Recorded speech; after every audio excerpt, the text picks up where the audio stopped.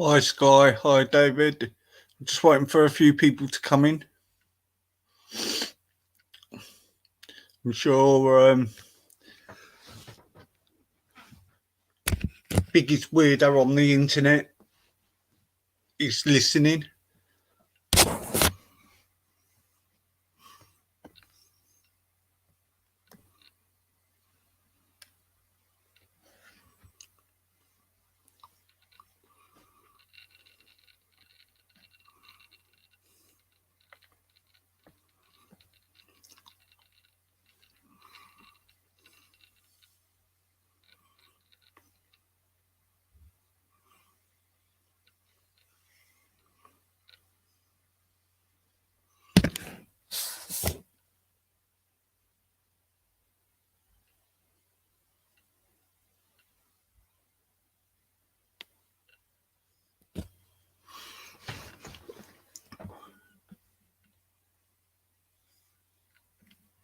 Hi Kaz.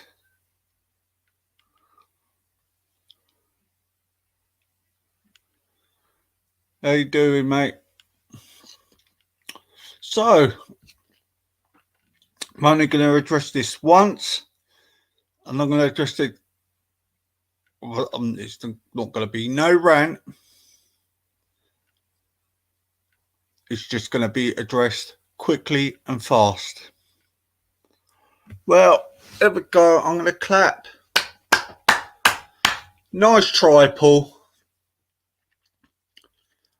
Original life. I had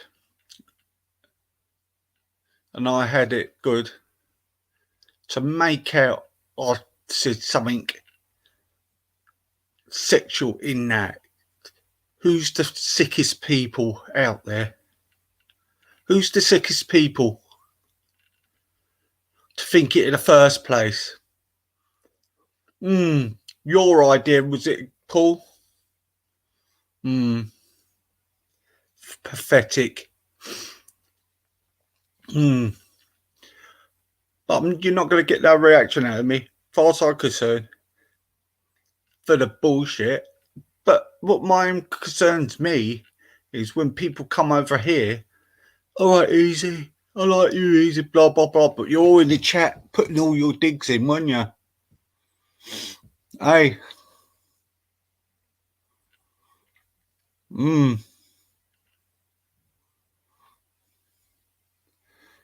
All put your digs in, the ones who come, but then come over here. I think people should start speaking out, actually, and started being honest to me, haven't they? With their fuckery, what they were telling me. How a certain individual says if somebody retracts something from them, they won't do nothing towards me. Like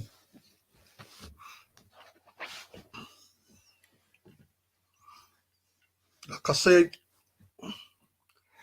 it's going to be addressed and finished and over.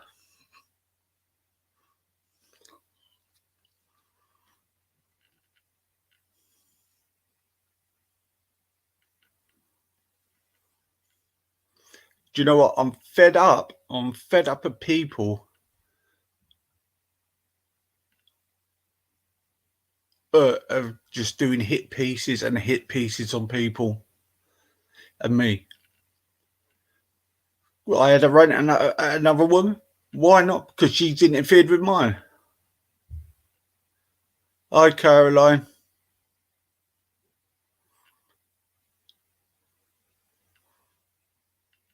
So, as far as I'm concerned,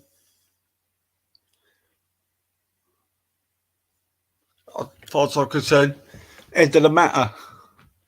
But the little snakes, don't we? We all know the little snakes hide behind there. Hide away like he does the little shit bags. But I tell you what,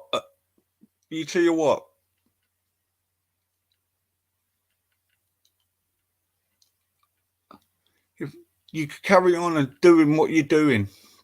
Just do it. I'm not going to answer it because that's what you're going to get, and that's I'm not going to have no this but all this thing. But I'm telling you what now. I mean, what weirdo records every No, don't worry. I will hit it when it hits fast. And it just makes me sick. It just makes me sick. When I get round that from people, they all come down. But if I get the hit piece, I'm the bad one. But they're never the problem. They're never the problem. And I'm quite surprised that certain people really chat and blah, blah, blah. In the chat.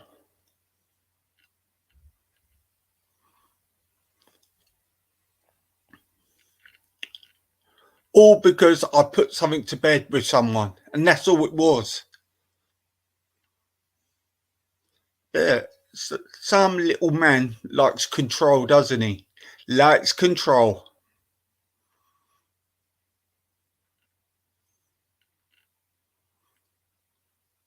So, Shine, come at me. Paul M, come at me.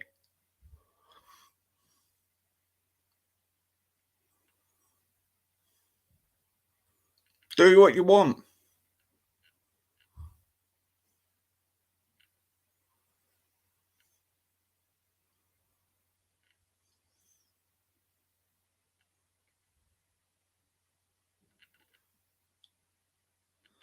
Hi, Caroline. Haven't seen you before. Welcome. Little snakes. Little snakes. Oh, can I reach out to you? Blah, blah, blah. But sorry, but you're always snaking around, don't you? Have I, Caroline? Sorry, love. Anyway, it's nice to see you.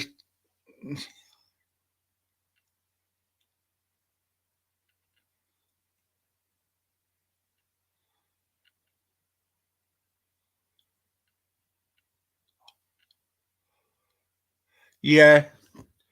Yeah.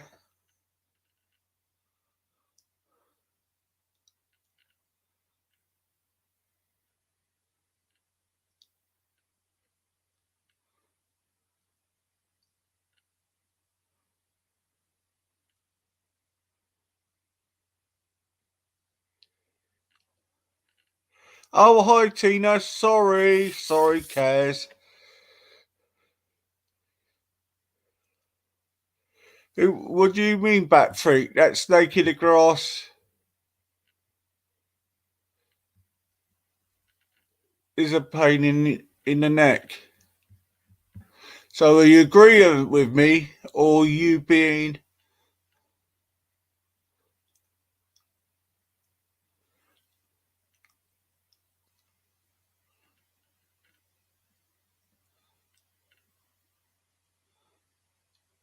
Well, anyway, like I said, just do it. Do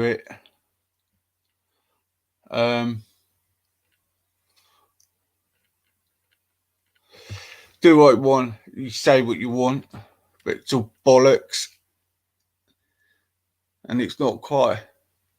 I mean, Bat Fruit, what do you mean by your comment? Are you saying are you being sarky to me, or are you agreeing with me?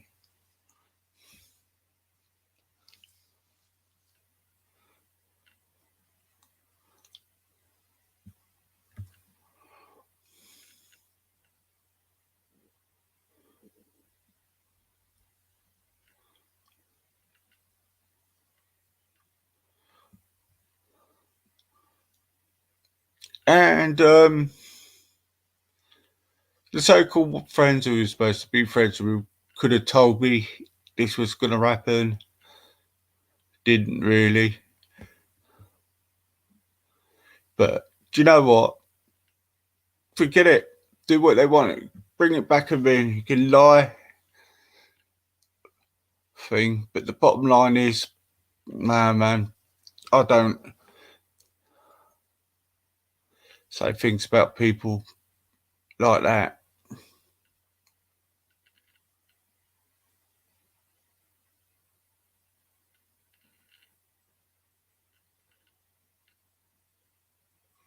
Thank you, Jimmy. Yeah, I know. No, don't worry, TT. No, I know. Oh, it's okay. It's okay. Do you know what? There's no more address. Teen, if you want to come on, this all good. It's fine. No, it's fine. I'm not. They could do throw what they want. I just ignore them.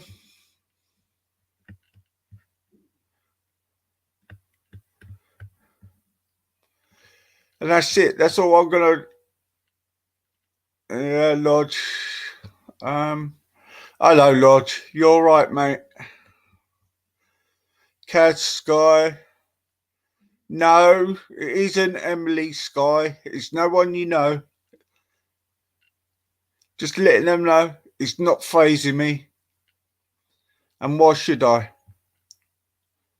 Why is the rules different to everybody else on here? And they think they're going to shoot me.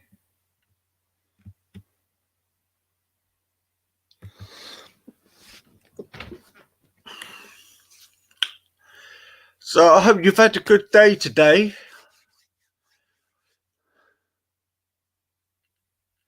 Yeah, I'm okay. You lost last night, didn't you, Lodge? Hi, Elsid, you're right. Nice to see you, mate. You're okay. Frankie who?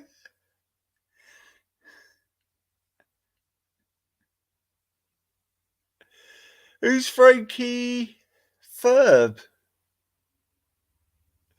I ain't heard of Frankie Ferb before.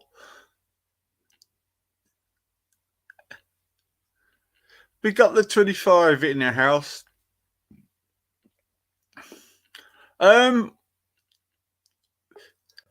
Sorry, the stream was a bit hectic this morning. It was a bit bizarre. What a bizarre couple of days it's been. Hello, Tina. Hiya. Yeah, oh no, I wouldn't on the radio, you know, I talk your riddle sometimes. Sometimes I just say it in code just to let them know. Do you know what I mean? I slept in really late. Oh, right, Jimmy E. Cricket. Yeah. Oh, I didn't go to sleep till, what, 1 this afternoon? Really? Raj done the stream till 5. Bloody hell. No, I fell asleep. Yeah, because Manny Cinder was drunk. Oh, No, he's funny drunk. And yeah, I've never met him, but I've met him before. But I don't know. Do you know him, Lodge? Is that the tall guy with a moustache? With like curly hair? Is he a tall guy with a moustache? Goes to Speaker's Corner. I don't know.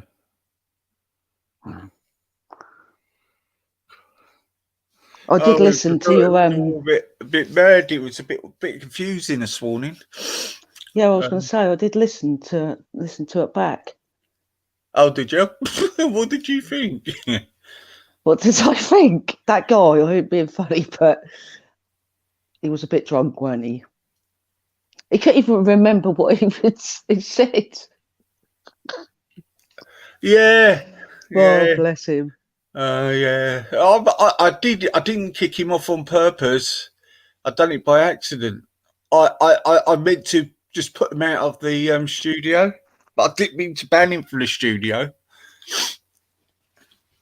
You know, I'll get when someone doesn't listen to me sometimes. I think some people on here that get drunk shouldn't come on, really.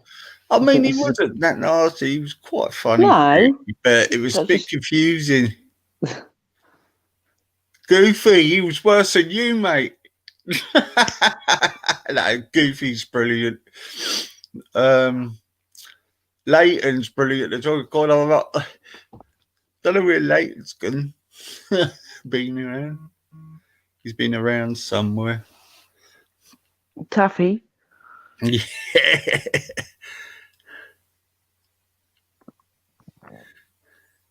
No, I haven't.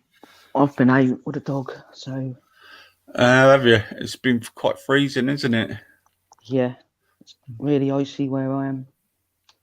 Afternoon, Goofy, David, Brian, Irish. Hi, I'm going to Jack. call you Sky. Who did you say, Jack? I said hi, chat. Hi, chat. Oh, hi, chat. Ah, yeah. Yeah, Raj was on till about 5 in the morning. He went on about 1. Oh, here comes Hopsky. You never met Hopsky, are you? He'll make you laugh. He's the one with the laugh. Yeah, good old Awesome Hopsky. laugh. Used to have good old chats with Hopsky on the panel. We used to take the right old piss. Wasn't at each other. Yeah. No, I'm cooking at the moment, easy. You What are know you me. cooking? I haven't decided yet, but I've got chops on. But I'm deciding what to have with the chops. Something easy and quick to cook. I don't know. I might turn it into a roast. Because I haven't made my mind up yet.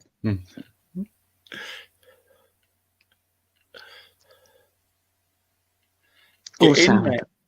Kat, it sounds like you're saying, Bron, get in there. Oh, man. That guy and you, Irish, that'd be a good man for you. Yeah. I was going to do a show. I'm going to do a show tomorrow afternoon. It was due to do this afternoon, but it didn't plan out like it did. I'm going to do about my journey about yeah,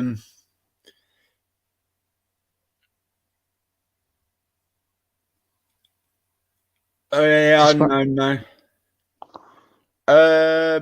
What I'm going to do, I'm going to be doing a show about my journey of me having a disability like dyspraxia and how I struggled with it when I was younger and only found out when I had it till I was 40. Yeah, that'd be good. So I'm going to do the journey with that, but then coping knowing my son had high functioning autism, high-end autism. So I'm going to be going through that, but I'm going to be talking about dyspraxia and what that is and what the struggles I get. Now, for instance, Hobsky, you can eat a whole lot of things, mate. If it's chicken and lamb and chops, don't you? You like that kind of thing? Or your hot I can't wings. even. Oh, it's Albert Henry. It's Albert Henry. He changes his name. He changes his name. Yeah, so I'm going to go through the stages of that. What I've been through, hence why my speech is slow. Talking about coordination, understanding, misunderstanding,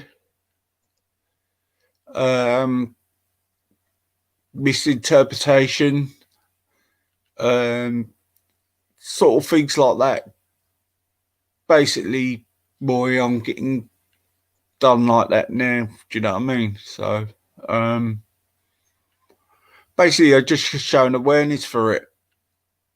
Good for you. Good on you, Easy. So having a bit of confidence coming online, which I do find it hard sometimes.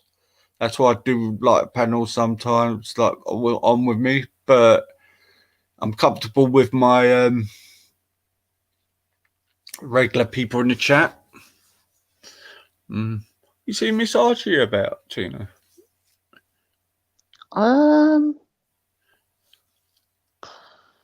Not since she asked, could she be seen? When was that? Was that on one of yours, I think? Your early stream yesterday? Tea time, I think, was the last time I see her about. When she said she was blocked. Easy, mate. I found the right channel. Oh, hello, Robert.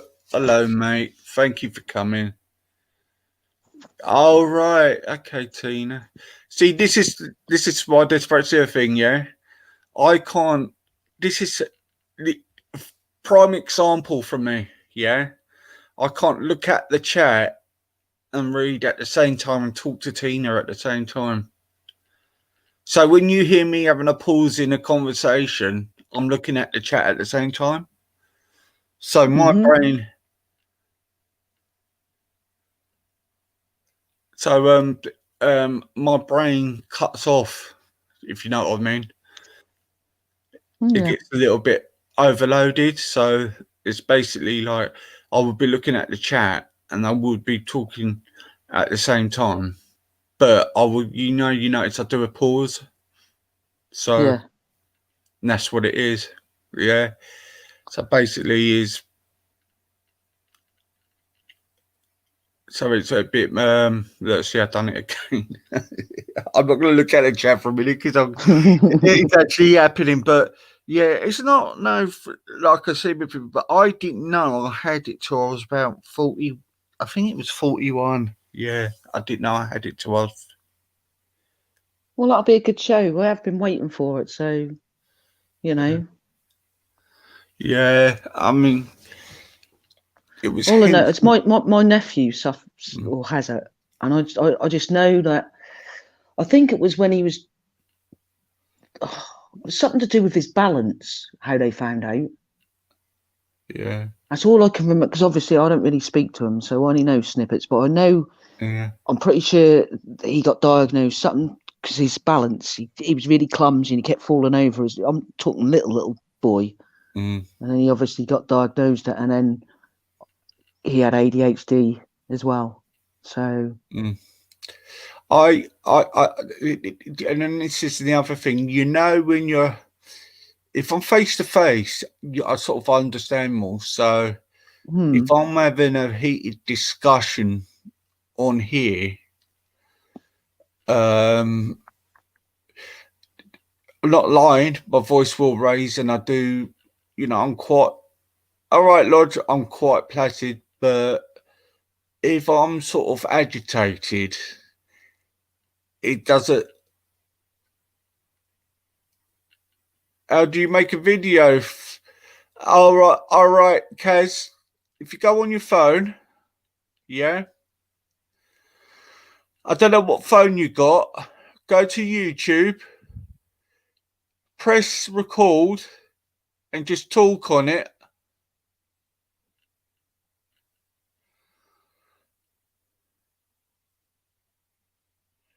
You press record on the. It goes like go live. Obviously, you can't go live on YouTube because you've got to have 1,000 members. Then you press record and you just talk on YouTube, record it, and then download it, and then press download onto your channel. All right, you just go on YouTube, and on the top it's got live, go live, or record, and it gives you the option to record. You press it, and you could speak on it on recording, and then you could download it afterwards. I could show you a bit later if you want, Kaz. Yeah, I was going to say, yeah. So I could, when people will say, "Oh I'm sort of shouting," I'm not realising I'm shouting. Do you know what I mean? Yeah. I have had incidents back in the day where I've been in a pub and I thought somebody said something to me the wrong way. We all. and on the sort of, but that was but it is a bit understanding.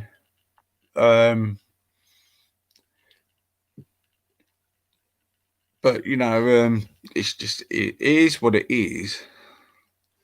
But it does. I mean, I am opening myself up on YouTube. So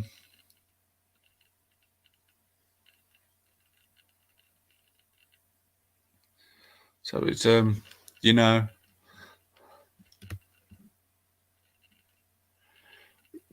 just how it is, really. What you got? Lamb chops, Pork chops. uh, I do like lamb chops though. They're so little though, aren't they? Expensive. yeah. Lamb chops. No, I don't understand why they're so dear, lamb chops, actually.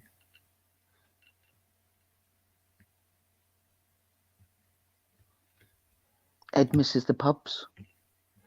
Oh, I miss the away days football, yeah.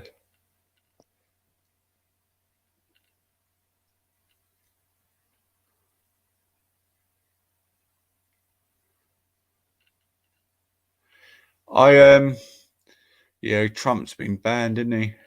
Yep. Mm. That's disgusting, really. I don't think any other president has been treated the way the press have treated him. Mm. Despite what you think, if you're, a supporter or not, I just think that's a bit of a disgrace, really. Yeah. And what does that say about us, little people, who ain't anybody? Yeah. I've lost loads. Honestly, the groups I used to be in, they're just gone. I've lost loads of photos as well for just saying, putting up something about Prince Andrew. And I think if they're going to ban you off Facebook, they should let you have your photos still. Do you know what I mean? Well, I give up with Facebook. Mm. I was just every 30-day ban, 30-day banned. Mm. And that was just sharing things, what I claim to be true, what they obviously say goes against community standards. Mm. So I give up now. I obviously don't post nothing because I've got a couple of friends, like childhood friends, that I keep in touch with. So I just don't bother. Don't bother posting now. There's no point.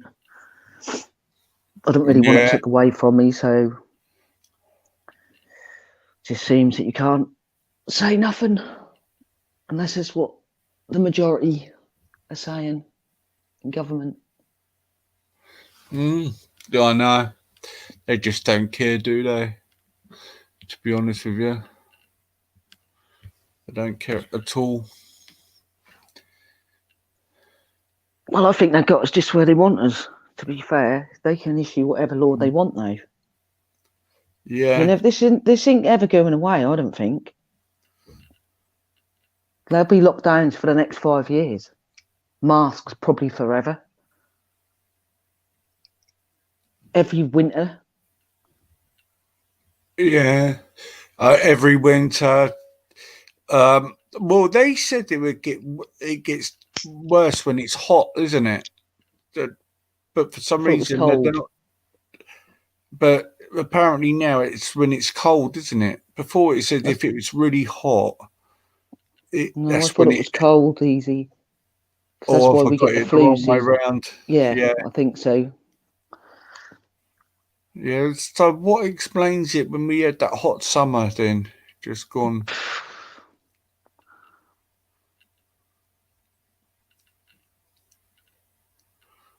I don't know. It's it. Too many people are conformed easy. Yeah. No, but if look, that claim the tests isn't even accurate. The tests pick up a lot of things other other coronaviruses. So who knows what if you just because you test positive don't mean to say that you got this COVID-19. Yeah. I just think it's underhand how the government have been. Despite what you believe, your beliefs in things, I just think they've been underhanded. Nothing has been, like correct or up front. There's been, loads of things about this figure being wrong, these CDC admitting, the World Organization, whatever, admitting that the figures are wrong, this is wrong. So we're just the ones what are meant to be looking up to them. And if everything's wrong, how are we meant to believe anything? and then we were all fighting amongst ourselves. I just got Yeah. thrown out of the shop. I've just been banned from my little shop. I'm fuming because I went in there without a mask, which I've done since March. And she said to me, this was after I paid for my stuff. Can I ask, are you exempt from wearing a mask? I went, yeah, I wouldn't be in here if I wasn't. She went, have you got proof for that? I went, no, I don't need proof. She went, well, that's our policy now that you're not welcome in the shop no more. I said, so you're telling me that I can't come in, not if you ain't got a mask? No. I said, well, I want your name. I want, you know. She said, well, you know, you're welcome to the name. Take us to court, whatever, but you're still not welcome in the shop. I just walked off. So I started arguing. Because you didn't have a mask? Yep.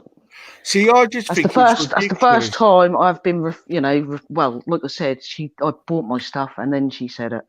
So now I'm just thinking, I just want to go into one, to be fair. You know how you get easy?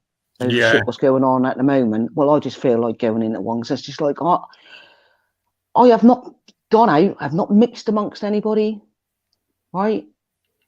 All I do is I get my food when I have to, when I run out, and I take my dog out every day. Apart from that, I don't wish to mix with people, to be fair. And then I'll get in, like, nobody know what my problems are. Fucking stupid shopkeeper doesn't have a fucking clue who I am and what I'm about. Do you know what I mean? Exactly. And that's just, and now you've got to prove, you ain't got to prove nothing. In that government thingy, I've read it from thingy to thingy. I don't say nothing about having to have evidence and stuff. It's just like I said to you, victimisation. And I didn't feel like I wanted to go into one, because if I went into one, there wouldn't be no counter, because I'd smash it up.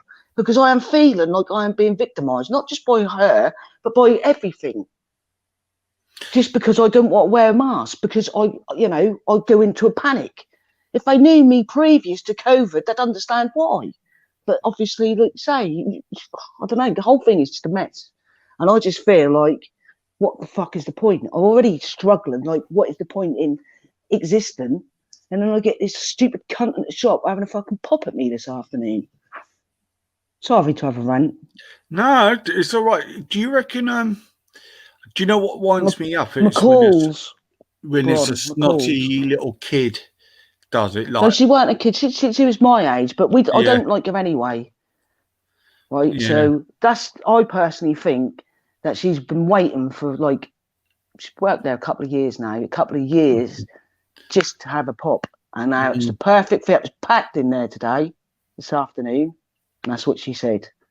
And because I don't know, I don't react greatly, but I just, like I said, I just went, because I thought if I start answering, start saying things, that's it, I'm going to kick off. And then they're going to phone the police. I can't be dealing with all that. And like I said to you, I generally don't want to hurt, harm, piss anyone off. Just want to be left alone. And I find when we have shop workers, like the youngsters, they're not very friendly. Do you know what I mean? They've not. When you ask, I mean, not all of them are the same, but I'm saying, they're not very helpful. Do you know what I mean? It's just a grunt, isn't it? Or yeah. And I think it's the way how people speak to you as well. Like I said, I think she's had it in for me, because the other lady at the other shop is fine. I went and spoke to her. I pulled her aside and I spoke to her. Thought, no, before anything, this was a few weeks back. I thought, before anyone stopped me, and I just said to her, I said, I'm literally, I don't hang about in the shop. I quickly get my stuff and I go. And if it's packed in there, I'll wait till the people come out and then I'll go in. So, and I pulled her aside and I spoke to her, and she was like, yeah, fine, I'll tell my staff. Do you know, I'm not being funny, right?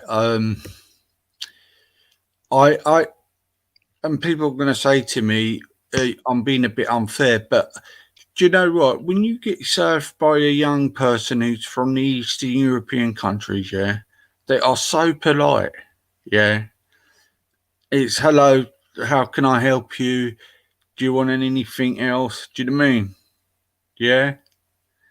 Like, it's just our youngsters could be really, really rude. Do you know what I mean?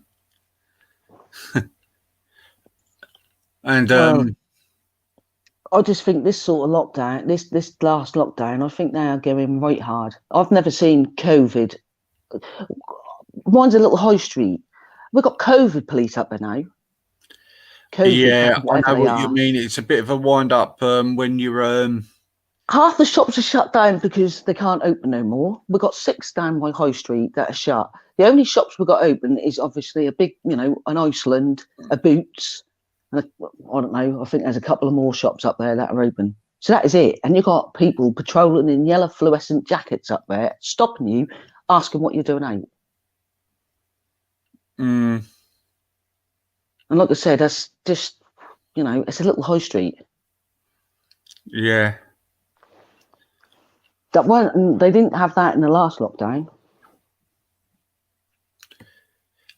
Yeah. I mean, what I've found a little bit in my little village is everybody's got so paranoid. If you're not with you ain't got your mask on, they look at you at like, they've not made some of the elderly scared. Do you know what I mean? Yeah. Oh yeah. Definitely. Yeah. That's why I don't like going out. I don't go out to any public place. The only place I go is shopping, which, like I just said, is like when I really need it. And I hate it because I am looked at and tutted at because I haven't got a mask on. So the last time I went out, I wore like a covering, and then I had to take it off halfway through. I knew I'd have to. Yeah, well, Hobsky's brother's got COVID. Oh, it's real. But what we're saying is, I think, Hobsky, what I'm trying to put, I always say we should all wear a mask. I do agree with it. But I think sometimes you just forget to do it. And I think it's like,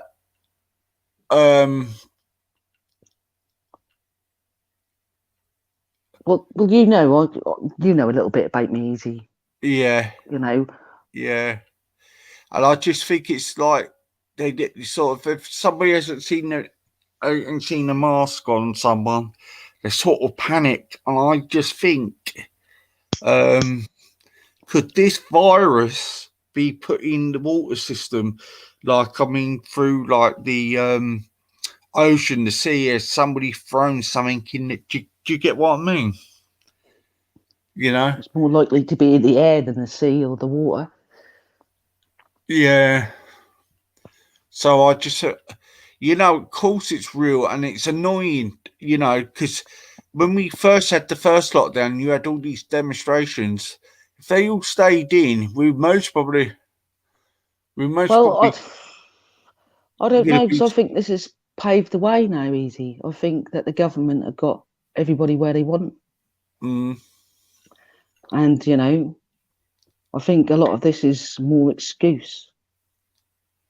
Yeah. For them to get in their little powers. Like I said, they're already taught. My friends' kids are off till like February. They're already talking about masks are extended all this year. This year's not going to, this year's going to be another write-off year. Well, hopefully, I reckon it might get back on track by March, because they're saying it's till March, isn't it? But what I'm trying to find out, how they know the timestamp on each time. Do you know what I mean? So, well, there'll be passports. If you've had the vaccination, you'll be allowed freedom of movement. If you haven't had a vaccination, then you wouldn't. And that'll probably go into shops as well. So I'm fucked. Because I don't particularly want it. And I do think this virus is designed to attack the elderly and the youngsters, to be honest with you. Well, I think that's a very, very bad strain of flu, simple as. And the majority of people are going to survive it. Does it warrant that the whole world has to shut down? That's why I think there's a bigger agenda. I think if people were more responsible, and stop being defiant towards the government. I reckon it could have been a little bit better. I think we maybe could have held it off for a couple of months more. Do you know? Well, I don't know. In I reckon they hindsight, want a depopulation. You're right, Irish. I think that as well, depopulation. So do I. Yeah, agenda fucking 21, agenda 30, whatever agenda. I still think that's got not a lot to do with a virus. I think it's about killing us all off, especially the old. Unfortunately, anyone with an underlying condition. I just think it's a bit. Then what better way to fool the world than to create a virus that is everything that the cold is or the flu? You've got people believing it and scientists because they are, because it's a strain of the flu. Loads, Irish, loads. And I do think all of this happened. Do you notice this all started just after the Brexit thing as well, you know? Well, that was probably put in some sort of agenda as well. You wouldn't, if they didn't want you out of Brexit, we wouldn't have went out of Brexit. I don't give a shit how many people voted or whatever. That was an agenda, what they really wanted.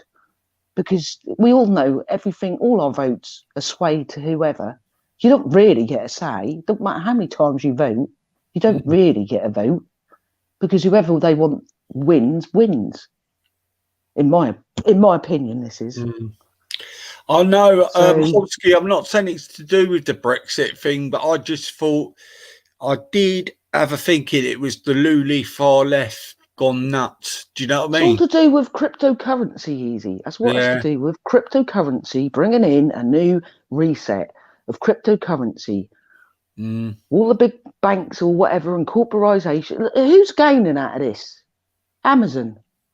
Look at them all. They're all making loads of money. Look at all the pharmaceutical companies, the big farmers and that. They're all making billions. While all the other little businesses are going bankrupt. God, Amazon's gone right through, isn't it? Exactly. They're encouraging it. Do your shopping online. They're encouraging it in shops now. Sainsbury's, Morrison's don't allow more than so many people in again. You know, so therefore, you know, that's encouraging people to do more online. Yeah, I mean, when that was all happening, honestly, it's all planned, Easy. It's all planned. I think when I was doing that a couple of months back, yes, Home Truth. Hello, mate. How to see you? Britcom went up $6,000 in the last 24 hours. And that is a big jump.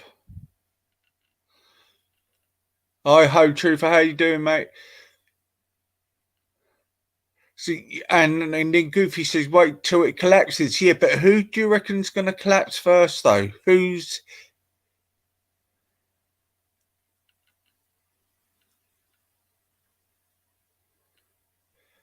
I mean, who's one's going to collapse first in the world? Well, they all collapse. The whole financial thing will collapse. Thank you, mate. And you? And then they'll say, to save it, we'll bring in this, whatever this is. We'll do this. And everyone will be going, lovely. You changed your name again.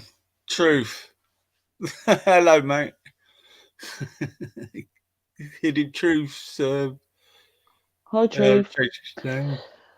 You know, I just think that's just, like I said, you know, that's all been planned. It's all been planned. Yeah. They know what they're doing. We just have to go along with it or not go along with it. Personally, I think they want a lot of people fighting amongst each other. Makes their job easier, doesn't it? If we're all divided. Yeah. Oh, God, it's been like conquer and divide for the last, 10 years? Or even longer. They reckon, you know, that storming of the Capitol or whatever it was, they reckon they were all Joe Biden supporters, made to look like Trump supporters, and they've got evidence of that. Yeah.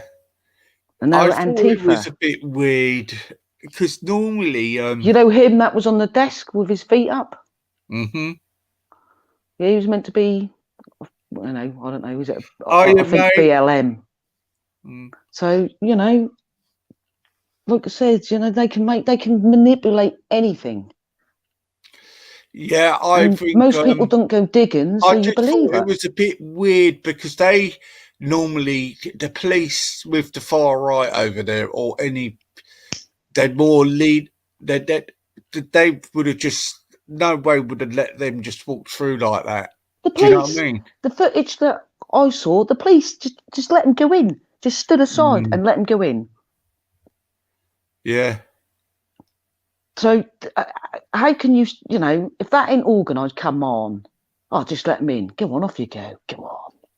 It's bullshit. All of that is bullshit. Yeah. I never thought none of this would happen in my lifetime. I saw it. Do you know what? I saw this sort of coming back. Oh, I say about 2004. I could see it starting. I mean, like the world being shut down. I didn't think that was going to happen. I really think didn't. there was always an agenda, isn't there? I mean, yeah, definitely. I always thought it might have happened sooner with Tony Blair. Well, look at him. He's when got Tony promoting Blair the was jab, isn't he? You've sorry, seen him on Good Morning. I bet he's loving He's meant it. to be. Well, he's meant to be promoting the vaccine, isn't he? On Good Morning. Yeah, I mean, he's a and I war wonder how criminal. much he's Fuck's put sake. into it. Mm. I just don't get it. He's a fucking murderer. Mm. And that's why I don't believe in this shit. A murderer promoting vaccines, what we're already, a bit dubious about. Nah, no thanks. Too many evil people pushing it. Mm. Well, I tell you when I sort of got worried is when Tony Blair was in charge and he promoted all like young girls to be go and have children. If you have children, go and have children, you can get a house. Do you know what I mean? He promoted that, and we had this great surge of young teenagers having babies at a young age. Do you know what I mean? At 17, do you know what I mean? It was like a great big surge of it, do you know? Mm. And I just thought, oh, hang on. And I remember walking down the street, I was walked past these two young, about 17, 18, and they were saying, oh, yeah, if we have had a baby, we can get a house and blah, blah, The blah. whole And that system's wrong, Easy. The whole system. The system is wrong. Was wrong then. That's wrong now. Yeah. They're all a bunch of bad uns. I think, do you know what? The only government I could figure out in Europe is quite good with their policies is Holland. Do you know what I mean? Holland or the Scandinavian. But then if you dig deeper, you'll find they've got their problems. So I think he's never going to stop it because it's never really addressed because everything's swept under the carpet because there's too much corruption from the people that are meant to be, helping and protecting the world or protecting people, and now all the ones that are corrupt and the other people that are normal that are corrupt, they ain't going to dob them in because they're just as sick. It's been going on for years, but obviously as communications got better, more people get to know. They're finding it harder and harder. I mean, look at the things that are said about the dark web and that. I mean, it's disgusting. And apparently you can get anything you want off there. Anything.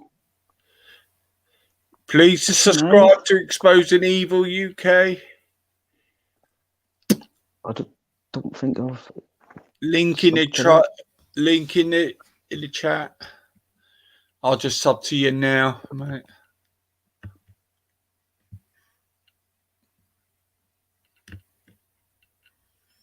Hope I'll get notifications from you.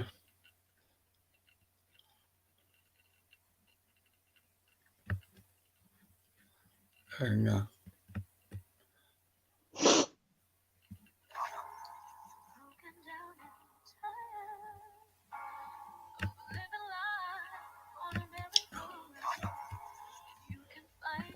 Just subbed, mate. Just subbed.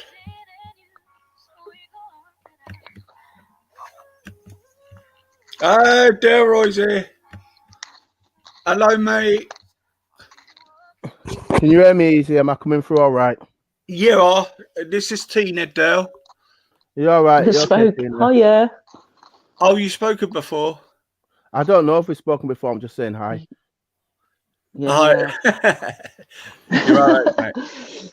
I don't know if we have. We might have done, but I don't know. When you, I was listening to all your you sent me the stuff today, didn't you, Easy? About the star signs and everything. I finally got it. Yeah. Yeah, I gave him the information weeks ago, so everybody could have the information. But obviously, when I could put it in when I sent him an email, he's like, I can't download it. I'm like, what are you on about? Like, it's easy. And it's like, no, I can't. So then I resent it in another email so that he could pass it on to everybody, so that everybody could have the information. Because I'm not one for holding on to stuff. There's no point in explaining something, a concept to people, and then they can't do their own due diligence. That's pathetic. Like, I just don't do that. I give people a resource work so they can figure out things for themselves, because you confirm your own truth. So in regards to what Easy's done, is it gave me a platform, but obviously you got to put the information up there so that other people can access it themselves. Yeah. A lot of people. So at least we've got the information from Easy now. Yeah, I was on Wake Up on Wednesday. I was still. Yeah, I did. I was in the chat. You didn't see me, but I was in the chat. You was on a show with Jeremy Poole and that, and they're doing autism. Yeah. I felt a little bit out of my depth, to be honest with you. Yeah, they're all in there. There's quite a few of you, but obviously I was just watching. Yeah, but I do come on in the chat room and stuff like that. So sometimes I don't come on. Sometimes I'll just if it's someone else's show, I don't always join. Like certain shows like Dave Witches, if it's Dave Witches, I'll join Dave, because me and Dave are tight, so I can go in on his show. It's not an issue. Yeah, I've heard you two before. Yeah. So I don't. What's its name? I just don't. If it's Jupiter's show, I'll go on Jupiter's. If she's on, not a problem. Wendy Woo's on, I'll go on with she's on, because me and Wendy get on, it's fine. But I don't jump on everybody's show. I see Jackie. I go and say a lot of Jackie and jump on Jackie's, and I'll jump on Sean Morris or Alan Merritt. But I don't go on everybody's. It's just those who I know really well. So you get me. So that's why I was in. I didn't jump on. I just stayed in the chat, but I was listening in. I'm going to jump off, guys, because I'm going to finish my tea. Yeah. Okay. All right, see you later. Bye, Del. Bye, Tina. Bye, Tina. I've just got to go to the loo quickly. Okay. Yeah, all right, no problem. You'll be 2 seconds there. All right, that's fine. Let's just see who's in the chat. Let's have a look. All right, we've got Lodge in the chat. We've got Goofy. Hi, Goofy. See, Goofy often comes on here. We've got Exposing Evil. Cool. I like the name. We've got Home Truth Provider. Cool. It's quite good in the chat. Hi, Caroline. Caroline's in the chat as well.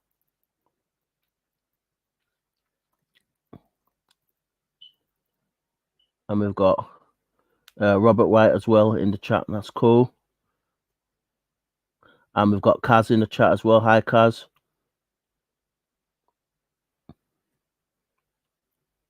And we've got Bronna in the chat as well. It's cool. There's quite a few of you in there enjoying yourselves.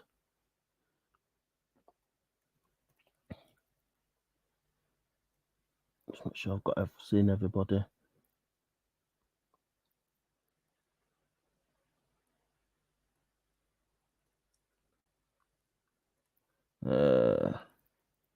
I think that's everybody at the minute. Yeah. Just move this back to the bottom. So I hope you're all doing well with our friends. They've decided to do an illusional construct on us. Woo. But it doesn't really bother me. I still do what I'm doing regardless. I think you just, if you're aware of what's going on, you still do what you're doing. I think my thing is you just can't live in fear, I suppose. Just can't live in, well, not suppose, just mentally, just don't live in fear. You still continue doing what you're doing, but you don't let everybody, you don't let the fearmongers put you into fear, meaning that governing mental of the government put you into a mental tiz. What I've noticed, everybody out there is all they're full of fear, and that's what they want. They want everybody being scared. It's a form of I call it mind control. based MK Ultra style programming, and they want everybody divide and rule, everybody inferior of each other. So I just don't project that fear that's out there and that trauma that's being given to us by mainstream media. So, you know, I just get out there, do what I'm doing, and I have that kind of mindset where I'm just being within myself, but not putting out that traumatized, scaring where I walk near somebody being scared and all that. I don't do all that nonsense. I just get on with what I'm doing and just project that out. So that's what I say to everybody. I don't know why everybody's being scared of all this nonsense. You need to move away from all that. No. Why would I have something that's got non-human T cells in it? Yeah, it's got mercury in it. It's got nanotechnology in it. Why would I want something in it that's designed to rewrite your body, your DNA, and RNA at the core level? If people want to look into this, I'll type a name in the chat for Dolores Cahill. I was speaking to her a little while ago. She's an immunologist. She works at Dublin University. She's done some really good work on HCIDs about this DeVoc 91. She does some good. She was on Wake Up UK not long ago. Really good information. Dolores Cahill exposing this thing. I've got a friend called Morpheus, and I might get him on here at some point. And again, he's a microbiologist and he deals with all the blood and stuff like that. And it's the same thing he's telling me as well. You don't need no vaccine. Essentially, so long as you are putting your body into an alkaline state, your body can pretty much fight off anything. So long as you're putting good into it, then no matter what's in the atmosphere, your body's got the ability to fight it off. Yeah. Something quite simple is like, and we've been talking about this, is vitamin C, vitamin D, and zinc, and obviously getting sunlight in, getting as much sunlight in as possible, and just eating, you know, just not eating bulk dinners, but eating like light stuff that's going to give you energy.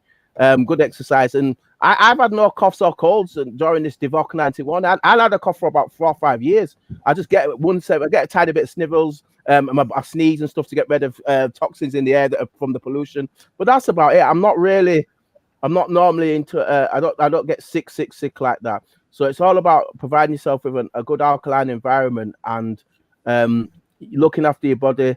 You know, moringa, spirulina, just having things that you know. Chlorophyll, and quote stuff off my head without thinking about it. If you just have it as part of your daily diet, you know, having smoothies and stuff like that, your body can pretty much maintain itself, and you shouldn't be getting, you know, you won't get any kind of these viruses that are going around. And if you do it at the earliest thing, your body will have the ability to fight it off so long as you keep yourself, you know, looked after yourself and hydrated. So I'm going to get Morpheus on here at some point. I'll get him on and he'll talk to people about the blood cells and how your body can fight off viruses and the environment it's in. And he explains it really well. I've had him on Wake Up UK with me on a number of occasions. And, you know, it's not so bad. I don't know if it needs to be scared of this DeVoc 91. I think most of it's predominantly a psyop and traumatizing from mainstream media and getting everybody interfere and just divide and rule. They're playing out so many psyops on humanity. It's ridiculous at the moment. You've got the race baiting going on. You've got disease baiting going on. You've got political debate going on. All I'm seeing from mainstream media is trauma-based fear. It's all about traumatizing humanity. That's all I'm seeing. Nothing ever comes positive out of mainstream media. You've got BJ and his administration coming on talking about fear. Chris Whitty, fear. All them scientists, fear. That's all they're promoting. Scared, fear. It's just nonsense. To a point where I don't really watch too much mainstream. I don't really watch too much mainstream. I've turned it off because it's just full of nonsense. What I tend to do is I'll look at stuff and I'll, depending on what sort of dates it's on, because I do numerology, I just look at trying to decode what it is that they're trying to put out there. So I decode things, but other than that, I don't draw myself into too much of their nonsense, because they're just out to scare humanity. That's all they're doing is promoting fear. And I think if you put your mindset in the right place and you look after your body and eat healthily in your mind, you don't get sick. And question to people in the chat: how many people, if you in the chat, how many of you have lost? I mean, they keep talking about, I don't know how many thousand died the other day. They keep saying thousands are dying and tens of thousands have died over here and all this stuff. Does anybody in the chat know anybody? Because I haven't met anybody so far. I mean, there's nobody in my immediate family. But is anybody in the chat lost multiple generations of family due to Divock 91? Is anybody in the chat with us that's lost people? Because I'm not saying it's not there. What I'm saying is you get viruses all over the place, but your body's got the ability to fight it off if you provide it with the right environment. So I'm not saying it doesn't exist. I'm not saying that. But what I'm saying is that if you look after yourself and you provide yourself with an alkaline environment, then you might get a couple of snivels here and there. You might get a tiny bit of cough and stuff like that. But you don't get like sick, and your body just, creates its antibodies and fights it off. So, you know what I mean? So that's where I'm at, and that's what I'm doing. And I've had no coughs, colds, snivels. You get a tiny bit of a little a tissue here and there that I've got when my body's kicking toxins out of it that it doesn't want there. So I'll sneeze and get rid of stuff that I don't need. And you get a bit of the odd coughing to get rid of something I don't need, which is your body's reaction to get rid of things that it doesn't want. But I've not had any high temperatures. I've not had any major headaches or anything like that. I've had no illnesses. So what I'm saying is it's about your mindset and how you look after yourself.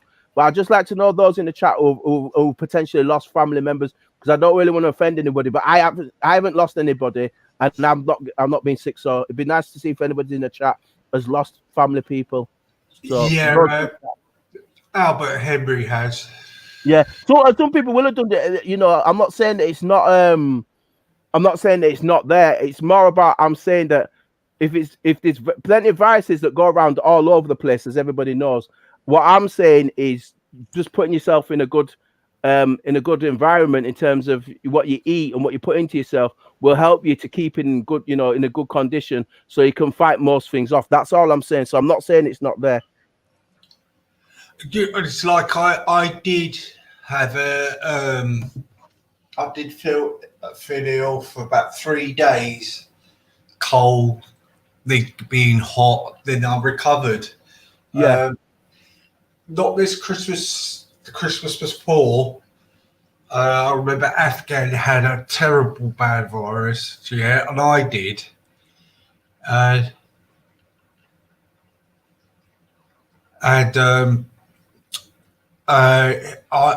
We were really, and I really think it was around about that time last year, the end of last year, the year before 2019. Yeah. I really think it was there because it was all the symptoms of it. Do you know what I mean? Yeah. Someone's asking, what's this about nanotech in vax? What's that mean? Yeah, non-human T cells. This is why I told you to look up. That's why I'm giving you I mentioned about Dolores Cahill, and I've mentioned about these multiple people are talking about what's actually in the actual viruses. That's why I mentioned non-human T cells, mercury. It's got aluminum in this. There's multiple things that are in there that basically are not designed to be in your body. So basically, your body can deal with whatever's coming into your body, so long as you provide it with the right environment. So if you're eating healthily and stuff like that, your body can fight off like you do normally. Will create its antibodies, and like you do normally, your body can fight things off. So you don't need to be putting any kind of vaccines into you. What you need to be doing is eating healthily and putting good into your body. And then when you get these toxins or whatever's in the environment, no matter what it is, when it enters your body has the ability to then fight that off if you've got a good, healthy balance in an alkaline environment. That's all I'm saying. So, like I said, Albert's in the chat, and he's lost people. He's just saying, yeah. So I'm not saying it's not there. What I'm saying is providing yourself a good environment. So Albert's saying he's lost his cousin's in hospital with it, and like I said, I haven't lost anybody myself directly in terms of family. But I always say with other people have got different situations that they're in. And I was just saying, yeah, his cousin has gone into hospital and got it. So yeah, so there you go. So you've got people who have said like they've said, they have had it. Albert, just asking, have they been sick and got better, or have they sick and passed away? Just listen to Albert Henry in the chat. He's in the chat at the moment. Hobsky, the link's in the top part if anybody wants to jump on and chat about it with Del. Do you think a lot of these demonstrations is not about the actual virus anymore. It's about how how the government are treating people and forcing people on the streets. Do you reckon it's how?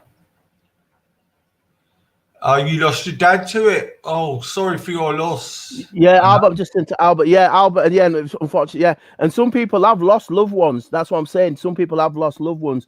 And Albert was just saying that he can't even go to the funeral. And then that's the worst thing about this. When people have lost their loved ones, that they can't go to the funerals. You know, they can't even say, say a dignified goodbye to the loved ones. I mean, that's the other thing about the restrictions and everything else that's on it, is the fact that, that people who have lost people, they can't even go to the funerals. Albert's just saying here now, just, I'm sorry to hear that. This is the thing, you've got people who have lost people due to it. I haven't lost any immediate family, but you will have people who have lost loved ones, and it's it's very unfortunate, that people have to deal with this, and it's, you've got people who people who have lost loved ones due to COVID, or some people have lost for underlying health conditions as well. And it's quite difficult for people. It's quite difficult for people dealing with this as it is right now. You've got to acknowledge that some people have had it quite tough. I've been fortunate, like I said, I haven't lost anybody due to it, but there are people that will have lost others. Do you know what I mean? So Albert's just saying in the chat now. Yeah, he's just saying in the chat. Yeah, it's got a high count in Havering. You've got some areas are worse than others. You know what I mean? You've got some that are worse than others. In your area, yeah, sorry for your losses back, Freak and Albert. What's the rate in your area? Do you know, Dale? We're in tier 3 at the minute. We're in tier 3 at the minute. That might change though, because obviously it's ongoing. So it's tier 3 at the moment. But that may change because obviously it's updated daily. So at the moment it's tier 3, but that could change. Home Provider had a good suggestion here. Ganja CBD is definitely the good supplement in these times. Yeah, CBD. A lot of people I know take to the CBD stuff. Again, because it's got certain qualities in there that will help the body. So yeah, CBD is good. That's generally good for just in general in CBD. That's just generally quite good just in general. As well, but like spirulina, things like that's really good for you.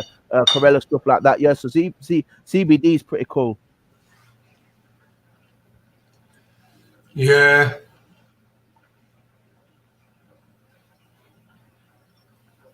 Yeah, it's just like I've said, like bats, that these people who have lost their loved ones due to that. Just send my condolences out to those people who have lost loved ones.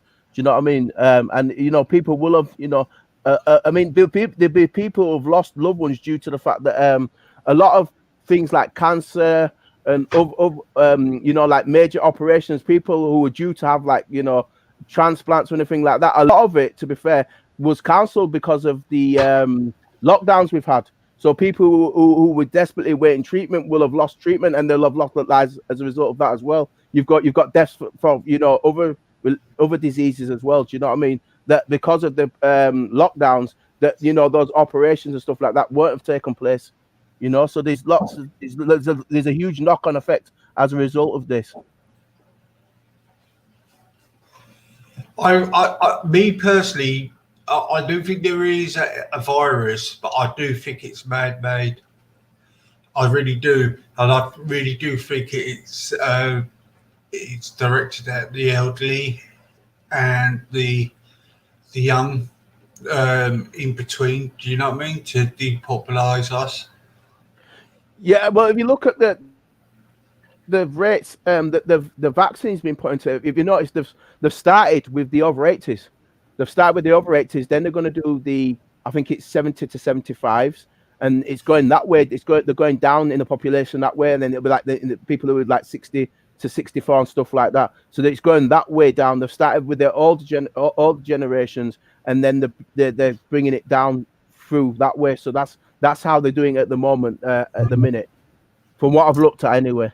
Unless they decide to change it, but at the moment that's as it stands at the moment. Like 80s, people in the 80s, people in the 70s, and then people in the 60s.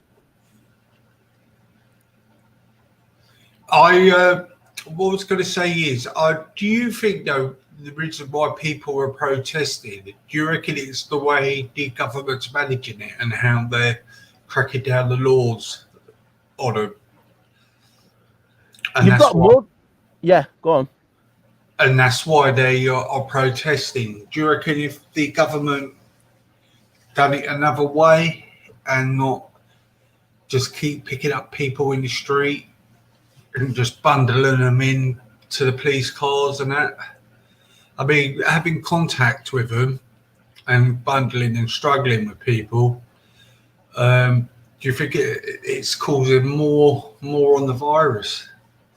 Because it's, you know, they're telling people to keep apart and everything, but then police officers are just surrounding people and getting them in police cars and struggling with them.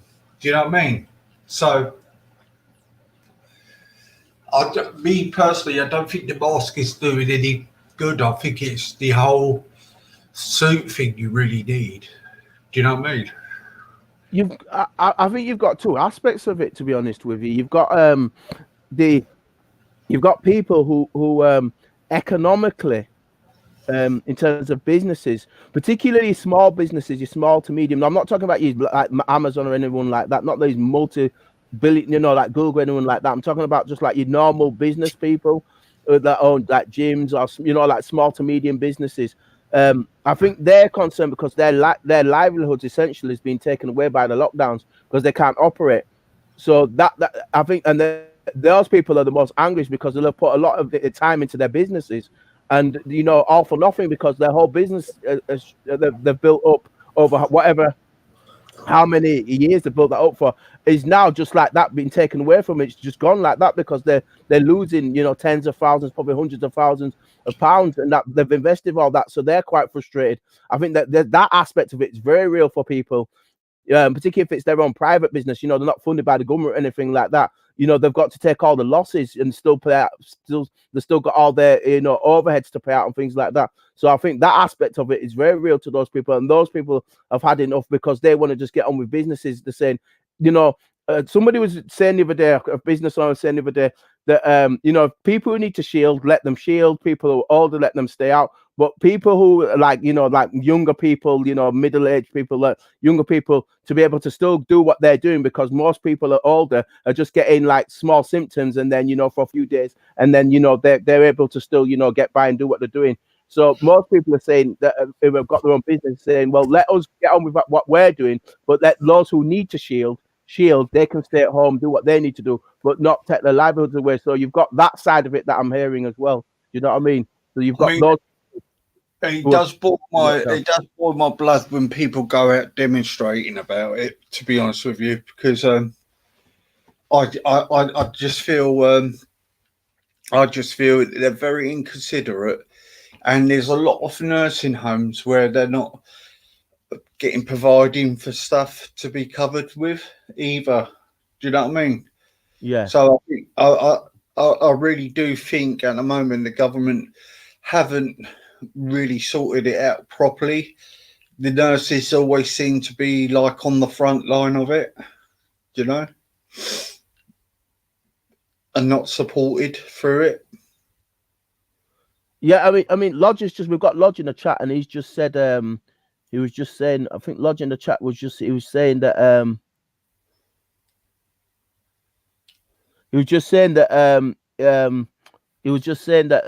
some people are flat out. He's just saying that some people are flat out and they're short staffed. He was saying, so that's what it said here. It says, Kaz, she's flat out. She's a pediatric nurse, they're flat out. She had said there are no They are short-staffed, hence the NHS issues. Yeah, so Lodge is just saying that, depending on where you are, I don't know obviously where she is, depending on where she is. Some people, obviously, I've got some friends that do work in the NHS. Some of them are saying it's not that bad, but some of them are saying that that they're having issues. So you've got some people who are saying it's not mega bad, but they're still busy, and you've got others who are saying it's absolutely like, they're like full on. Yeah. I mean,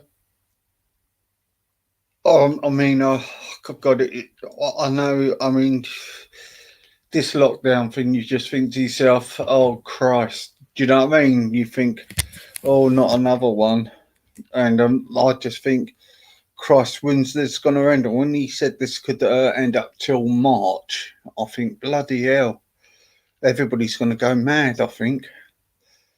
Do you know what I mean? Yeah. Yeah, I do. I can see it not going anytime soon. I just think that if they're going to keep the lockdown going, then it'll be here at least until I mean, you've watched Rishi Sunak. He extended the furlough till the end of April. So if you're looking at it like that, easy, then you realistically you're thinking, if not March, April possibly, depending on what happens. There's obviously there's lots of different factors that come into it. So they'll keep reviewing it, and obviously depending on how things change will depend on what they do. But I do think you're always going to have people who have been sick of being locked down, but I don't think it's one set of reasons. I think there's multiple reasons. People frustrated. You've got people running businesses that are concerned. You've got people who just don't think it's fair to lock down. You've got all sorts of different things going on. To be fair, easy. Yeah.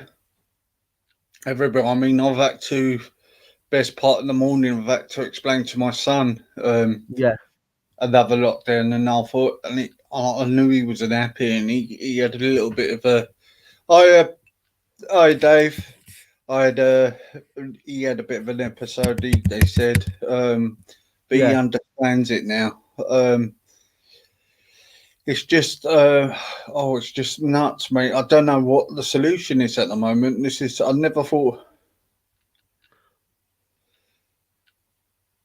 Yeah, nightclub owners are fucked, aren't they? Christ. Yeah, that's what I mean. I mean, it's mainly, and that's why I said meat. I've been saying easy. That's why I said meat, because you've got multiple businesses, nightclub owners, gym owners. That's why I said small businesses to medium businesses, because it's covering. Because you've got people who work like their own daily shops, like just who own normal shops.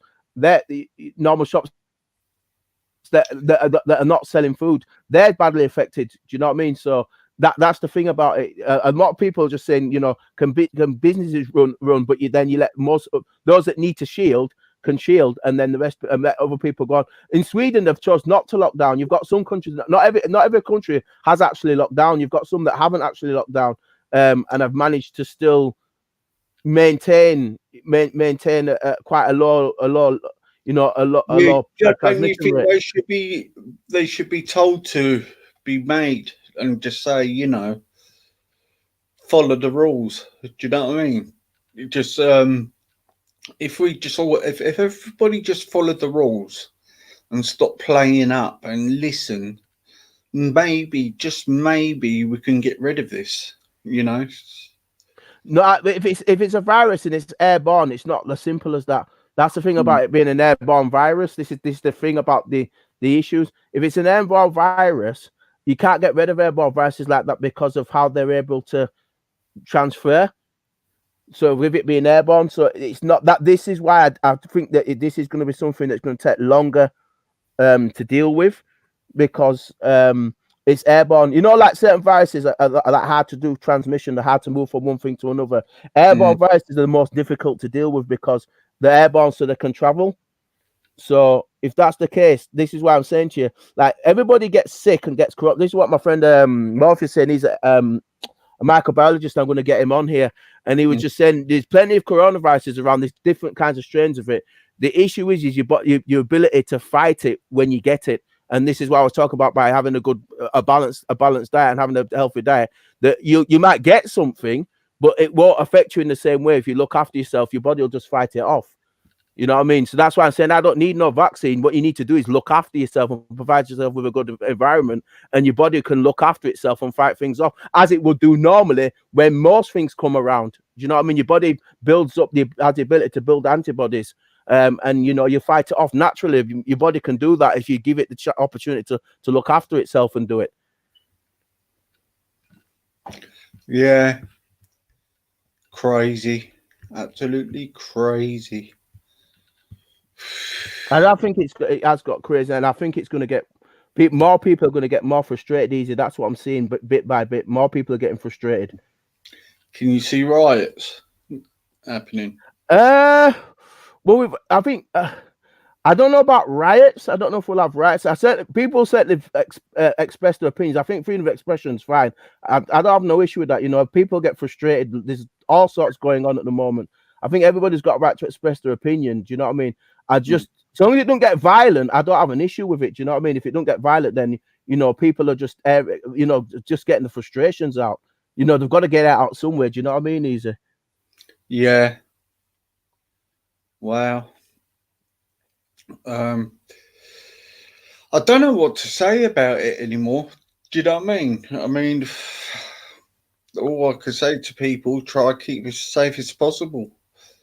You know, it's have you had any friends who've caught it?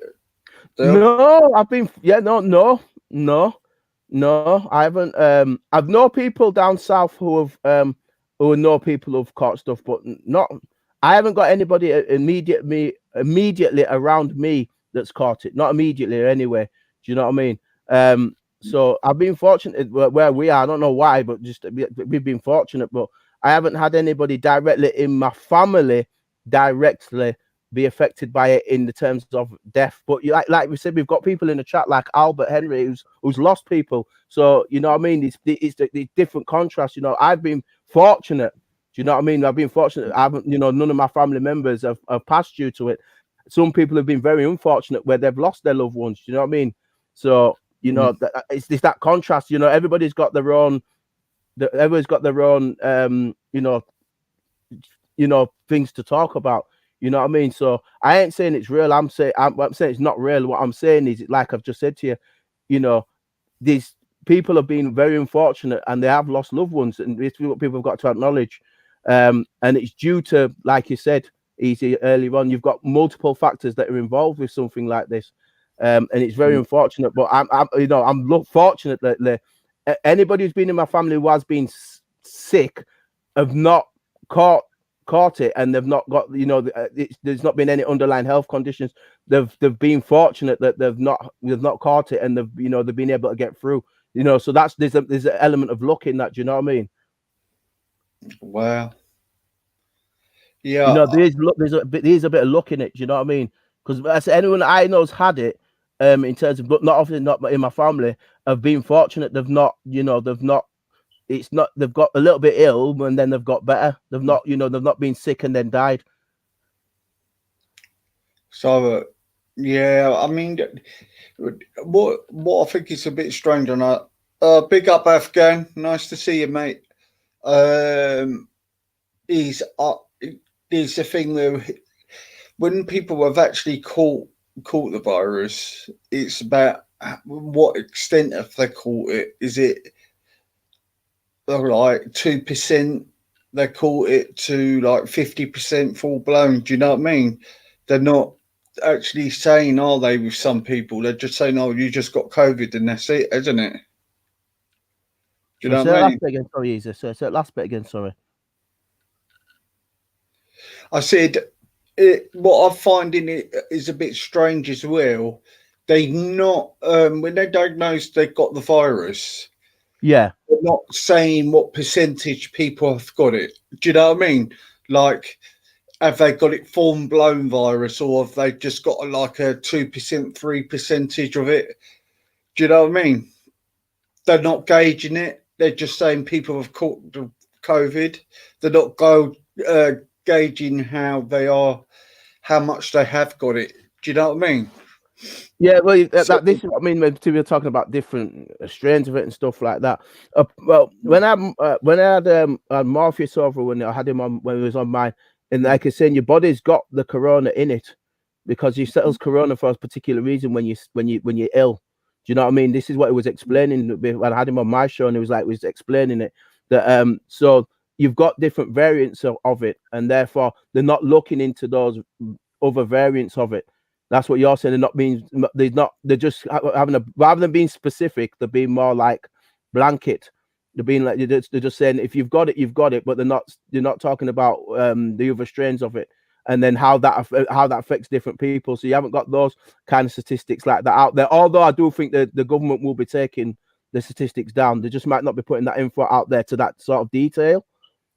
And I reckon with the vaccine thing, I feel to get so everybody gets it quickly as possible, I feel the ones who've like the wealthy people should pay for it to get it done, and the ones who are everyday people, key workers, should get it free, so everybody gets it done quicker. Do you know what I mean? To be honest with you, I think that on that front, you won't have to worry about that because, as far as I know, the government's already said they've what was I going to say to you? They've already I'm going looking for they've put aside a certain amount for I think it's frontline workers, home care workers, NHS workers, and social work. So that side of it has already been is going to be implemented. So they're going to prioritize that anyway, if you know what I mean. So that's already taking place. Wow. Yeah, that's already happening. They've already started that already. They've started that already. So like your key health workers, certain key workers, and certain social workers and frontline workers, they automatically will be getting the first sets of it going in, and those who are working the most vulnerable, which will be obviously the NHS staff. Do you think Boris could have handled it any different? Do you reckon he bottled a little bit? Do you reckon he should have said when we were on the first lockdown, we're not safe yet, and carried on as we were? I think all these leaders. I don't involve myself in politics like that because I think BJ's an idiot. I think in this kind of situation, there's no one way to handle it, if you know what I mean, like that. Because no matter what he would have done, regardless, it still would have resulted in deaths and people losing their lives and stuff like that, regardless. So I don't think he can be blamed for it like that, if you know what I mean, because I think it's an almost impossible situation whereby you can't have such thing as an ideal situation when you have something like this. There's always unfortunately, as Albert has said on here, you lose loved ones. Do you know what I mean? People have lost their loved ones, and I don't think that could have been completely avoided. I don't think in these circumstances everybody could have been completely saved and everything be absolutely perfect. That's just not going to happen. I just don't think that. I always think that there would have been, no matter what decision would have been taken, it would have resulted in people losing their loved ones. So I think to criticize him is almost impossible because he's got it's an impossible job, isn't it? So you know what I mean. As much as I think he's an idiot and I don't like him, that sort of thing you can't blame him for that because it's nigh impossible to do a perfect job with something like that. It's just, you know what I mean, because people are going to lose loved ones regardless, because you always have people who were more vulnerable than and others that weren't as vulnerable. So he's got an impossible job, to be fair. Yeah, he has got an impossible job. But do you think he sort of like acted a bit like, so I don't know, when he went out and got it, do you know what I mean? And he didn't. I don't know. There's just something about Boris. Sometimes you just don't think he's telling you the truth. Like when we came out of the first lockdown, I was a little bit concerned. Do you know what I mean? Because I just felt, till it's properly gone, why don't we just stay on the lockdown? Then we wouldn't have to have another one, if you know what I mean. Yeah. To be fair, because he did it near the summertime, it's less transmissible in summer because of the ultraviolet rays from the sun. So you know what I mean. When it's in the summer, it can't transmit as well. So I think that's why he opened things up. If you noticed, it was right at the end of summer, wasn't it? But now we've got into winter time again. He's re-locked down. I could see that coming. To be honest with you, Easy, I saw that one coming. I said because during the summertime, obviously, that it won't get round as well in the same way. So obviously, you know, I could see that coming in the summer, things opening back up, and then obviously during the winter time, it get re-locked back down again. Christ. And like I said, I don't see anything changing anytime soon. To be fair, Easy, I don't see it changing at all. I think there'll be small adjustments, but I don't think it'll be like it was before, like what people call that I refer to as normal. You won't be seeing that for a long time. I think it'll be like this for some time to come. I think there'll be bits where things will be eased up a little bit, and then things will go back to a re-lockdown again, and it'll be like a little bit open, a little bit not open. It'll be back and forth. Yeah, I found frustrated. My friends went to football for the first time, and they said what annoyed them was that they let 2,000 people in, but they put them all in one stand. They didn't spread them around. And that's what I find is a bit mad. Do you know what I mean? Yeah. Little things like that. Yeah, that's a bit weird. Why didn't you? Because there's enough room to spread them around, so there's no reason why they wouldn't do that. Exactly. That's a bit odd. Yeah, exactly, mate. And I just thought, well, this is crazy, this. People were getting this, and they're getting this, and they're not taking precautions. You know, I just think it's crazy. I just think there's not been enough measures. I just think us as a public, we really need to follow the government's guidance and abide by their rules. That's how I see it. You know, I mean, do they actually really think they really want them? They really wanted us to go in lockdown? I don't think so, because it just cripple us. It's crippling our country, isn't it? It already has done. I say economically, that this is why you're getting a lot of people in the people who don't want the lockdown, because they're losing, as I said earlier, they're losing their livelihoods. Particular small to medium businesses. I keep referring to that, small to medium businesses, because they can't trade, they can't operate. That's the thing, they can't operate at the moment. So people have obviously got bills, mortgages, whatever, you know, this, that, and the third. And they're genuinely worried, and that's getting them frustrated because they can't, you know, provide for their families, because essentially they're being locked down, and obviously the business is not operating. So, you know, this that side of it as well is what I've mentioned earlier. So you are seeing that side of it, Easy. I suppose the fast food places are benefiting still. Do you know what I mean? Well, yeah, anywhere that's selling food, it's not so bad because you can still open up easy. Do you know what I mean? It's not so bad for them. But if you look at, you know, most other small to medium sized businesses, unless they're doing work for the NHS, of course, you know, essential work, most of them have had to close down, you know, and they can't operate.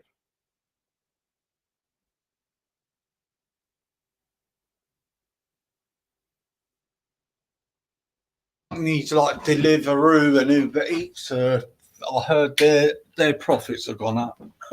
Yeah, anyone doing food is doing brilliant at the moment. It's the other kind of businesses that are not, and that's still, you know, they still want to, you know, provide services. Then they can't do that at the minute because obviously with the lockdown, all non-essential, you know, shops are all closed at the minute, so they can't do what they'd normally be doing. They can't operate. So the businesses are going to pot. So I think you're going to see, if anything, I do see a lot of more chaos coming, Easy, just because companies are going to shut down, people are going to lose jobs. There's going to be a lot more chaos before it gets better. Let's put it that way. I can see that coming down the line, just because businesses are going to have to fold because essentially they can't operate. It's crazy. It is crazy, and it's going to get crazy before it gets better. No, I wonder what they're going to propose soon. Christ. Well, like I said to you, you'll see it, because the furlough ends in April. Until then, I think they're just going to have different tiers or more lockdowns until March, I think. Probably March. You'll get some updates in February, but I think March before anything starts to really, specifically change. I don't see it. I only see small adjustments between now and then. Yeah, very small adjustments. Yeah. Yeah, I think it'd be really marginalised, and I don't know. No.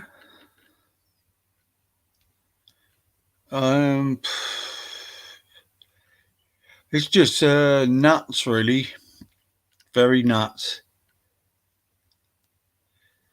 It's going to be like that for a while. Yeah, I don't know what to say anymore. Really, is there any information you want to give out, Del, on anything else you want to put out? No, not at the moment. I just came on to say hi to you because remember I told you earlier on when we spoke, I said that I'll pop on when you came on. Remember I mentioned it. Yeah, great, mate. I did. I sent you some information. I emailed you. Hopefully you've got that because that was interesting on what Jupiter was saying earlier, and it's relevant to the Agenda 2030 stuff. I've got it mentioned in there. Yeah, you've got it. As long as you've got it, so that's there for you when you want to read up on it when you're ready. And you managed to pass Tina the information she needed, so that's good. Oh, great. Yeah, I'll forward that to her now, actually. I'll forward it now. Or what the stuff that Tina wanted? I'll forward this stuff as well. All right, I just made sure that I gave you the stuff that Jupiter was on about, so you'd have it. And obviously, it's mainly she can have it if she wants, but it's mainly for yourself and Jupiter because we were talking about that particular issue.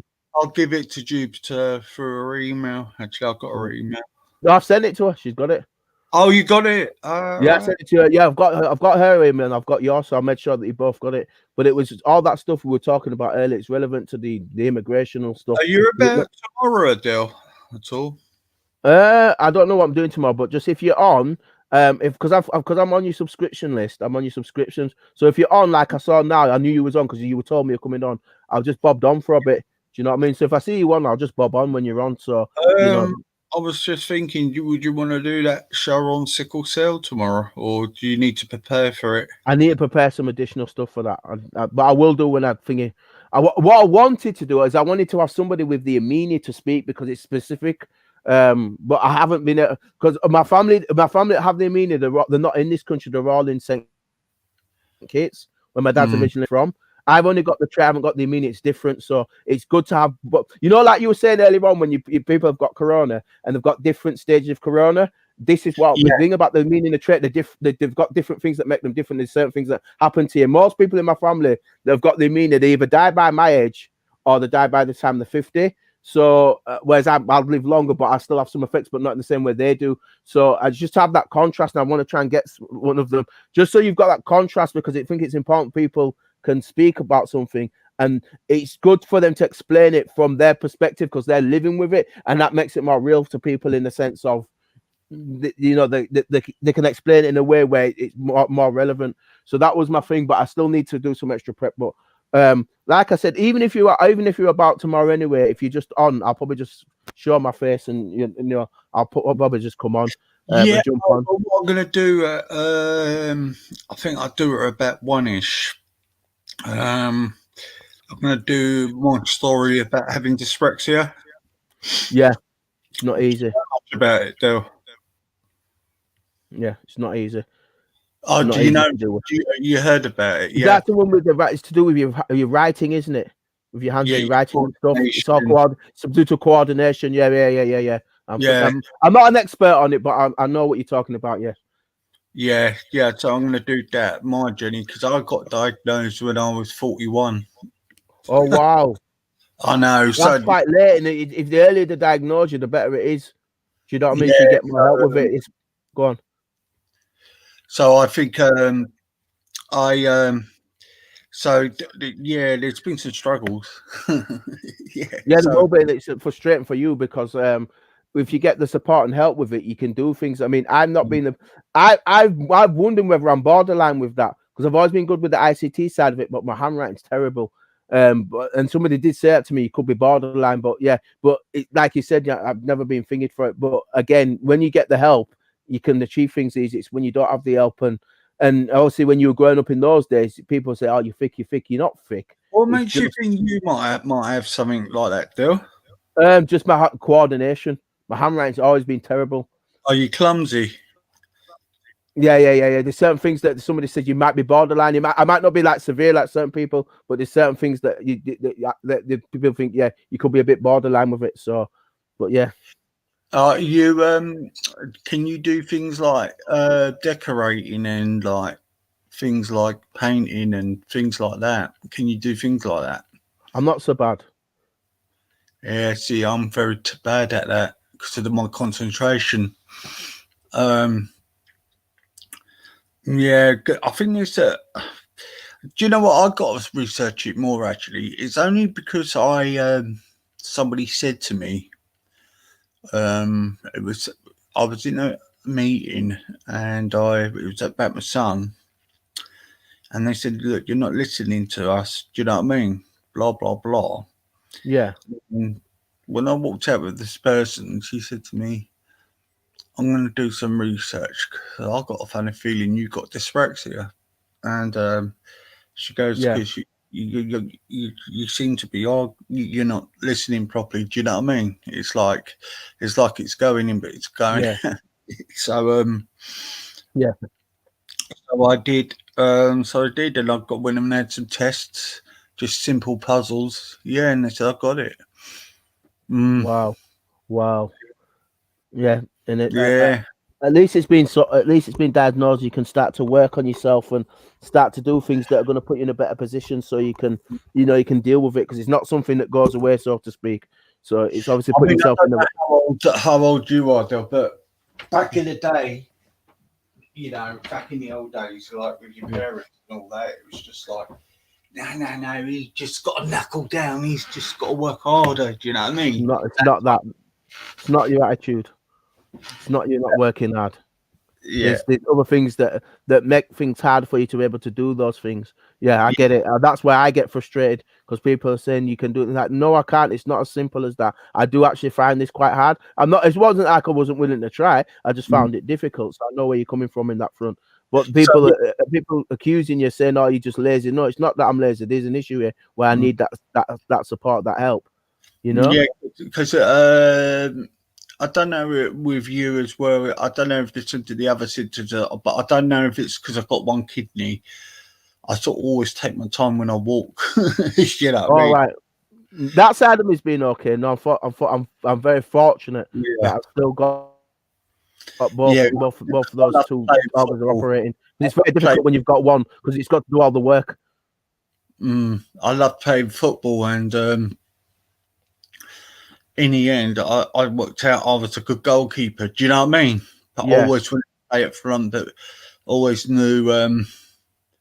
But as a keeper, it was great. But what I found out, when I couldn't do anything, and then I sort of like used to walk out of the job, and like certain jobs. So like I could do other jobs, like I could fix phones, or pass my nursing stuff, and you could have worked in the hospital. I worked in with people with schizophrenia. Yeah. Oh wow. Okay, that's cool. Easy. That was my first ever. Well, when I moved away from London, it was my first ever job. I just walked into it, and I grew and liked it. I thought, great, this is good actually, because I was a TV prop man, and I was doing that job all right. That was fine. They were patient with me. It took my time to get used to it, get the orders right, and that. Do you know what I mean? But yeah, I got there and I was earning good crust. But like the most difficult stuff, if you say the simple stuff, if you gave me a Rubik's Cube, I could do it level. I couldn't do it level money. Do you know what I mean? Yeah. I just couldn't. You would probably see that outcome behind me, but I wouldn't be able to see that at all. It's like you're blind. Do you know what I mean? Yeah. You ain't got the vision. You know, Yeah. it's like your brain just goes dead. You know, that's why I don't like driving all the time, because my concentration. Do you know what I mean? I very rarely do long trips. I do like short trips. You know? Yeah, you've got that concentration. You can only, you can never have it. You could unless you're doing something that you're really entertained by, something that really has got your interest. Then you have no issue concentrating because it's something that you enjoy doing. But you're like me. I get bored if it's something that like writing is boring. If certain things are boring, it doesn't get that interest to get you into it. Then you just like no. So if you love driving, then you can quite comfortably do it. Do you know what I mean? You can do it because it's something like doing. But if it's something that you do that's monotonous, like you said, you can't concentrate on because you get bored. So that's the thing. You don't like doing things that are monotonous. You've got to do things that that find you interested, that keeps you going. So this is why you might have done well with the schizophrenia, because those people who've got that that you're working with, that have been so interesting because that have seen the world in a completely unique, different way, and all the challenges that come from that. It kept you on your toes all the time, so you'd avoided you were always quite busy, you see. So therefore, you weren't bored, so you could concentrate on what you were doing. Simon said, "I hate it. Picasso had dyspraxia." Yeah, geniuses do. That's what I'm saying. But again, in his artwork, that's where he lost himself in his creativity. Do you know what I mean? Because he loved his artwork and that was his thing. He could have been there painting for 10, 12 hours and not have an issue with it, because it was something he enjoyed and he loved doing. He had that passion for it. Do you know what I mean? So I'm glad he mentioned that. Can you read a whole book, Dale? Can you just sit down and read a book for a couple of hours? No, I can't do that. Never been able to do that. What I can do is, what I've mastered myself doing is, because I have to research stuff, as you know, because I always give you information when I do, is I've been able to do what I call mastering or skip reading, where I know what I'm looking for. I can find what I'm looking for by skip reading, then taking the sections that I need, and then take that information out. That's what I do, because I find reading boring. So the way I used to get around it is that my reading's, good. So the way I used to get around it, if I was interested in a particular subject, but I wanted to find information quick, I'd skim read, and then find the bits that I needed, and then take that in, and that's the bit I read, and that's how I read now, because then I can get a lot more out of myself reading like that, rather than just reading from beginning to end. To me, that's boring. I can't do that. I've got to find the bits that I need, what I'm looking for. That's how I read, because that's how I get through everything. Otherwise, like you, easy, I can't do it. Just to me, that's monotonous. Yeah, it's crazy. Do you know what? It's even like the paper. Like, it's like I don't even need. Like, my mates say, "Why don't you buy a program?" And like for football, and I say, "Well, it don't interest me, to be honest." Yeah, I know, and that's the thing. And I remember when I was young, I used to go for fascinations, like with planets and maps. I used to read maps and planets. The only reason why I used to like reading them, because it was something that interested me. So, and that's how I read. It's got to be something that gets me going. If it gets me going, I can concentrate for quite a long period of time. That's not a problem. It's when it's boring, I can't do it. Like if something's boring, like, no, I'm not interested. I have to have something that's got my head going. Do you know what I mean? So I remember stuff by, if I've read something and it's somewhat relevant, I'll remember it that way around. I will have to reread something again. I'll just remember it by the fact that I've read something specific that I needed to find out. I'll be able to like quote from it. That's why when we're speaking easy half the time, I'll quote X, Y, Z, because I'll have previously looked at something, read through it, and then got the relevant information, and then explained it a little bit, like we've been doing when I had that talk when I came on. I did that talk a few weeks ago. And then I gave you the information, and you passed it on to Tina. Hi Tina, who's in the chat again? She's in the chat. What I was going to say to you, it's really weird, isn't it? Because you speak quite really fast. Yes. And I speak slowly. So, and not clearly. So I sound like, I can't listen to anything. I can't listen to myself back on a stream. I just can't. I just hate it. Like, when I had to listen to that earlier, and It's not because I didn't want it. It was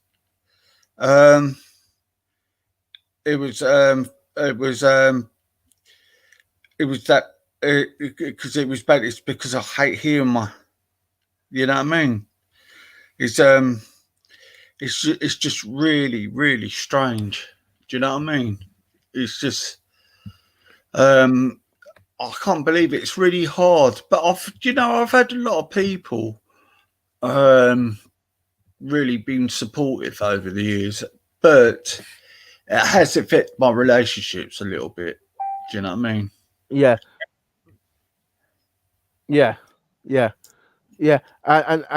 And when I'm speaking at 100 miles an hour, I've not been too bad tonight either. We've been quite fairly calmish tonight. I'm not being too bad tonight. Have you been able to follow me this evening? Because sometimes I do go quite fast. No, I don't think it's me personally. I think it puts me when you go faster now. It gets me going. Actually, it actually picks me up because sometimes when I do a stream and people are talking, I'm sort of lacking, and I'm sort of lacking. But you keep me on my toes. So like when you say to me, "Oh, could you share this, please?" Blah blah blah. Yeah, Do you know what? I feel refreshed. It's like it's good because you're going faster and you're getting me going to be more active on the station and more sort of like interested. Do you get what I mean? yeah, So yeah. I always like need that sort of kick up. Like, no, I think it's great. It gives me good training. It's a bit like having dyspraxia is a bit like being a boxer when you're training to be a boxer. Yeah. And trying to get your speed up, your footwork, if you know what I mean. Yeah. That's how I describe dyspraxia. Yeah. And Yeah. someone like you talks really fast and that, and sometimes certain things I do things sometimes I just cut off. But when someone like you are talking and it's interesting, Yeah. and you've got to share stuff, like, Yeah. and I think it's okay. Do you know what I mean? Yeah, And so you was able to stay with me when we were doing it because I was working. We were working together as we was on the stream. Like I was doing this, doing that. Easy. I've got this up. I've got that. I think as well. We're more into when me and you speak as well. We're more interactive. Like I'm glad Tina came on tonight. But one thing about when I've done streams with you, is that it's more interactive. Like we'll like True Rock came on and we had people speaking. I was like pulling up birth charts and I was going all over the place, weren't we? But the thing is, that it allowed us to go all over the place, and I was like sharing interesting information. But we were engaging each other at the same time. Like we're going, you was asking questions, was going back and forth and stuff like that. So I think that's important as well. That even like now, we're going back and forth. Yeah, and I haven't got no really ain't got no problem, to be fair. I think it's by accident or whatever the fuck happened with that. Oh God, sorry, mate. I'm just sharing. That's Phantom, innit? Is that from earlier on? Yeah. Adele, can you just bear with me for 2 seconds? Yeah, you're fine. You're absolutely fine. I'll just check the chat while you do that. Do what you need to do, Easy. I'll see you in the chat. So we've got hi Tina again. I know she's gonna come on, but hi Tina. Tina's in the chat with us. We've got Phil. You okay, Phil? We've got Candy Cane, Rodney. We've got Miss Archie in the chat. Working Class Patriot. Cool. I think that's Dave, actually. He came on, actually. I think Dave came on earlier on when Phantom was on.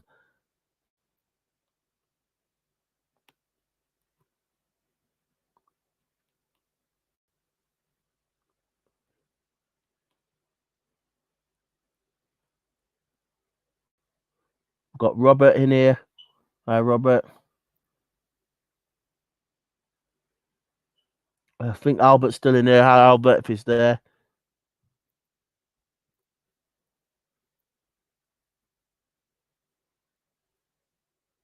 Oh, it's still in your dinner, Tina. Cool. Enjoy it. Have the fun with it. Enjoy yourself. It's all about getting good grub inside you. If you look after your body, get good grub inside you, you'll be fine. It's all about looking after yourself these times and being optimistic, Tina. So that's good. Having a good bit of grub.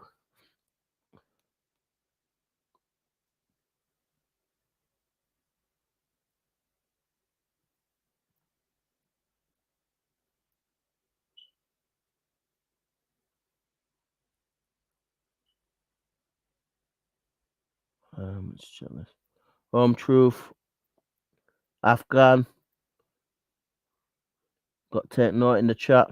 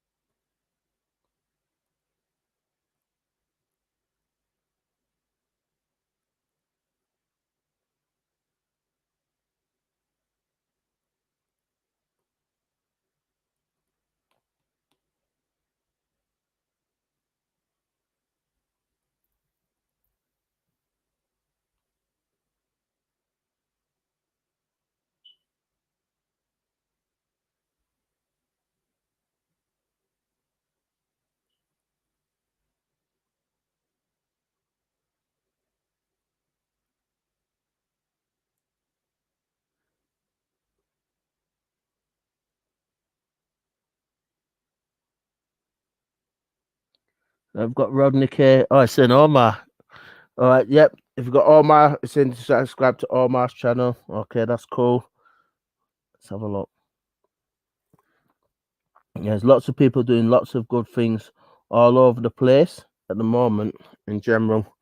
Although I'm saying that depending on what your channel is about on YouTube, as you'll probably know, there's been a lot of censorship going on YouTube, and a lot of people, no matter what political persuasions they come from, have been deplatformed. So if you don't fit a certain narrative, then you're getting taken out of more social media and websites. So it's not just YouTube, Twitter, Facebook, Instagram. They're all that at the moment, where if you're not playing ball in the best way, you're being silenced. So it's alternative platforms at the moment, like Parler. It seems to be taking up. DLive's quite good. Got quite a few other alternatives. I think a lot of people are now going on Telegram. Seems to be an interesting one. So I do feel that's where it's going to be going. I think if more people get start being deplatformed, I do see people moving to areas where they can pretty much have fun and have freedom of speech, say what they want. So it's either their own website or it's to another platform like Telegram. So I can see that coming. Yeah, it is mad, Rodney. I agree with you, Rodney K. It is mad. And I can only see it getting more crazy, Rodney, to be honest with you. At the minute, I can just see more, particularly depending on what your persuasion is. I mean, we've talked about some controversial subjects even on here, even tonight when we've talked about obviously vaccines. We've talked a little bit about people who've lost their loved ones due to a corona and stuff. So we've touched a couple of even tentative areas even here tonight. You know, I've always said I've been fortunate. I haven't lost anybody around me, but there's people in the chat like Albert, unfortunately, have lost, you know, his loved ones and some of his close friends. But I do see that in terms of the censorship, I do see that anybody who's got an alternative view on the what I call the mainstream narrative. They're being heavily either censored or deplatformed. And I think, to be honest with you, I think everybody's entitled to their own opinion. The only thing I will say is that a lot of the stuff that I'm seeing, most people are not just voicing opinions; they're able to back it up with a certain amount of information. And those that have got that information, they're the ones who seem to be being deplatformed the quickest at the moment. There seems to be a definite attack on freedom of speech, freedom of expression. So I see that going on. I do. Yes, yeah, Rodney, social engineering. Yeah, I call social engineering is a good term you can use. Rodney. My version of what you just said, I call it MK Ultra style. My MK Ultra style trauma based programming, which is like you said, social engineering. I just like to use the MK Ultra stuff because that's what they're using in terms of the technology they've got, and the way that they present things in terms of the mainstream media and the mainstream news. That they want to promote a certain narrative, whereas like people should be open to having a look at a bit of everything, to make up their own minds. So I do agree with you, Rodney Kane, in terms of the social engineering aspect of it. I'd agree with you. And yeah, Candy Kane, definitely. Times are getting interesting, and don't give in to the fear. My thing is, I don't give in to the fear, but I'm very aware of what's going on, and it is quite. Rather than being scared, I'm not scared, but I'm aware of the severe seriousness. That's the word I want. The way the seriousness in terms of what it is that they're attempting to do. If you look into Agenda 2030, Agenda 2040, if you look at what they're trying to do in terms of there's definitely an attack on humanity across the board. I definitely agree with you. The times are quite interesting and definitely serious, and people have to have to be aware of what's going on. And I think I definitely see we're at a point where you won't be able to fence it. I think what's been happening over, say, like last 10, 15, 20 years is that people being able to go for whatever side they want. What I'm seeing now is that those who used to sit on the fence will no longer be able to sit on the fence. That's how I'm seeing it. Those who are sat on the fence will be either pushed to one way or another. And I can see that that's what's going on right now.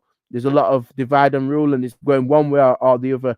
There's that middle ground that used to be there. That's what's been up, removed from, and people having to choose one side or another. And that's what I'm seeing at the moment. That's how it's going at the minute. That there's been a collective effort to not allow people to fence it, and it's going to be one or the other. You're going to be almost corralled or coerced into making certain decisions that you might not have contemplated doing before. Whereas now, I just feel with what's going on at the moment, I do feel that there's going to be certain decisions you're going to have to make for yourself. That are going to make a difference, profound difference, that are going to be quite difficult. So definitely agree with you on that one. I can see that coming down the pipe.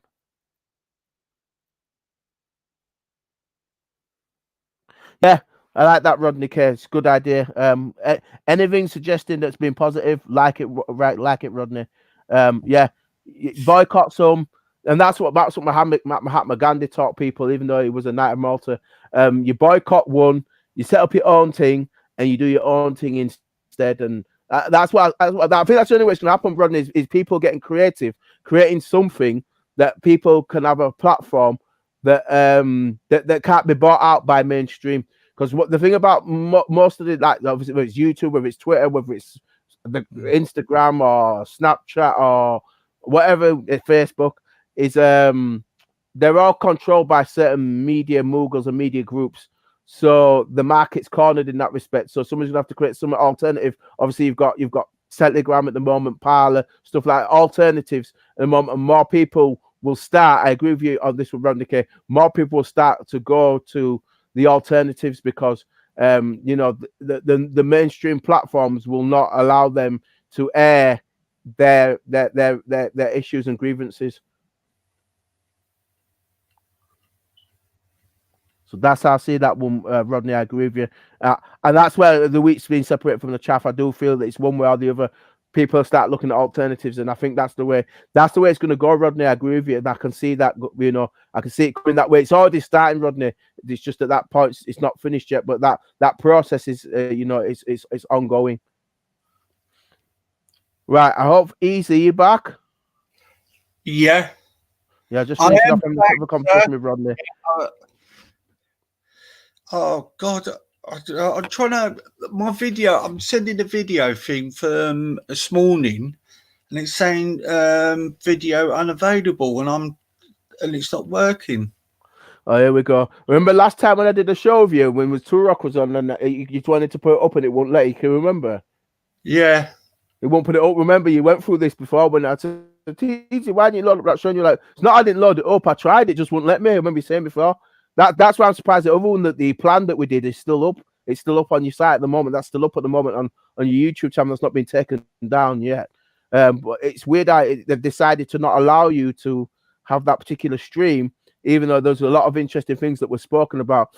And obviously, I shared some of those documents and talked a little bit about what, you know, about the UN agendas and stuff like that with Agenda 2030 and stuff.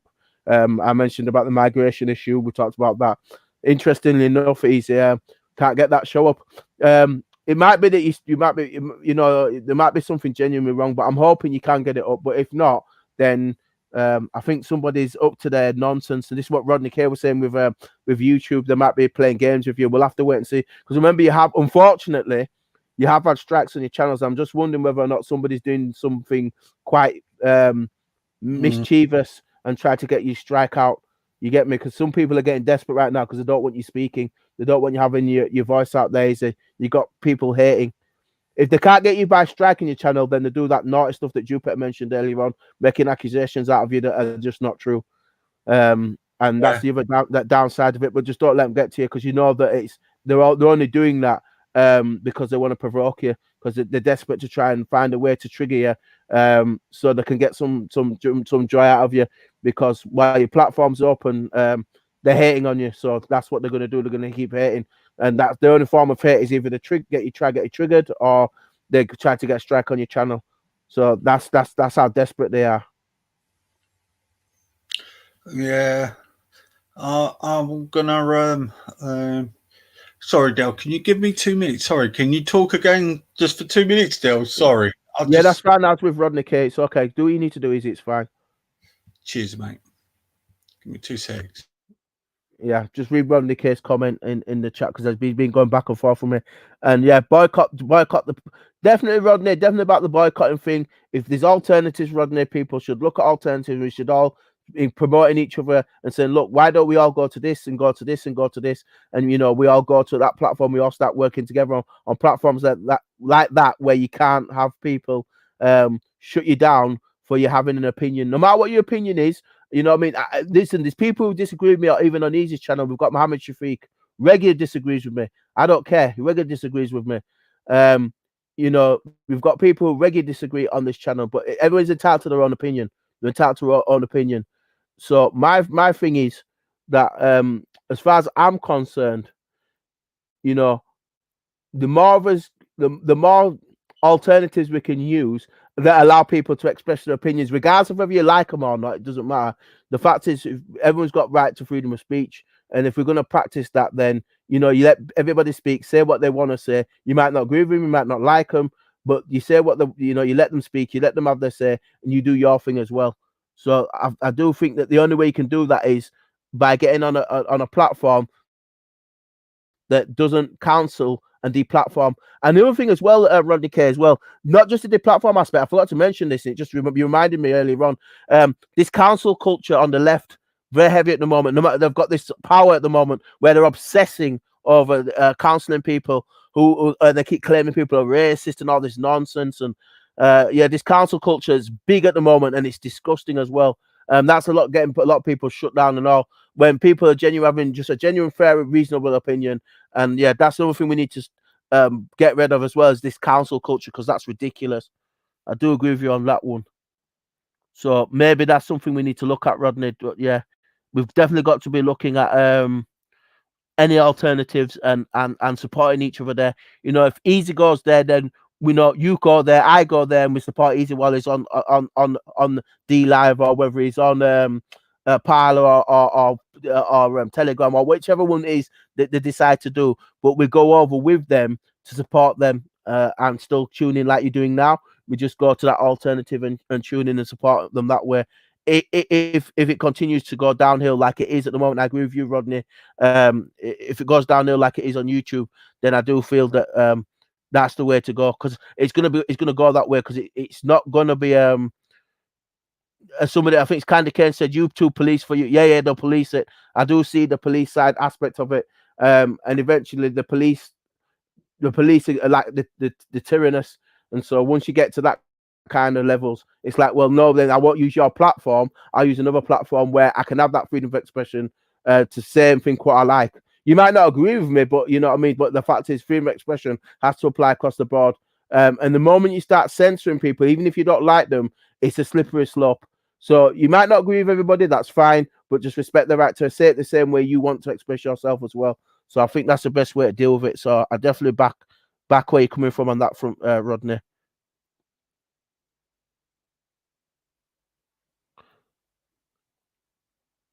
All right, yeah, D Live. I mean, I know somebody's on there that does stuff on D Live.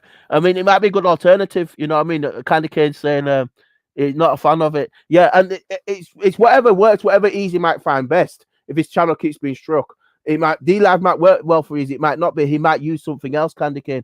It might be that he finds something else, another alternative that works, that might be good. You know what I mean? For me, I'm just looking at the YouTube aspect of it, and you mentioned earlier, Candy Cane, about the police being policed, and I do agree with you that that's where it's coming down to. Everybody's being policed, and you know the only way you can get out of that is to leave the platform. So whatever platform's chosen, so long as we can, you know, we all meet, like you're doing here, we all just meet up on there, and you still do the same thing on there as we would do on here. If Easy continues to keep having his channel struck, or eventually he gets deplatformed completely.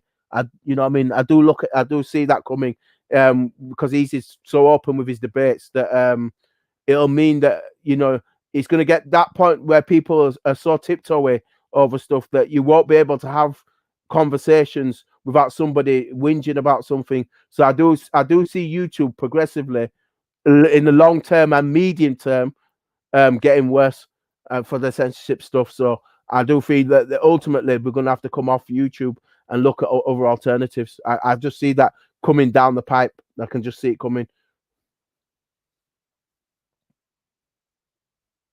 All right, the Took Your Old channel, Rodney. Yeah, that's the thing. I mean, you can always create new ones, Rodney, but you know how long before you get sick of creating new channels, and then you say something, and then you get deplatformed, Rodney. At some point, you're gonna say to yourself, you know what it is, I'm tired of this deplatforming nonsense. You know what it is, I'm gonna have to go and do something else. I agree with you, Rodney. It's once they start taking your channel, or you get strikes on a regular basis, and this channel starts growing, you need to start looking at some alternatives. And I think that's what we should all start to do, is looking at any alternative, which one will work best, and we just jump on there.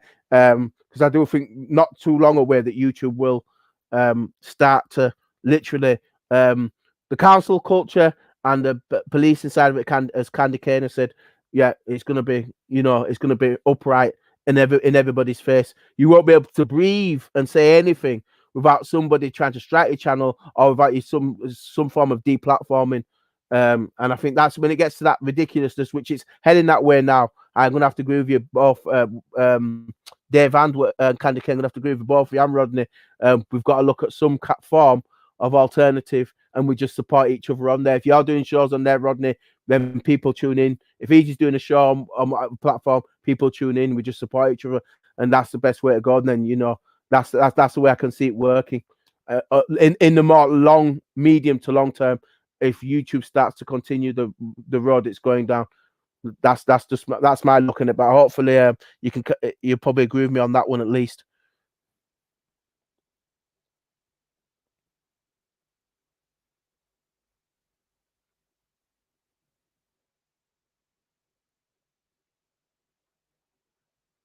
All right, we've got Candy Cane in the chat just saying, yeah, it's good ideas, but like you're saying, it's a bit of a it's a bit awkward to do. I've not really used much of D Live. I've been, like I said, I know somebody who's on there, and I've not got my own channel on there, but I've watched somebody while they've had while they've been using D Live. I was not too bad at navigating it. I was all right. It depends on what people are like. I'm normally fairly reasonable at navigating stuff. I didn't find it that bad, but some people may find it quite awkward because it's not as straightforward. So it depends on what people are like, to be honest with you. Yeah, Rodney, and Twitter probably is finished. You know, they've completely cancelled Trump. Totally, Trump's been completely cancelled. So I think Twitter's it's probably going to end up going out of fashion rapidly. If they're cancelling the US president, that's saying something. Do you know what I mean, Rodney? If Trump's been taken out and cancelled, I'm like, right, well, yeah, they're going to cancel the US president, then most people are going to be cancelled across the board. So yeah, if you're not seeing that narrative on Twitter that they want you to promote, then I think on Twitter I do think that's another one people start being deplatformed off as well. So I'll agree with you on that one as well, Rodney. It's finished. It was good while it was there, but like you said, Rodney, if the moment to start clamping down, it's a done deal. I agree with Rodney. It's finished. The moment you start clamping down, it's finished. That's what we've got to start looking at. So yeah, any alternatives suggested in the chat, we definitely have a look at. Somebody mentioned D Live. Look at it. It's not ideal for everybody. Candy Cane don't like it. I managed to navigate it all right, but there's plenty of alternatives. But I do feel whatever people decide to go and do, regardless of whatever choice they make, we support them as much as we can do when they do decide to make that transition. And that's the best way to get about this. So yeah, that's my take on it. And any platforms that people suggest ideas are too easy, then yeah, we look into those long term because we need to do something about that. All right, Candy Cane base game is done well on D Live. Okay, so some people do well, Candy Cane. So it just depends. You've got everybody's each to their own. Some people find it quite straightforward. Some people it works for them. Other people it won't work for. Do you know what I mean? Just depends.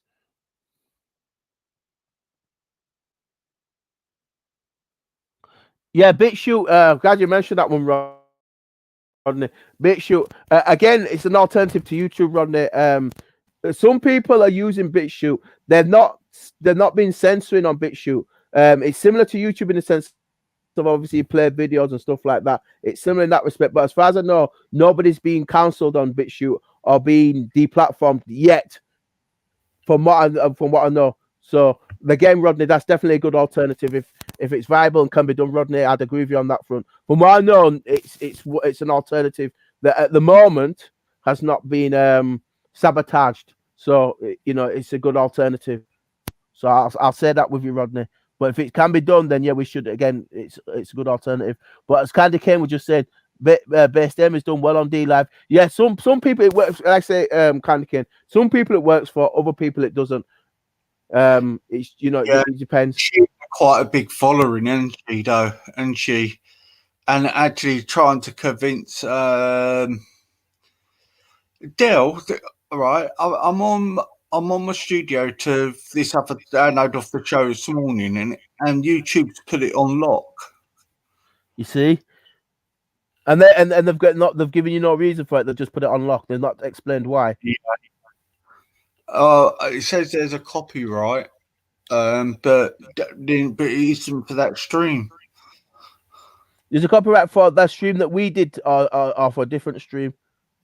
I thought it was for the stream we done, but it wasn't. It's another one.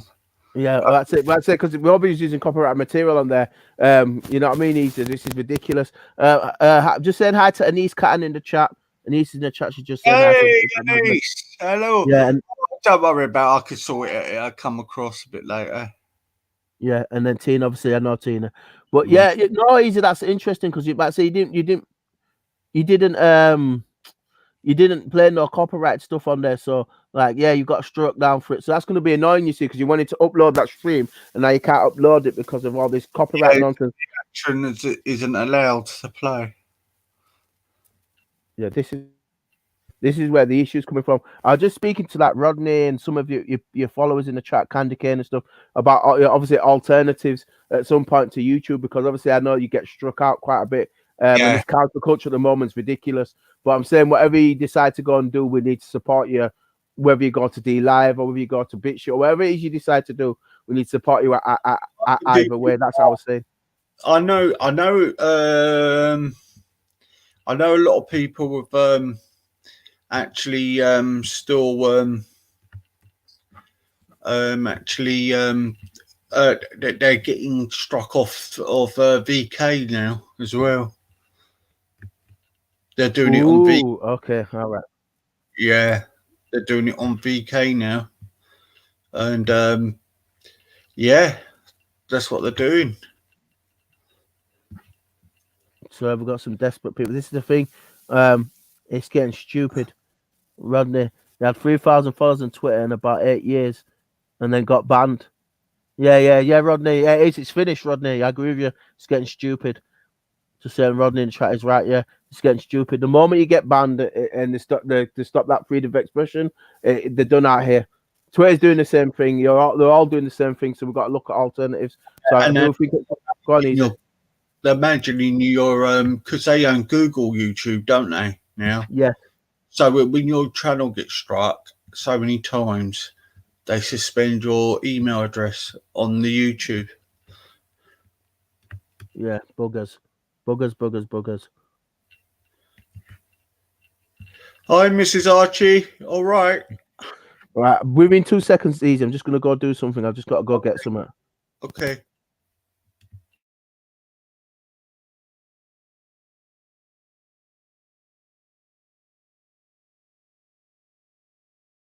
Yeah, so I've been playing.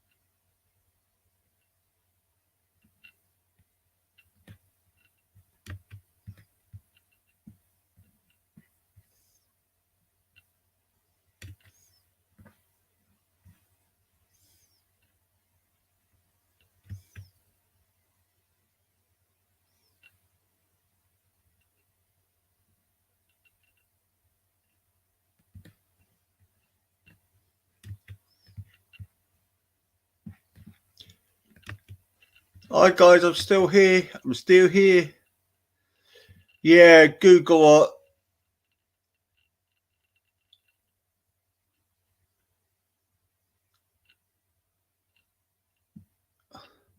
Oh man, do you know what, Hobsky? It does my head in.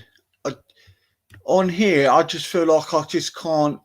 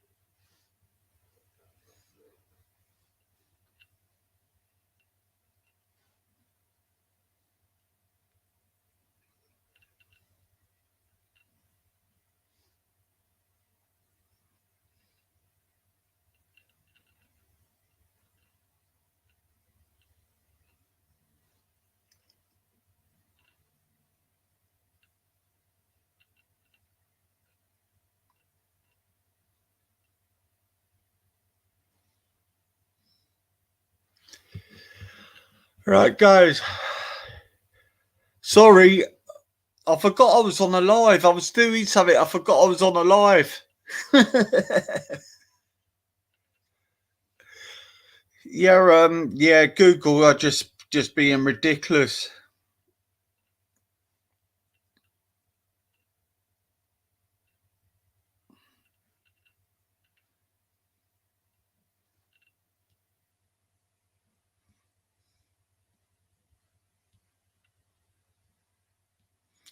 Really ridiculous.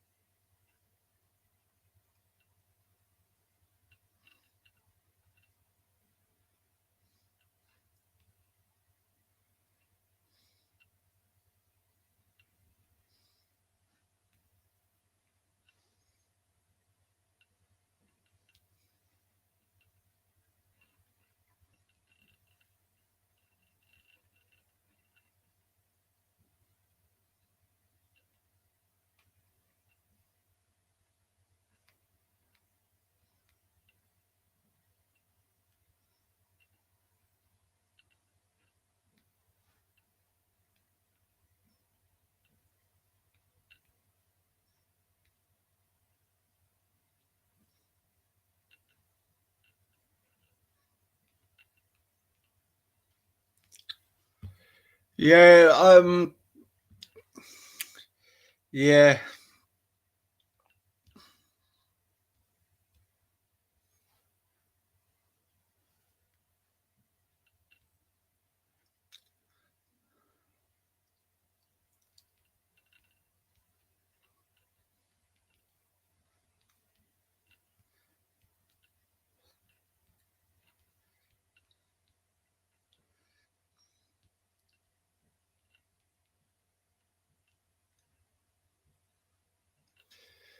Yeah, but pick up the 18. God, I've got more people watching, not saying nothing. Hey, Rodney, can you pop on for 2 minutes? Lodge. Hello, Candy. Welcome again.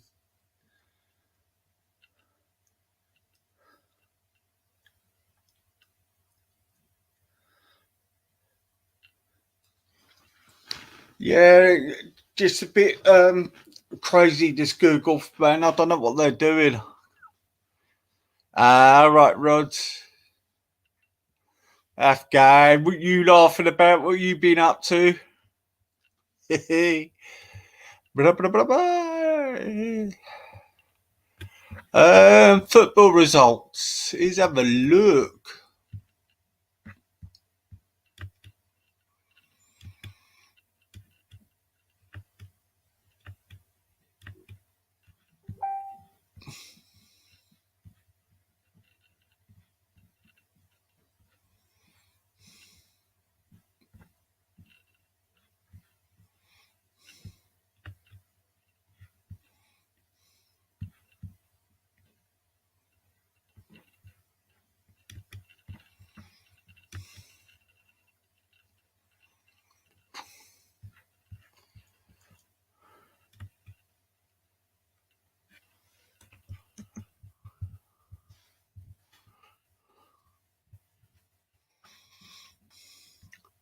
La la la la.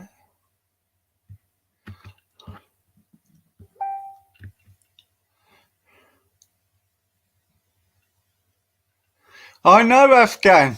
It's crazy, isn't it?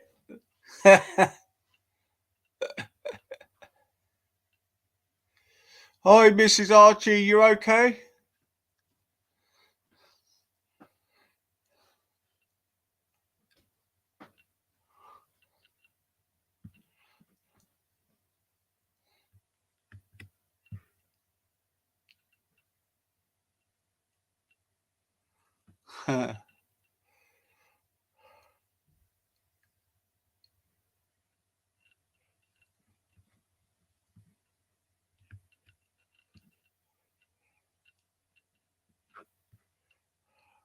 Oh, good. Mrs. Archie, what did you think about that thing they tried to turn on me?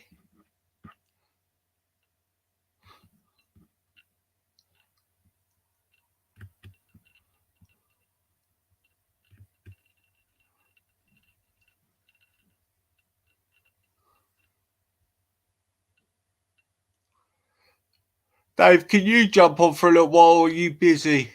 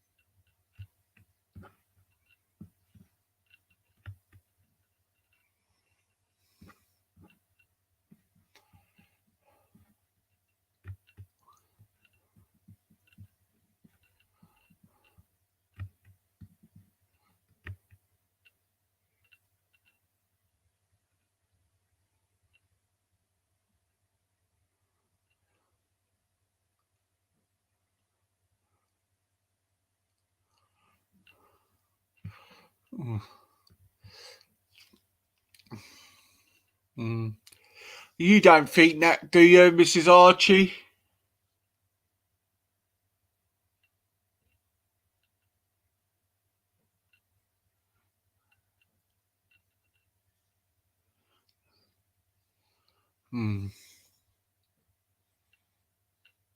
Yeah, Rodney, my mum used to like rum and lime.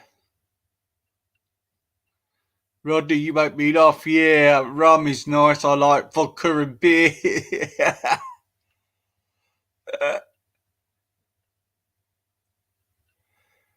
Okay, mate.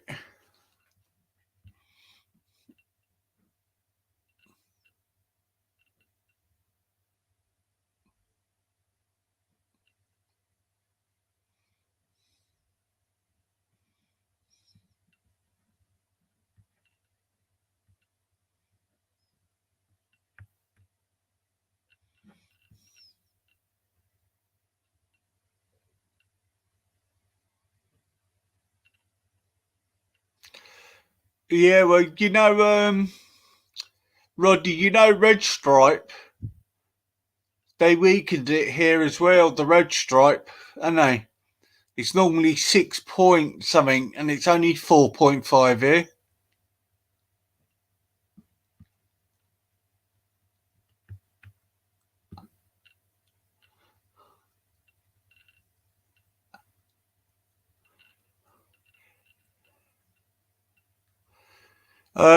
If you want it stronger, Holston Pills is the good one.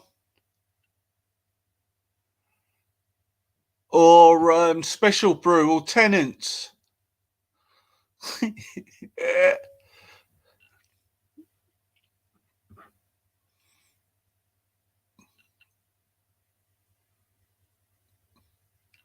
Yeah, I know. I'll tell you what, Rodney, there's another lager you might like. It's called Superbock. I don't like Foster's. Kronenberg's okay. Heineken's okay.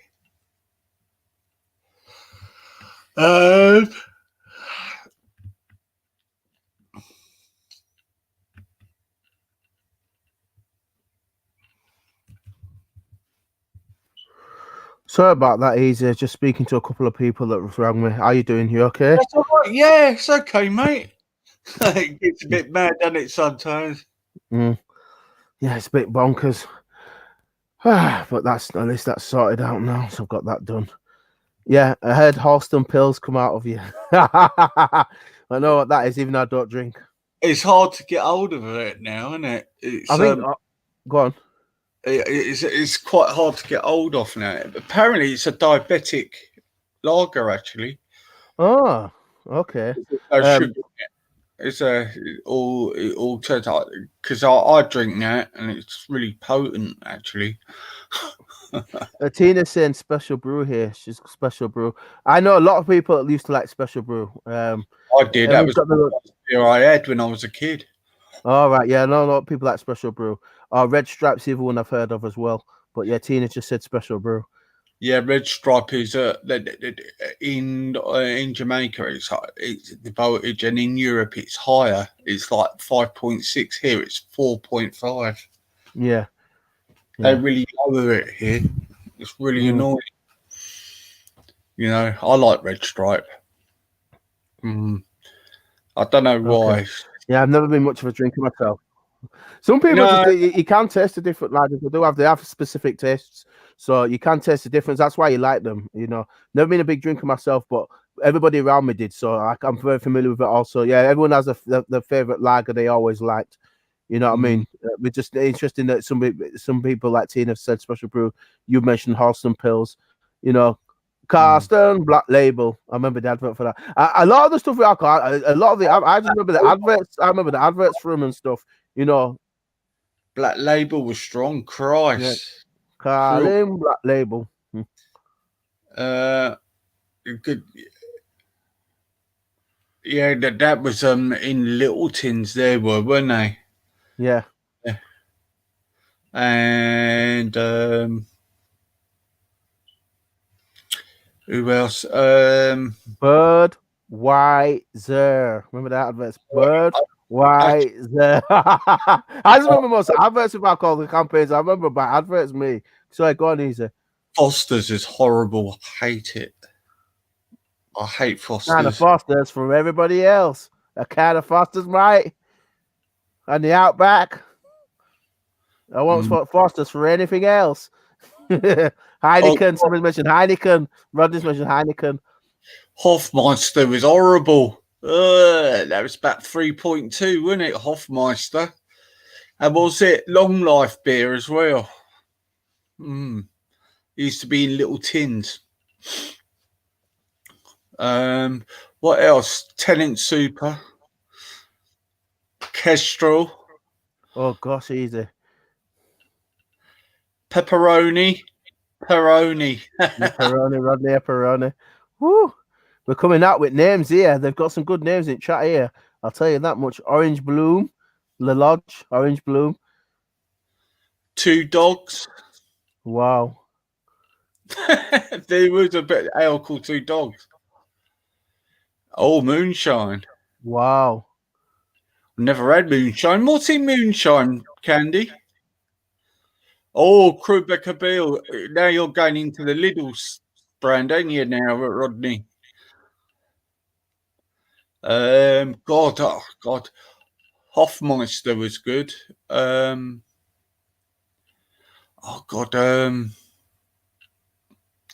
What else?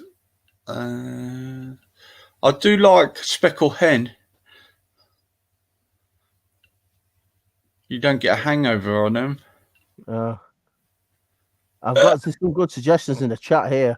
The chat are doing quite well with them at the moment. Oh, Skull. God, they're still selling Skull. Yeah, that's classic Skull, man. That's classic. Yeah. Whatever. What else was there? Miller Lite. I couldn't stand it. Remember Strongbow Blood with the two arrows in it? Remember the Strongbow Blood? Strongbow Blood. I remember the adverts with the two arrows in. Yeah, Strongbow Blood. They got in America, their beer is so weak, piss weak. Do you know what I mean? It's just unbelievable. Honestly, it's like drinking pea water. It's because they don't brew properly over there. Over here, because they've been the brewery factories have been over here for so many. Like Tetley's, remember Tetley's better. Like people, remember Tetley's better. Over here, we have proper alcohol here. It's brewed properly. Like they brew it properly over here, so you have like proper it's done properly. In the States, they don't know how to brew a lager like they do over here. The European countries have been that for hundreds of years. Brewing lager, and it's they keep it the same way, so the traditions are still kept. So you always get good lagers in Europe. It's well known for the lagers. Yeah, I what's the other one? There was Gold Label. Yeah. That was strong. It was in a small. It was in a small can. One of them because it was so strong. My auntie used to drink them all the time, and where she used to drink them so much, she lost her leg through drinking it. That's how strong it was. Wow. She was a bit of an alcoholic. What was the other ones they used to do quite? Roddy just said to me in this Strongbow, nice, he likes Strongbow. God, they do all kinds of Strongbow, don't they? Apple, cherry, and that. Yeah, Roddy's just saying he likes good German and Belgian beers. Yeah. You do have certain countries that are good at make, like French, and are notorious for making brilliant wines, and Germany are good for beers and stuff. And they are. That's why Heineken. I think Heineken's German, isn't it? Heineken, no, it's Dutch. I mean, Dutch, Danish. Danish. That's that side of Europe. Yeah, that's it. You know what I mean? Where you've got Kestrel. That's what I was thinking of. Candy. Kestrel. Yeah, that used to be quite strong and quite cheap. We used to, in the away days on the 80s, on the coach. Yeah. I do like Guinness. Has anybody tried white Guinness yet? There's a white Guinness they've brought out now. Okay. And a clear one as well. That'd be strange to drink. Yeah, got Guinness. That's another. Where's Guinness from? It's Irish, isn't it? Irish, okay. You see, that's what I'm saying, because certain countries produce like certain kind of, I know obviously Tetley's, I know that's British. I know Tetley's is British. Yeah, that's Yorkshire, isn't it? Yeah, so it's up where we are. Yeah. It's not all over the world. This Tetley's better. That's what I mean. Like certain brands are like known all over the world. You know what I mean? Like thing you were just saying. I mentioned Strongbow and Guinness. You mentioned Guinness, and obviously Kestrel. There's that names that are just synonymous. That are known all over. Like I mean, I can't drink Stella. Stella's got so much chemicals in it. Yeah, it's unbelievable. Do you know what I mean? Yeah, you don't want you want everything to be brewed in its natural format. That's the only downside if they start changing the way. And that's the thing as well. If you've been drinking, or because I don't drink, but if you've been drinking, you can tell when a beer has been altered easier because you know what it tastes like. And it's like the beers now might not taste it the same way they did, like 10, 15 years ago. It's only certain companies now that still brew their beers the same way they've always done, and they're the best ones to drink.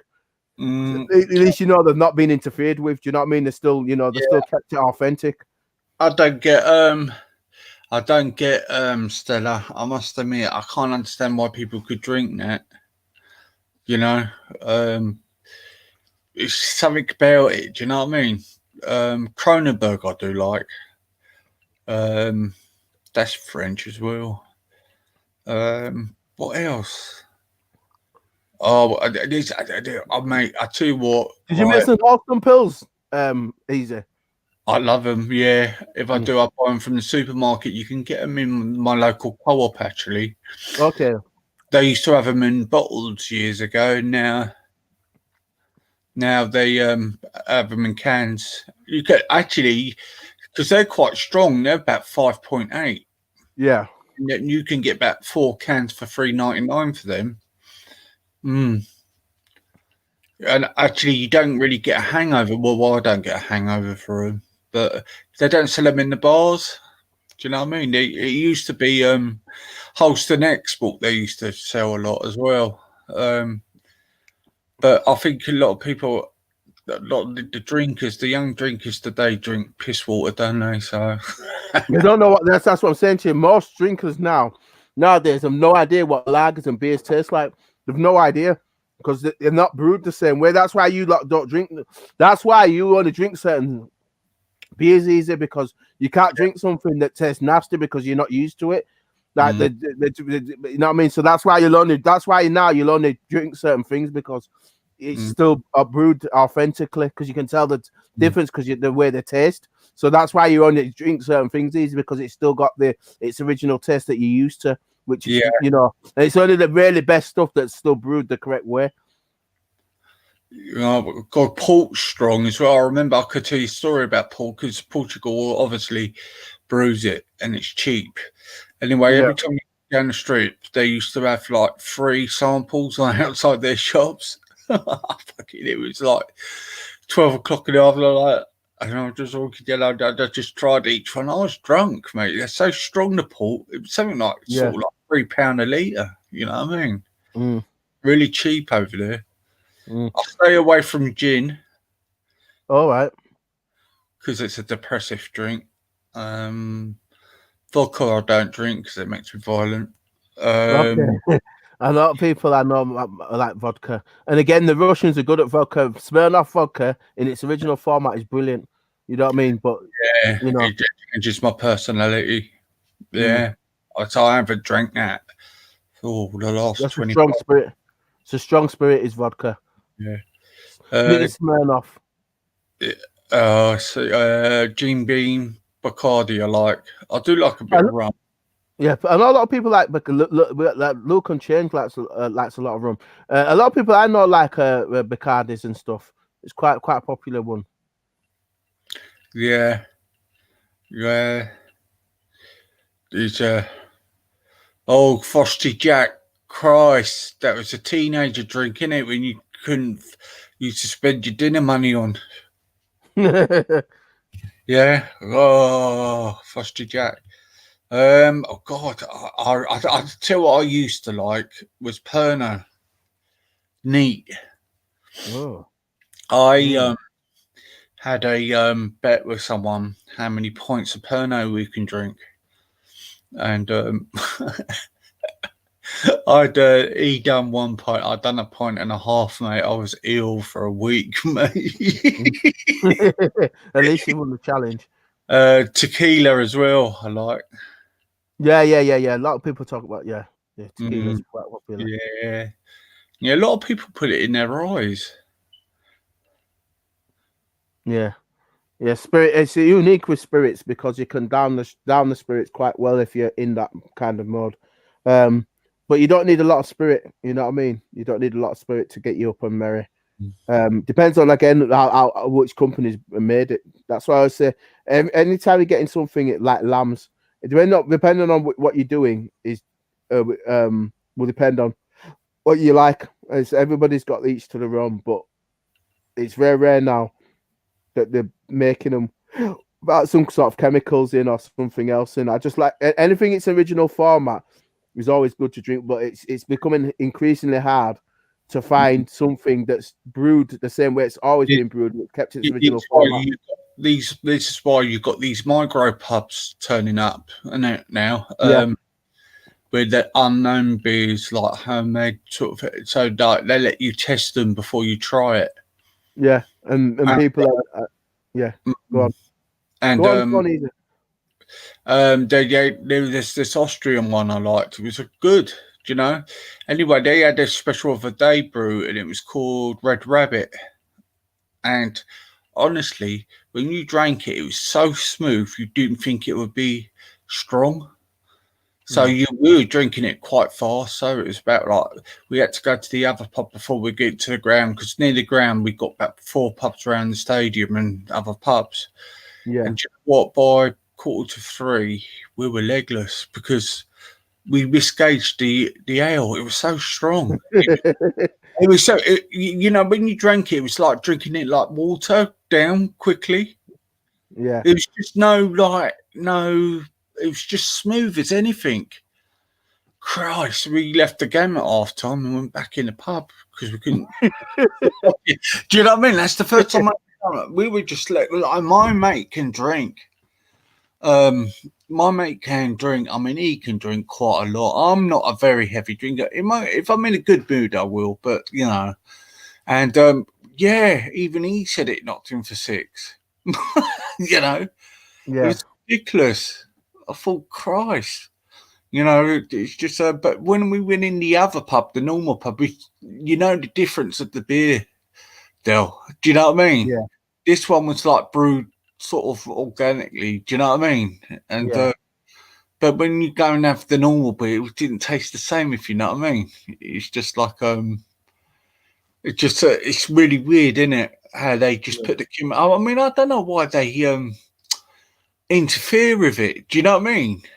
I just is it to save cost is one thing. Cost is one thing, but obviously, the other thing is obviously nefarious purposes. But cost is one aspect of it. Yeah. But I think there's been other shenanigans going on as well.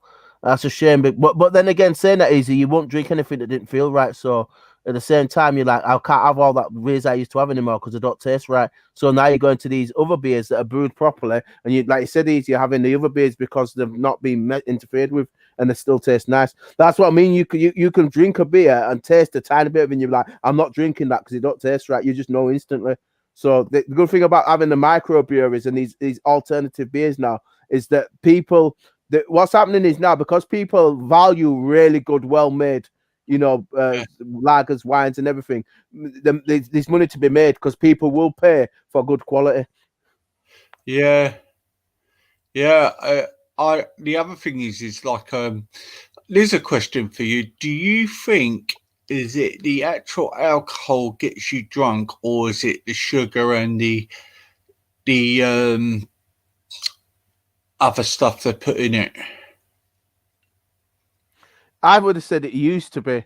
It would have been the actual, like you said, alcohol that was in it. Whereas now, I do feel there's an element of, because especially when they interfere with it now, there's other substances that contribute. Let's put it that way, to the effect it has on you. Do you know what I mean? It's not, whereas before, because they were brewed properly, it was just pure alcohols. Whereas now, there's so much nonsense to put in there. It's just like, you've got more stuff interfere with in a different way. But like you said, you don't drink the crap anyway, easy, because you're tasting like, I'm not having that. Yeah, I've got my kidney as well, so I can't drink any of it. It just blows through. It's like Coca-Cola, isn't it? It seems like changed the taste on that as well. It's like they put in more licorice. Yeah, more chemicals. If you look at all the E numbers and stuff that's in Coca-Cola, the E numbers that are in it, and there's so much chemicals in it. It's the chemicals, so you can taste the difference in Coca-Cola when you had it when you were a child compared to what it is now, which is completely different. It tastes completely different because of all the acetylmethane, aspartame, all these other E numbers and stuff they put in there. It's altered the taste of Coca-Cola, so it's not Coca-Cola in like what I would know as Coca-Cola. Yeah, I think they've done that with all drinks though. I think with easy, like even probably with Pepsi and Diet Coke and all the rest of it. I think with all of them, they've had they've changed the nature of the original product over the years by adding chemicals to it. And the other, I tell you what, I used to like drinking was Lilt. I loved Lilt. Yeah, the only place where I live, maybe some corner shops still do it. Like the Asian shops, but you very rarely can find it, only in the supermarkets. Yeah, it's rare. It's rare now, isn't it? And it was those things when we were growing up, easy. Lilt, I get some Lilt, fam. I get some Lilt. You go to the shops everywhere now. You used to see Lilt mandarin and the pineapple and grapefruit. Lilt. I remember the adverts. I can remember anything that when I was younger, you always remember the product, but you remember the adverts and stuff like that. So I remember so much adverts and the products and stuff. But like now, like easy, like I said, you can't find Lilt anywhere. Dr. Pepper, like even Dr. Pepper, you can remember that everything we used to have when we were younger there was always good advertising with whatever it is that and you used to get it in McDonald's is root beer. Yeah. And it was quite. It was similar to Dr. Pepper, but it was nice. But it's true though, like Lilt. Well, Coca-Cola made Lilt, didn't they? So yeah, I just don't understand why they took it off. To be honest with you, popularity again. It's popularity. It's just like whatever's working for the company, they promote. So it fell out of favor. You know what I mean? Like, it's made somewhat of a comeback, but I think with most of these brands, every so often they go through a phase where these other products that are being promoted. So, you know, you don't see those other products, but they make a comeback. I remember for a while when Whisper went to stop doing Whispers, and now they've got Whispers back again. Do you know what I mean? Every so often they take something out and it don't work. Recently I saw something. You tell me if you've seen this, Easy. They've started to bring marathon bars back. Have you seen it? They're not just marathon bars back. I saw it recently. I remember in the 80s when you used to have marathon bars when they changed it to Snickers, and now they've got marathon bars back again. I'm like, oh, really? So like they changed it over. They were big as well. They were back like 25p or something. Yeah. I heard that. It's like Cadbury's is bought by an American company now, isn't it? So Mondelez. Yeah, and do you know what? I like just the plain chocolate. Do you know, like just a normal milk chocolate? Do you know what I mean? But all it is bars with all candy in it and everything. Do you know what I mean? That that candy American stuff. Ugh. Do you know what I mean? But yeah, I like. But they've made them all so small though, haven't they?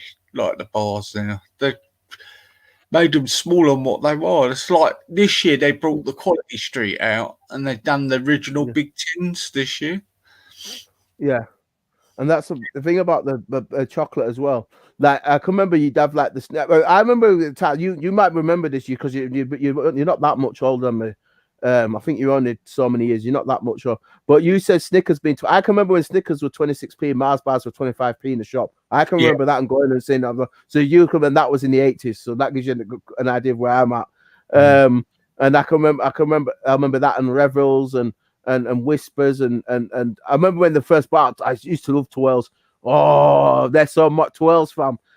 Twirls, they're just so Moorish. I remember when they first came out, but that's the thing. And remember Fry's Turkish Delight, full of Eastern promise. Remember Fry's Turkish Delight? Oh, that was so more. Oh, I used to love that. Do you really? Yeah, because I used to be. Yeah, Fry's Turkish Delight, fam. Yeah, full of Eastern promise. Do you remember the hedgehog crisps, though, mate? Do you remember that? Yeah. Everybody thought they were made from hedgehogs, really, didn't they? Right. They all believed it as they thought they killed the hedgehogs to fry them. Yeah. And then there was something like Texan bars, man. They used to break your teeth. Oh, my days, Easy. You're going back some there. Yeah, that I'm talking about. Oh, I think they stopped doing them in the mid-80s. Yeah. But when you bought them, they were really cheap as well. They were about 10p a bar. But, man, the Christ. God, there was loads of stuff. But, like, Mars bars were the most popular at the time, weren't they? Yeah, remember Mars bars. I remember Snickers, Mars bars. Maltesers and they brought M&Ms out in the 80s. I remember when the M&Ms first came out in the Peanuts. I remember when they came out with Skittles. They came out at the same time, didn't the M&Ms and Skittles? And Rebels was a bit older than that. I had more nut whips. Ooh, I remember those just about walnut whips. Them and the Kinder Eggs. Remember the Kinder Egg? Huh? Remember the Kinder Eggs? Yeah. You're laughing at something. Kinder Egg. They're a bit of a boss. Oh, Space Invaders. Rodney said Space Invaders. I remember Space Invaders. I used to like the square crisps, actually, and I used to like knickknacks. Oh, knickknacks. Yeah, easy. I still get them now, you know, fam. I still get them nice and spicy. Yeah. I had them earlier. Oh, they're so Moorish. I get the ribbon saucy and nice and spicy. I've got some. I can see them from over here. Actually, do you know what? If I bought a packet the other day, I noticed, and I just, I don't really eat them much, but I just fancied some, and I bought the nice and spicy one. And I got out the car and went back and got some more. This means I could go for 2-3 packets at a time. Yeah. And I used to, my mate Jason, he used to eat Monster Munch, and I always remember he used to stuff them all in one go in his mouth, and you would all have all these bits all over. Greedy little shit. That's how he was. What else was there?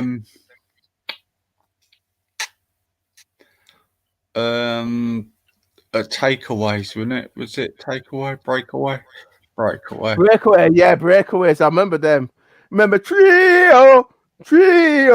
I want a trio and I want some now. I remember the adverts we just like the adverts in the 80s were so cool. We had some of the best adverts. I've got to admit, we had some of the best adverts for chocolate and stuff like that. Because I can remember half the adverts me. But yeah, trio. I remember trio. They were like them kind of like breakaways and stuff like that. Them kind of smaller bars, weren't they?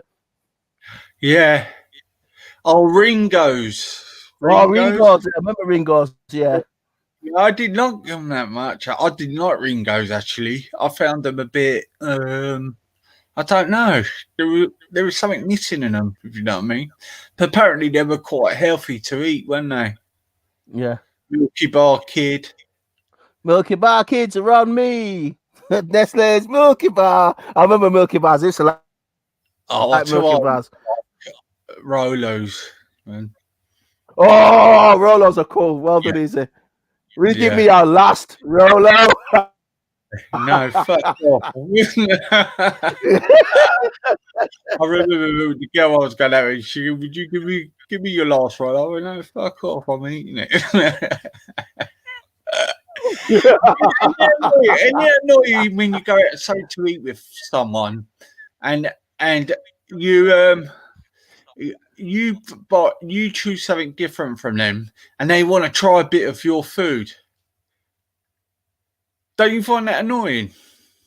They want to taste a bit of your food. I think to myself, if you want to eat it, if you wanted it, why didn't you order it? Why are you tasting my food? Like they eat more of your food than what they eat of their own. Yeah. It does wind me up because I think if I'm having a meal, I don't want to share it. Like I'd rather like just order myself for what I want. Do you know what I mean? I don't mind so long as I don't eat too much. I don't mind having a little. You know, like if you like sometimes you're at a restaurant, you know, like them and you like you order a platter and you know, I'll get all my pet sharing a little bit like that. I can cope about that, but yeah, I don't want to give up too much, so to speak. But I don't mind a little bit. I just don't like it when somebody nicks it and then wants to nick it off. Oh, I think when you've got children, it's a bit different because you try to give children food. You try to give children food, and it's like, well, I can't have what you're eating. They want to sit and eat what you're eating. It's like I've got the same as you, but they'll still want to eat what you're eating, even though you give them the same thing. And it's like when they say to you, you say, "Oh, do you want this? Do you want this?" No, I'm not hungry. But I'll have a bit of yours. I say, no, I'm offering you to buy you something. If you want a pizza, bloody have a pizza. Yeah. Do you know what I mean? My ex-partner used to do that all the time. You know what I mean? Oh, Miss Archie, Frutellas. Sorry, go on. Frutellas, this Archie, Frutellas. Too juicy for your nan, man. Frutellas, too juicy for your mom. Too juicy for... I remember Frutellas. You remember Frutellas, Caesar? Yeah, opal fruits, weren't they, as well? They're to make him have water.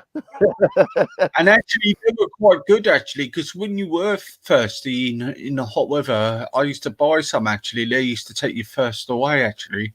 Yeah. I used to eat them with the wrappers on, because I could be asked to. Really? Seriously? Yeah. I used to get so I really just said that. They used to piss me off so much. They used to tighten them up so much, and they really would stick on, wouldn't they? They would really stick. And then when you peel it off, you used to have to bite off, take off bits and pieces. It used to take you about half an hour to have one. So I used to just put it in my mouth. That's hilarious, Ethan. That's cheered me up somewhat. Oh, Toffos, yeah, Toffos. Oh, Toffos. Oh God, do you know what? There's some places sell them, you know. Because I live near the sea, you have shops like that sell them kind of things, you know, like rhubarb and custards. I used to love them. Oh. and Coca-Cola bottles. Oh, I remember cola bottles. They were cool. I remember the Oh cola no, I bottles. mean cola cubes. Sorry. Yeah. They're nice. I remember them. I must admit, I'm really terrible for fruit pastels. You know, Oh, fruit pastels. Oh, my days, easy. I could eat a big bag of them. That's terrible, mate. That's like having like 60 tablespoons of sugar in it.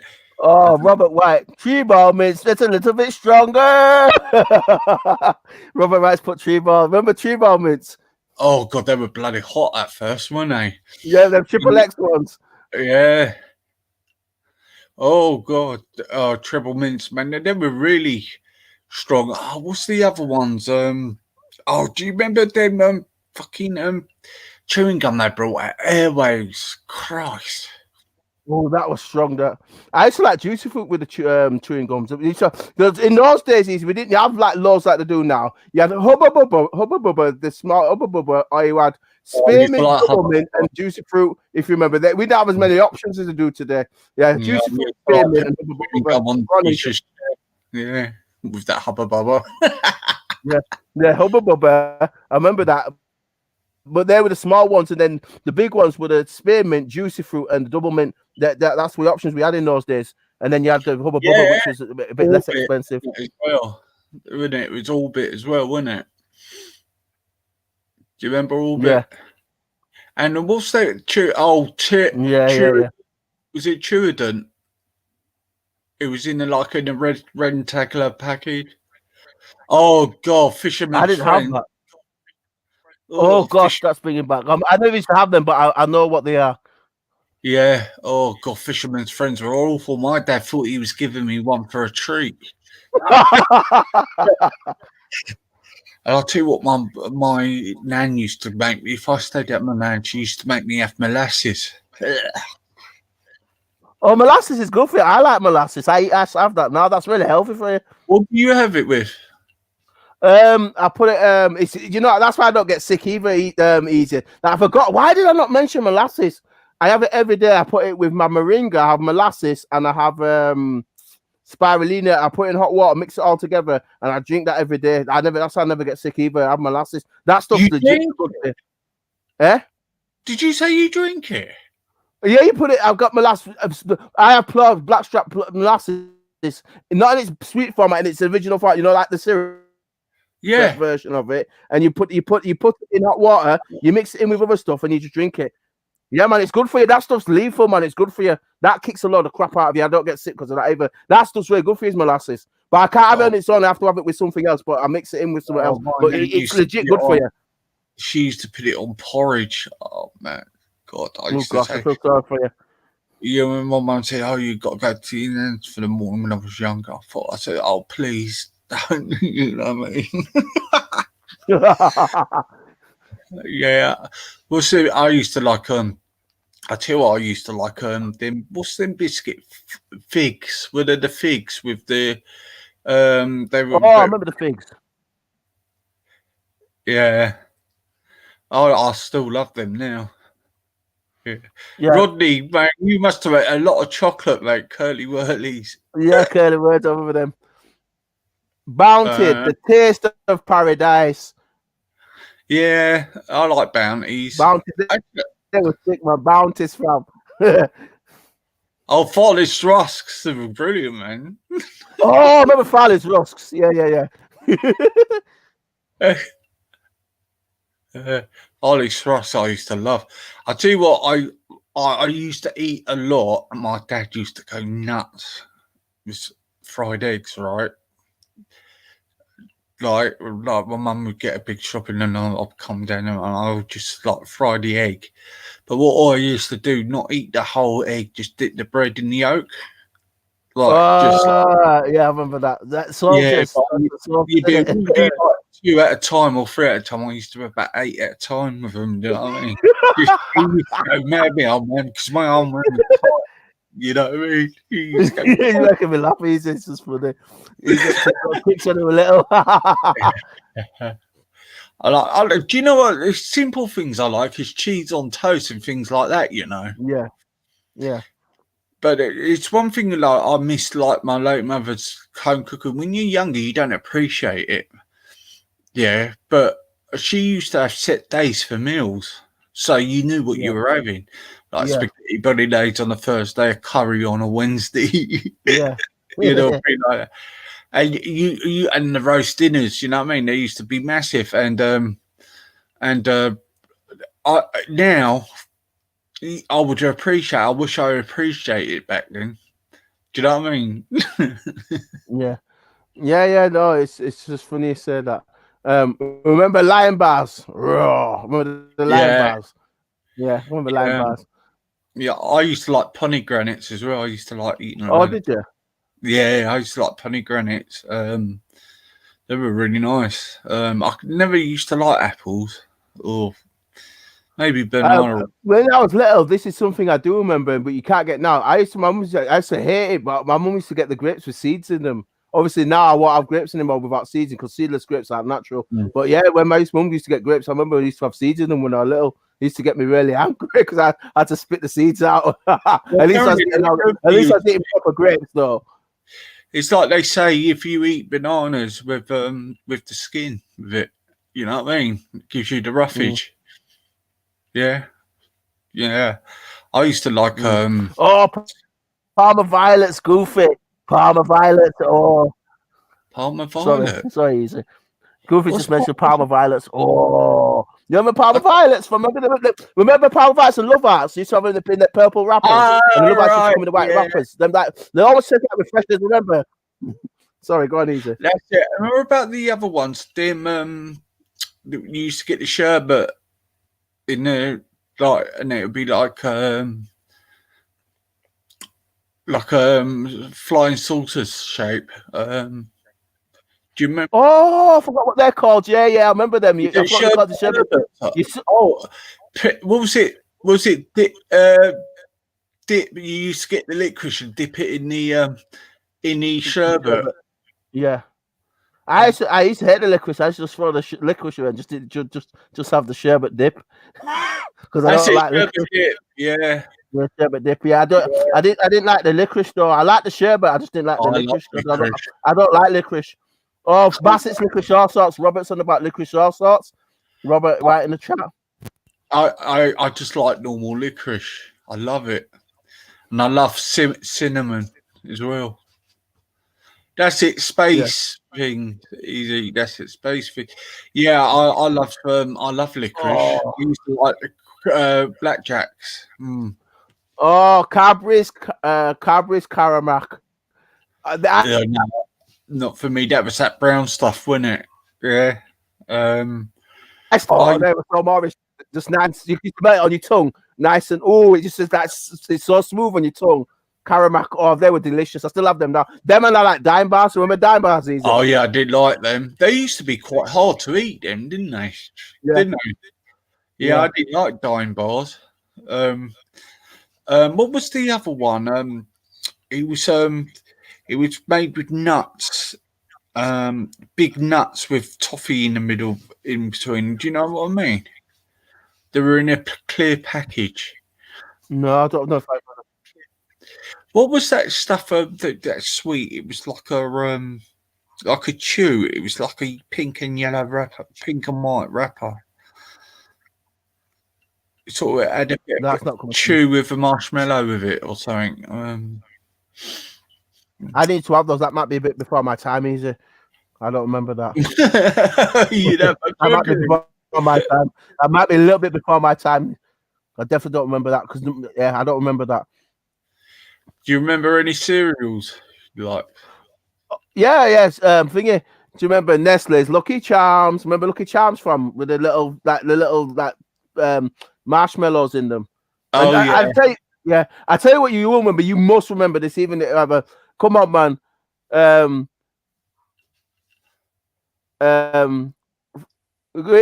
Frosties are great. It's either Frosties, Frosties with a tiger on it. You're great. Yeah. Remember the Frosties from? Yeah. Frosties and Kellogg's. What's it called? What the cornflakes from? Cornflakes. Where are cornflakes from? You must have Yeah. had cornflakes and corn. You might have had a bowl of Cocoa Pops too. Remember the Cocoa Pops, blood? Yeah, That chocolatey. I did like Sugar Puffs as well. Yeah. Oh, sugar. Remember the big sugar daddy? Sugar Puff, I used to remember Sugar Puffs. They were cool. Sugar Puffs. Yeah, sugar honey monster. I'm out of honey. Yeah, Special K's nice candy. Yeah, I do like muesli though. I must admit. I tell you what, I didn't mind. Porridge. Remember porridge from I didn't mind having a bit of porridge now and again. Yeah, I liked it when it was made properly. Yeah. Yeah. I used to like it with tin milk. Yeah, mixed with tin milk. Yeah. It had to be the tin milk as well because that's what my granny used to get. You know the condensed milk. You know the carnation milk. That's with that is sick, fam. Because that carnation milk is quite thick. It used to mix nice with the porridge. Yeah, if you have a carnation milk. Coffee now. I still have that with my coffee now. Yeah, carnation milk. Yeah. Oh, goofy like that. Snap, crackle, and pop. I did like Ready Brick. I used to love Ready Brick. I could eat a whole box of that. Yeah, Ready Brick's good for you. I don't know. Is it any good? Yeah. Yeah. Is Wendy Wu going live tonight? Ready Brick, yeah. I don't know. No, I'll have a quick look for you. Give me a second. I'll find. She does. I'll have a look for you. Goes on. Well, if she does, we can. I'll have a look for you now, and if she is, we can jump off if you want to go on hers. If she is on, but let's have a look. There's nothing on there. I just did on YouTube now. There's nothing on there at the minute. I'm just going to check inside. Oh yeah, she went on quite late last night, didn't she? She went on about she did. Yeah. Yeah, she's not there at the minute. I can't see anything at the minute, so she's not on at the minute. She might go later, but she's not on at the minute. Definitely not. That was me just checking. Do you know what I was watching on YouTube actually? I was a little bit bored the other day.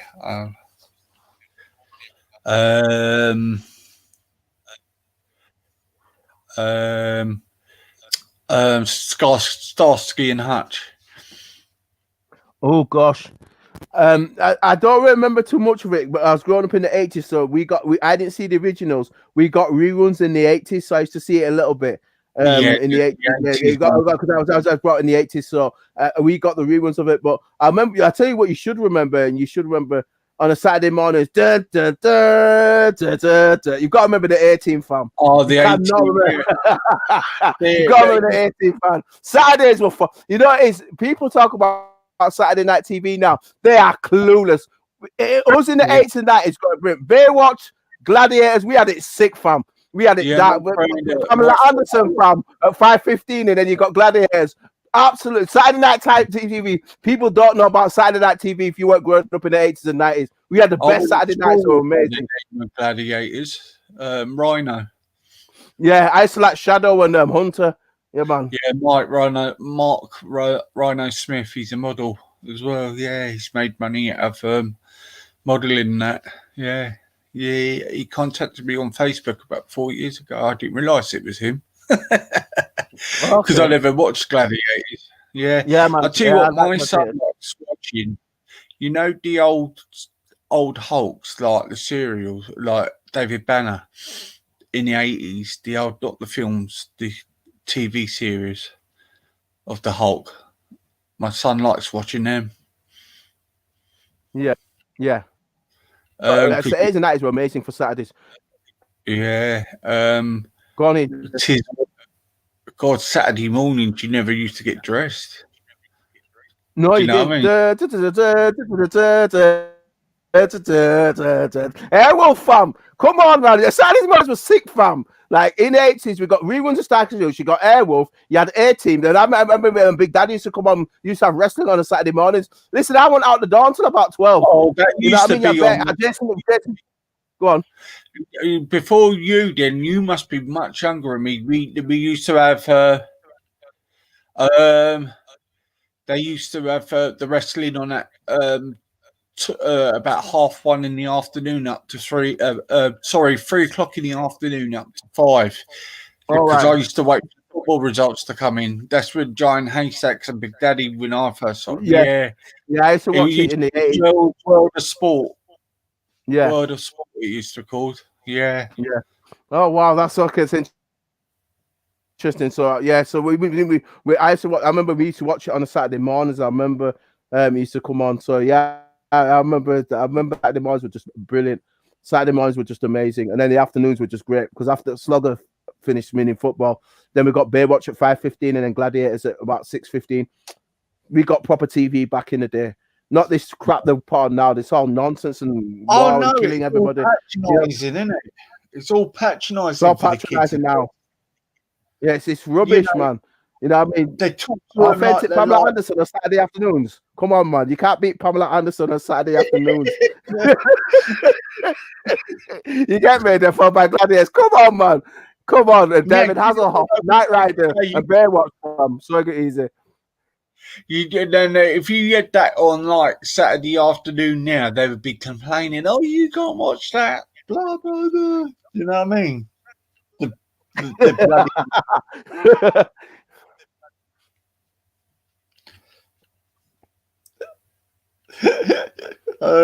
Baywatch. Oh, Knight Rider.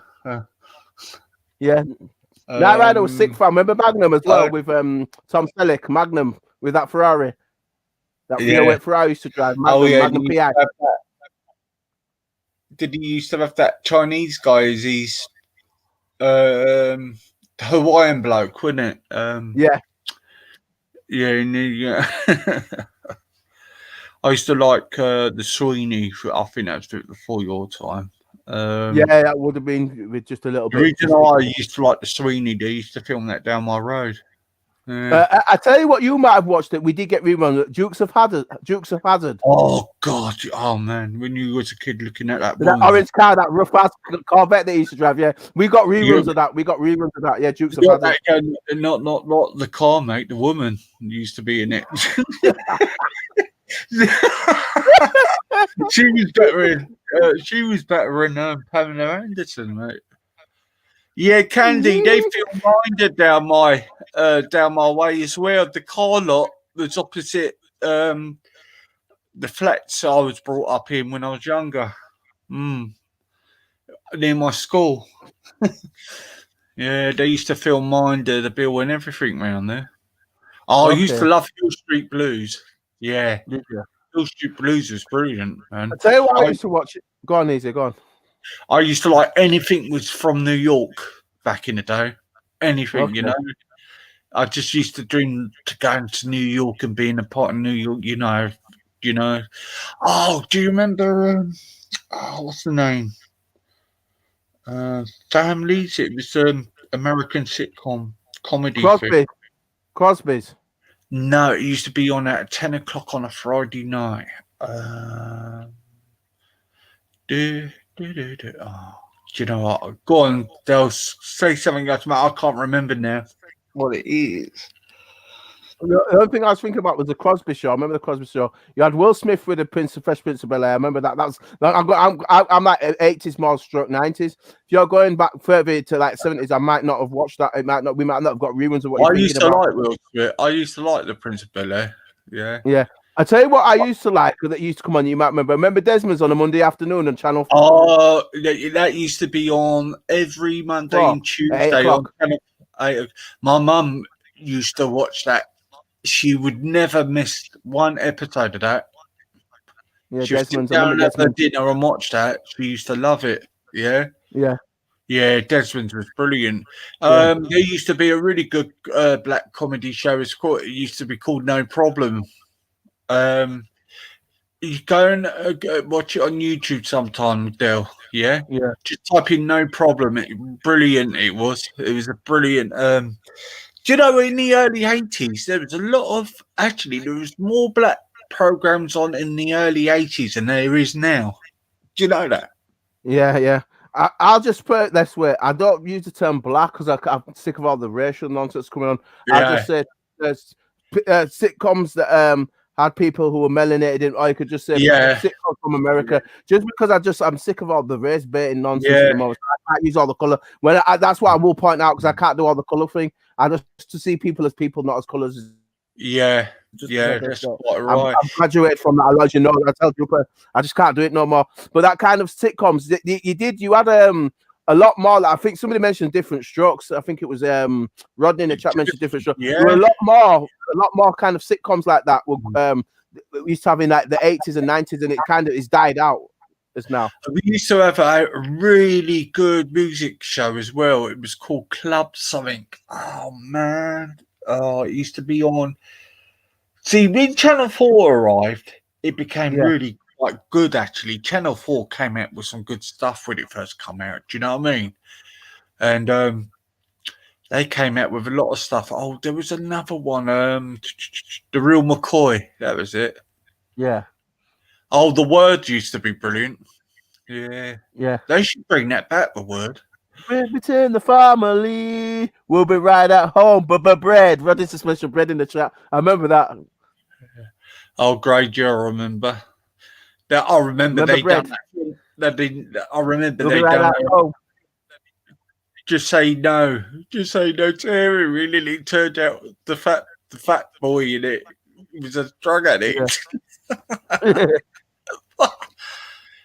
Yeah, Only Fools and Horses, but That's a classic one. Yeah, but I'm annoyed. It was never filmed in London. It was filmed in Oxford. Yeah, yeah. David Jason. Yeah. I tell you what, I used to like when the best like that Mars. So that game with John Farr in it. Inspector Mars with John Farr in it. I done a lot of things for that. I did. I used to do a lot of things for the props for that. I used to find it. My mum used to watch it all the time. Okay, cool. Because we used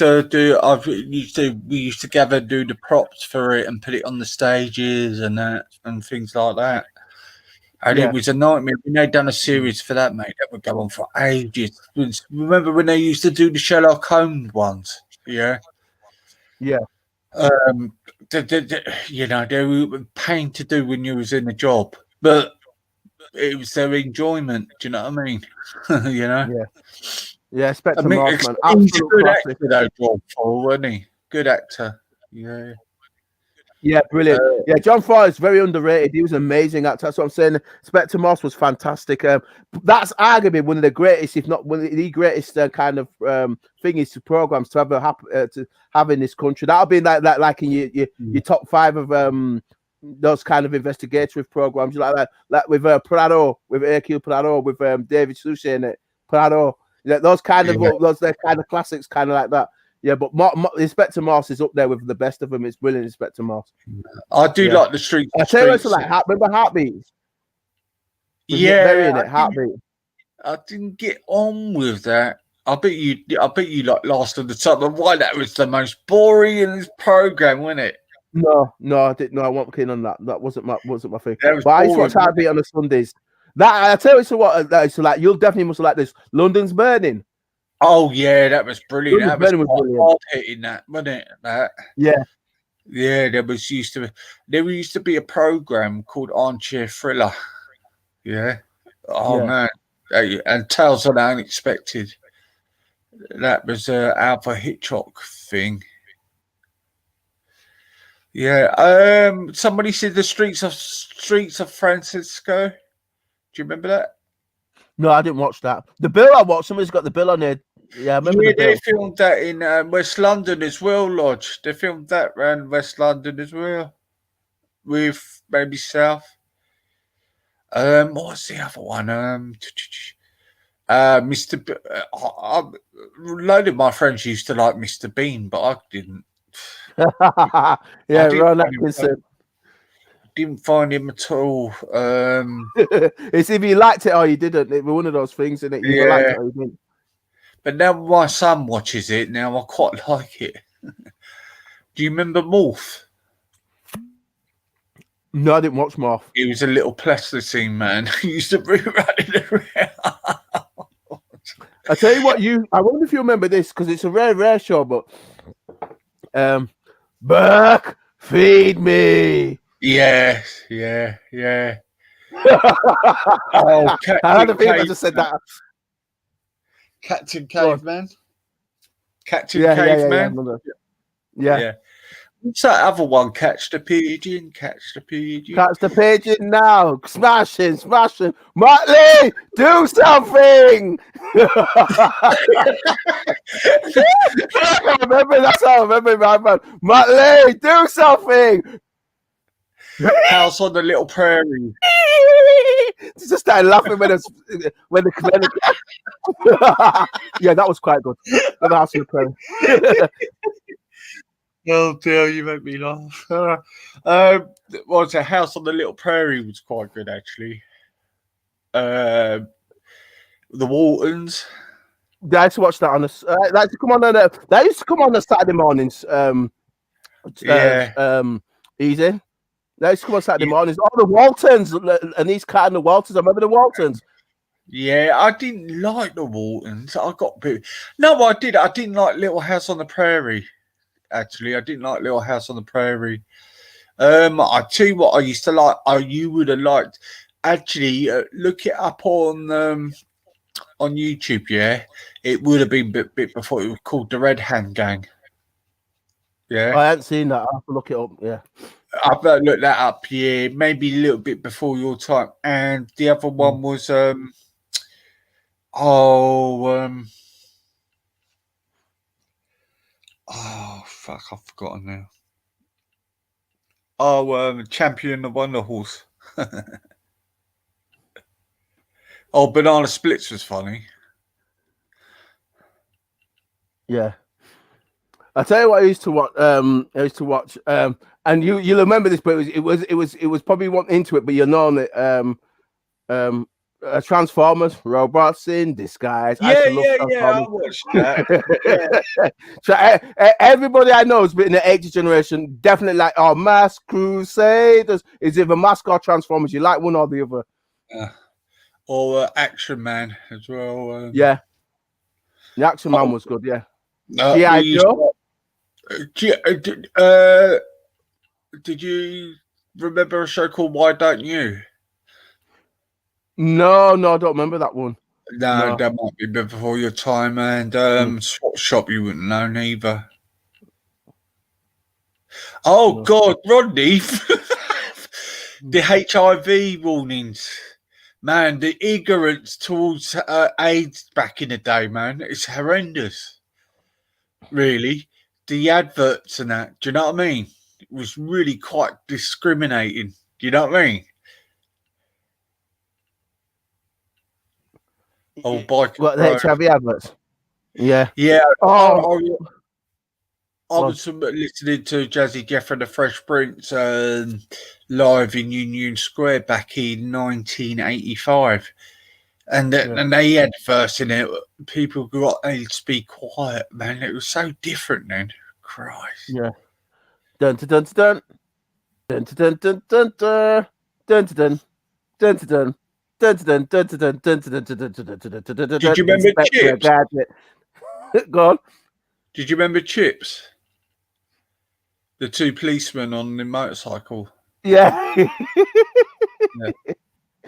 Yeah. And Dr. Claw. Yeah, Inspector Gadget. That was classic. Ninja Turtles, Teenage Mutant Ninja Turtles. That literally was at the end of the 80s. We got the first episodes of Ninja Turtles. That and Transformers. Somebody said Danger Mouse. Did you know who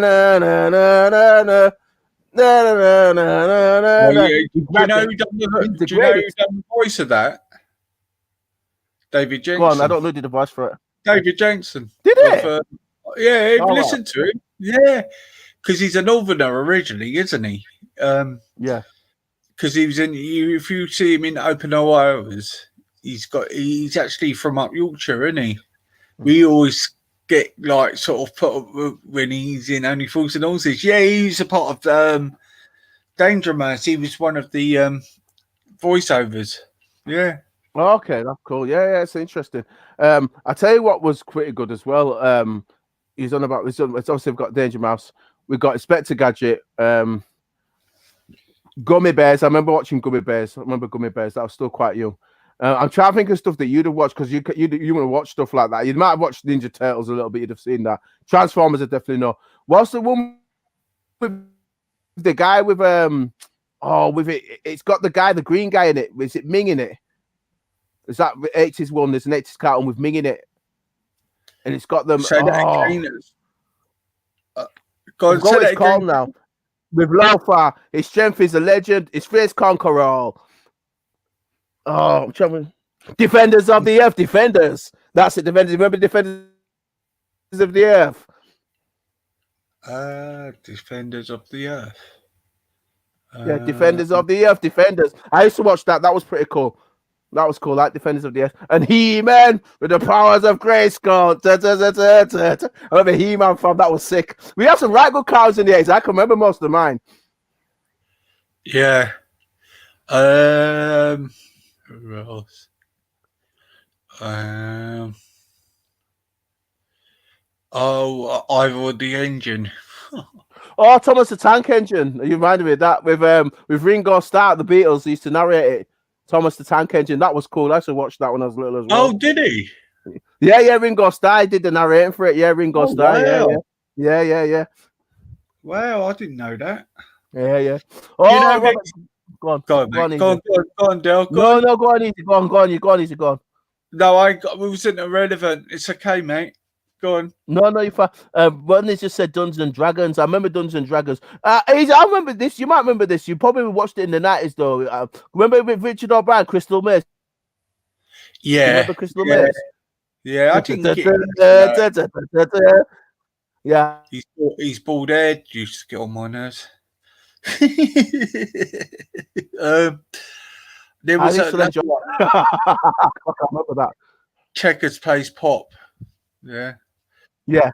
Oh, Laura Hardy. My son's got all the Laura Hardy films.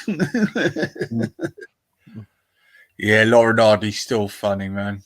You can't beat Laura Hardy. They've got to be the all-time. Repo Man. Leighton used to like his cartoons then. What's the other one? Oh God. I quite used to like Scooby-Doo, actually. Yeah, Scooby-Doo and Scrappy-Doo. I used to watch a bit of Scooby-Doo. I tell you something, Scooby-Doo's sick. They used to do some good metaphysics on that cartoon. There was some good stuff on that cartoon.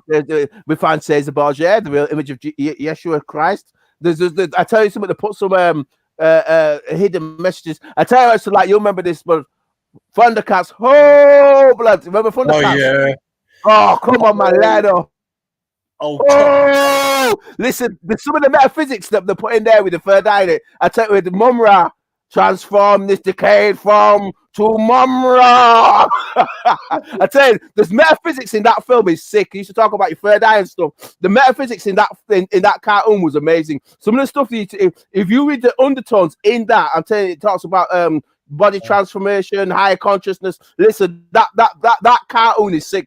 I used to love watching it when I was little. Now when I watch it back now, with my consciousness is at now. Listen, they were putting some serious metaphysics in that film. I mean, in that cartoon. Used to love Thundercats. Top Cat, I used to like as well. And Yogi Bear. I remember Yogi Bear. Yeah, they used to be quite funny. What's the other one? Until tomorrow, we just gonna stay around until tomorrow. Remember Let's Hobo? Yeah, you used to make me bring teeth, to be honest, when I was a kid. Oh, damn, a bit. It used to make you cry, didn't it? What was the other one? Rawhide, was it? Yeah, Let's Hobo, classic. Benji. I don't know that one. Do you remember the Gremlins? Listen, that film is a classic. After 2 o'clock in the morning, really, otherwise Gremlins are having. Oh, that was classic. Yeah, I was so lucky when I was a kid. Remember the Goonies came out. Yeah, Exactly. Remember the Goonies as Yeah, well? we That had- was another good one in the 80s. yeah. We used to see Ghostbusters. We used to see. Dun, dun, dun, dun, We dun, saw dun, dun, dun, Superman. dun, dun, dun. You know what I mean? Yep. Superman. Then we had the trilogies of the Rocky films. Do you know what I mean? It was Yeah. Star Wars, the original Star Wars. Yeah. The Empire Strikes Back. Classic Oh. film, Empire Strikes Back. I mean, I remember. Well, I remember right. This is how far I'm going back, right? You know when VCRs just first come out, right? It was a big thing to have one of them when I was younger, when I was really young. And I remember everybody was waiting around the TV to wait for the new Michael Jackson video. Yes, Thriller. Thriller. Yeah, 10-minute video. on Yeah, ITV. Thriller when it debuted. Yeah. Yeah, it was just on ITV. They stopped all the programs to show it. You know what I mean? Yeah, that they did like a 10-minute version of it. That was amazing. That is arguably probably the greatest video ever. When people probably put that up there, it's definitely in the top 3 of all time videos. Thriller was amazing, Yeah. absolutely brilliant video. Yeah, I remember. Channel 4. That was it. Because I remember we were so excited. A 4th channel was coming on. Yeah, and I always remember I rushed home from school and it was 1981, I think, and the first program was Countdown. Yeah, and then it was Brookside. Yeah, I remember Brookside. Brookside's cool. Yeah, that's a shame that went down a bit.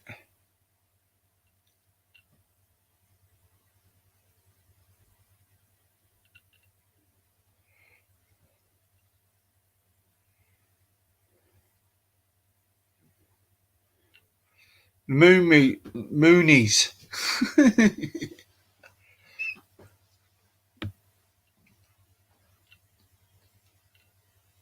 Chat of yours are being on fire today. They put some Super Ted. Yes, Phil. Super Ted. I remember Super Ted, and it used to get thrown in the thing. Oh, remember Raggy Dolls? Raggy Dolls. Boys like you and me. Remember Raggy Dolls with Sad Sack? Yeah.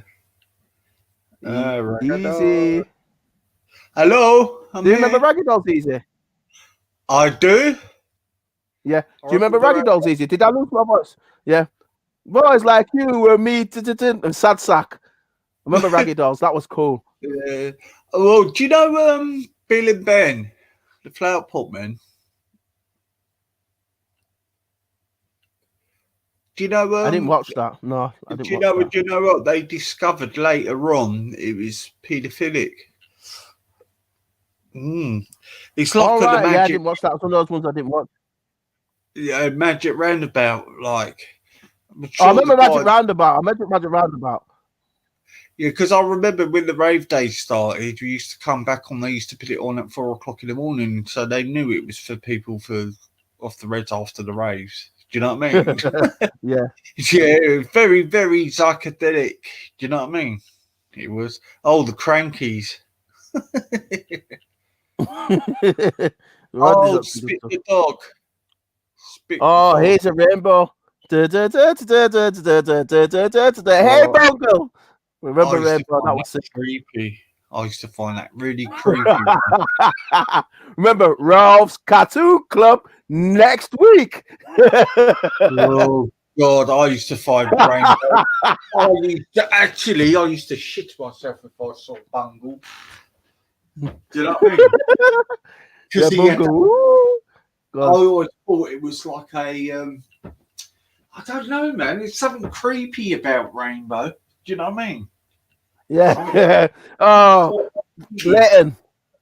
Fun house. Whole other fun with prizes to be won. Fun house. I used to love Fun house. Let's just mention the track Funhouse. Funhouse was amazing. I used to love Funhouse. You couldn't do that nowadays. Like, children programs are so boring nowadays. Like Funhouse, that was amazing. You couldn't do that nowadays because of our health and safety regulation. Funhouse was fantastic. I remember that and Super Champs. Super Champs. I remember Super Champs. That was classic. We used to drive all the bikes and stuff. Love Super Champs. Super Champs. That used to come on Channel 4 easy. Super Champs.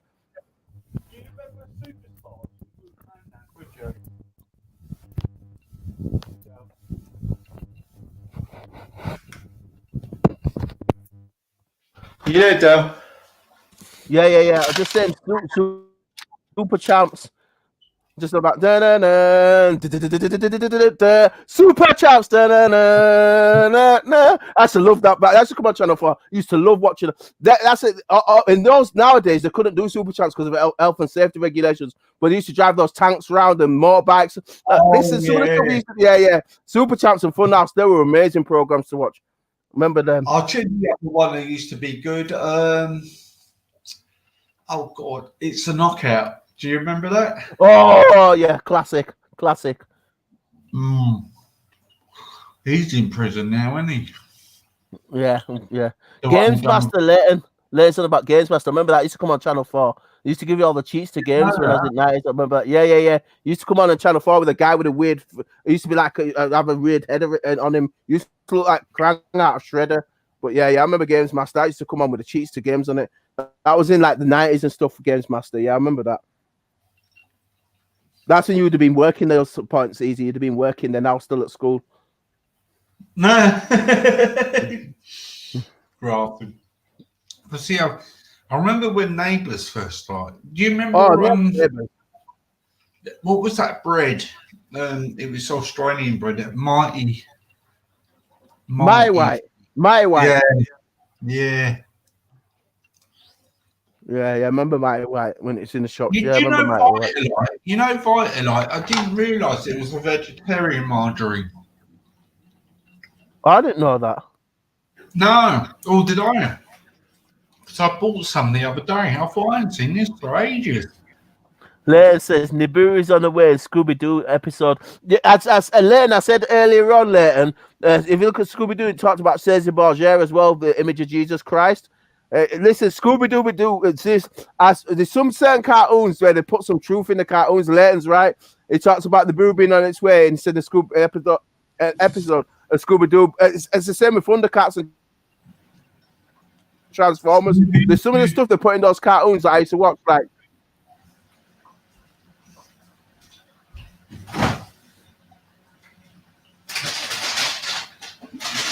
Messages in his temple and stuff. I remember when I was a kid, if you was at home in the weekdays, the telly would come on about 9 o'clock in the morning, or even later, and then we would have in the afternoon they would change over to children's programs for a little while. Yeah. Oh, it's unbelievable. Do you know what I mean? How we survived with less TV. And it'll finish at 12 with the national anthem.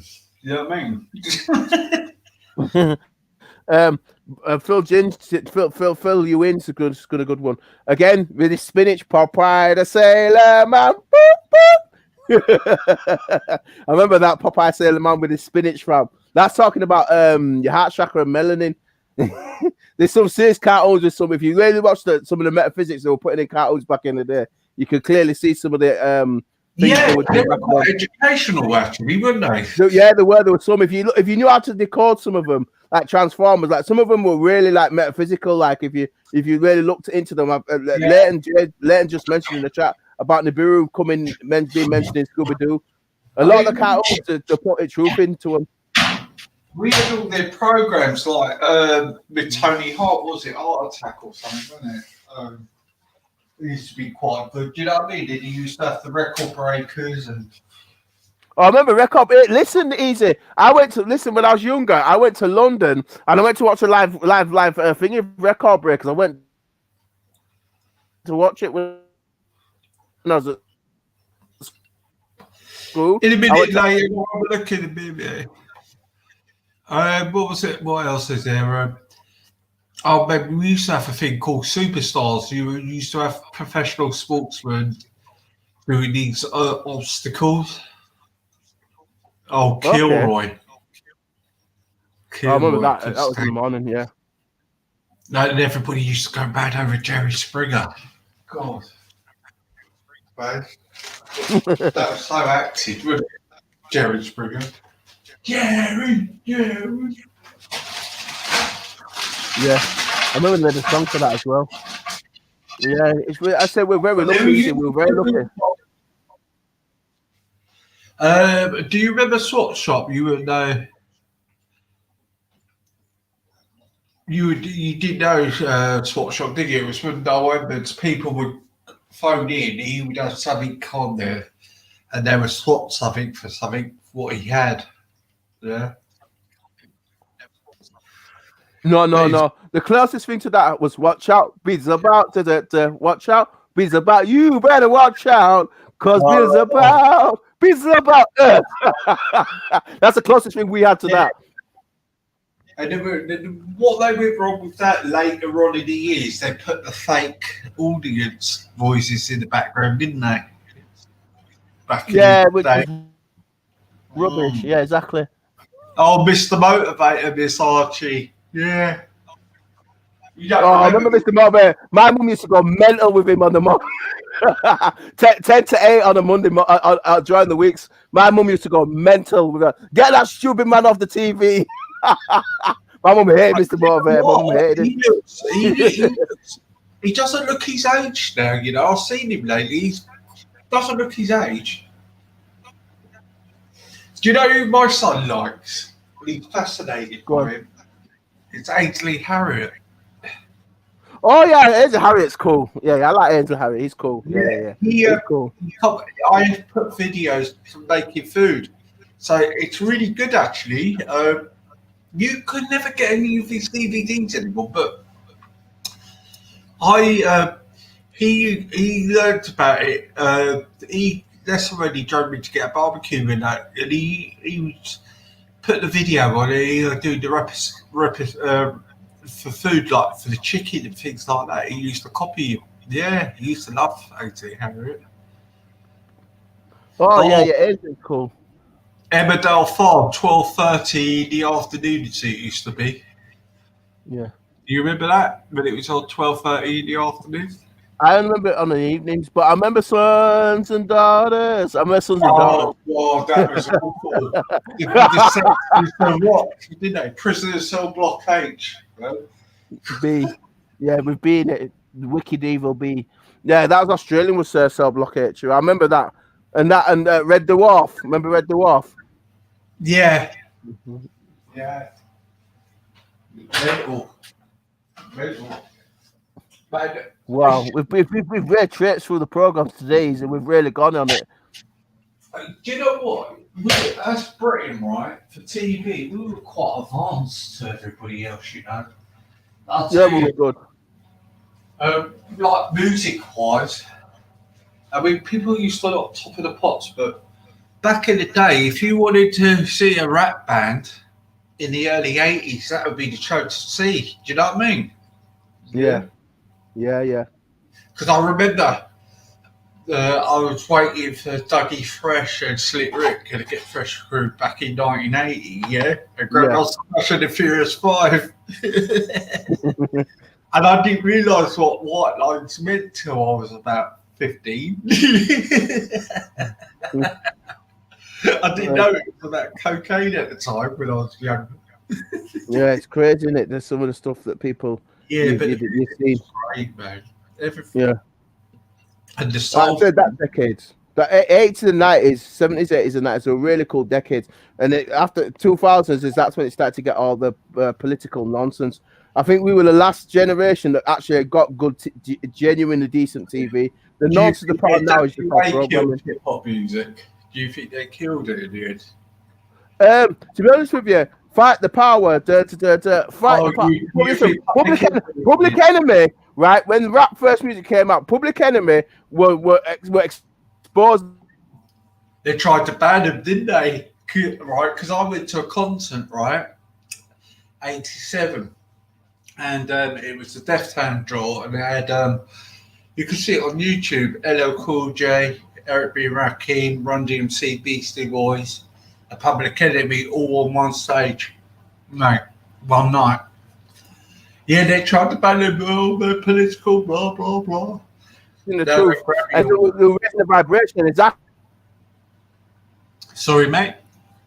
Yeah, go on. Oh, go on. Yeah, I'm agreeing with you. That's why they took. What they did was they replaced original rap music, like with what Public Enemy brought out and stuff like that, LL Cool J, and they changed it and they put out the gangster rap. That's when NWA, Niggas with Attitude.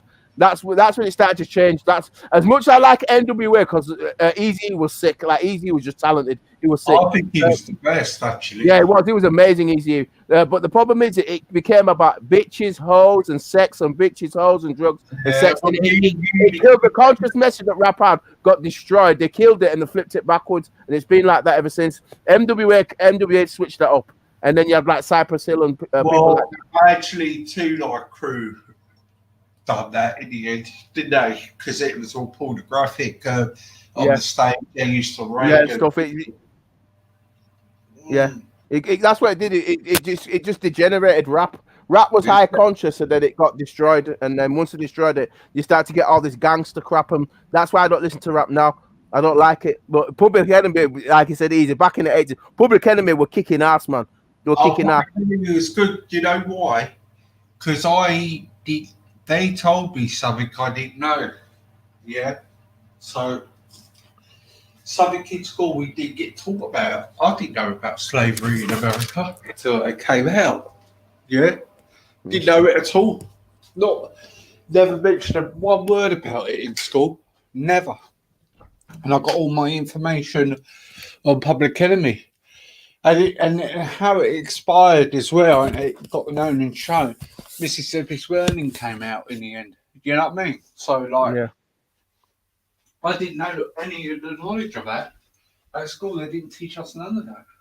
No, I got some of the nonsense when I was going through school. I got some of it, but not too much of it. But my mum made me watch certain films when I was growing up. I had to watch like Malcolm X, and there's a couple of other films that she made me watch to be a bit more aware of what was going on. Do you know what I mean? She made me sit and watch it. Like, no, you have to watch this film. Like when it first came out and stuff. Like I had to watch certain things that she got me to watch, and says you need to learn this because it's about things. Certain things have happened. You know what I mean? So she made me watch certain stuff. So that's how I got mine. That's how I learned more about stuff because I learned. And now I've learned. I teach myself, as you know. Now I've woke up myself and I teach myself what I need to know. But go on, Easy. What I liked about Public Enemy was the actual music, how they combined. Like my most favorite, I've got. My favourite rap song actually was Rebel Without a Pause. Yeah. How they put all different kinds of music. They had about 30 different samples in that. You know what I mean? So in the background noises and all that, yeah. Like they had the MGs with that noise goes with that noise. The trumpet, that's the MGs. It's called Green Onions. Yeah. My biggest fans were Run DMC. I mean, I've got every single. They're classic. Yeah, Run DMC. Them Sugar Hill Gang, Run DMC. They're kind of early rappers to like.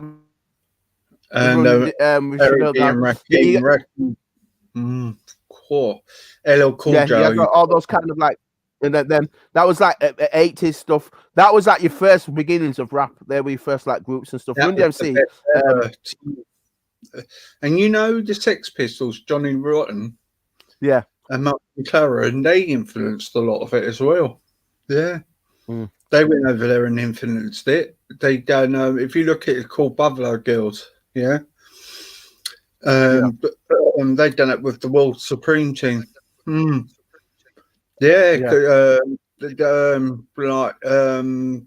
Debbie Harry was a part of Fracture of with that by Freddie. Yeah. LL Cool J, man, I used to love. Rock the Bells. It's one of the best rap. He was so I'm gonna raw. knock you out. Mama said knock you out. Yeah, but his earlier stuff, mate. Listen to his earlier stuff, mate. Fucking brilliant, mate. Mm. And I did like the Beastie Boys because they used to tour with Run DMC a lot. But Yeah. Run DMC, like DMC record I bought was 1980, actually. Yeah.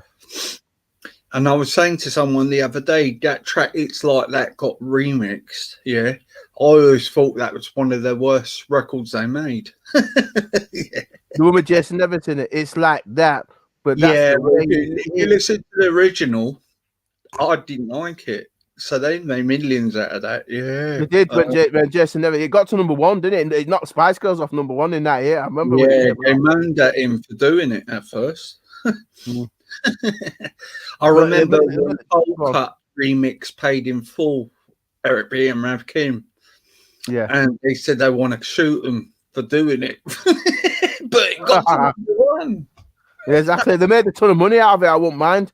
Jason Evans was screwing because he hardly made anything. He only made Rapper's Feet out of it, and that was it. The remix, he only got paid for it. Run DMC made millions out of that. To be fair, it's their song, so they should do the original arts of it. They should make the money out of it. I don't know why everybody was complaining. It is their song, so why don't they get paid? They should get paid. Yeah. You know what I mean? It's their song, so they should get paid for it.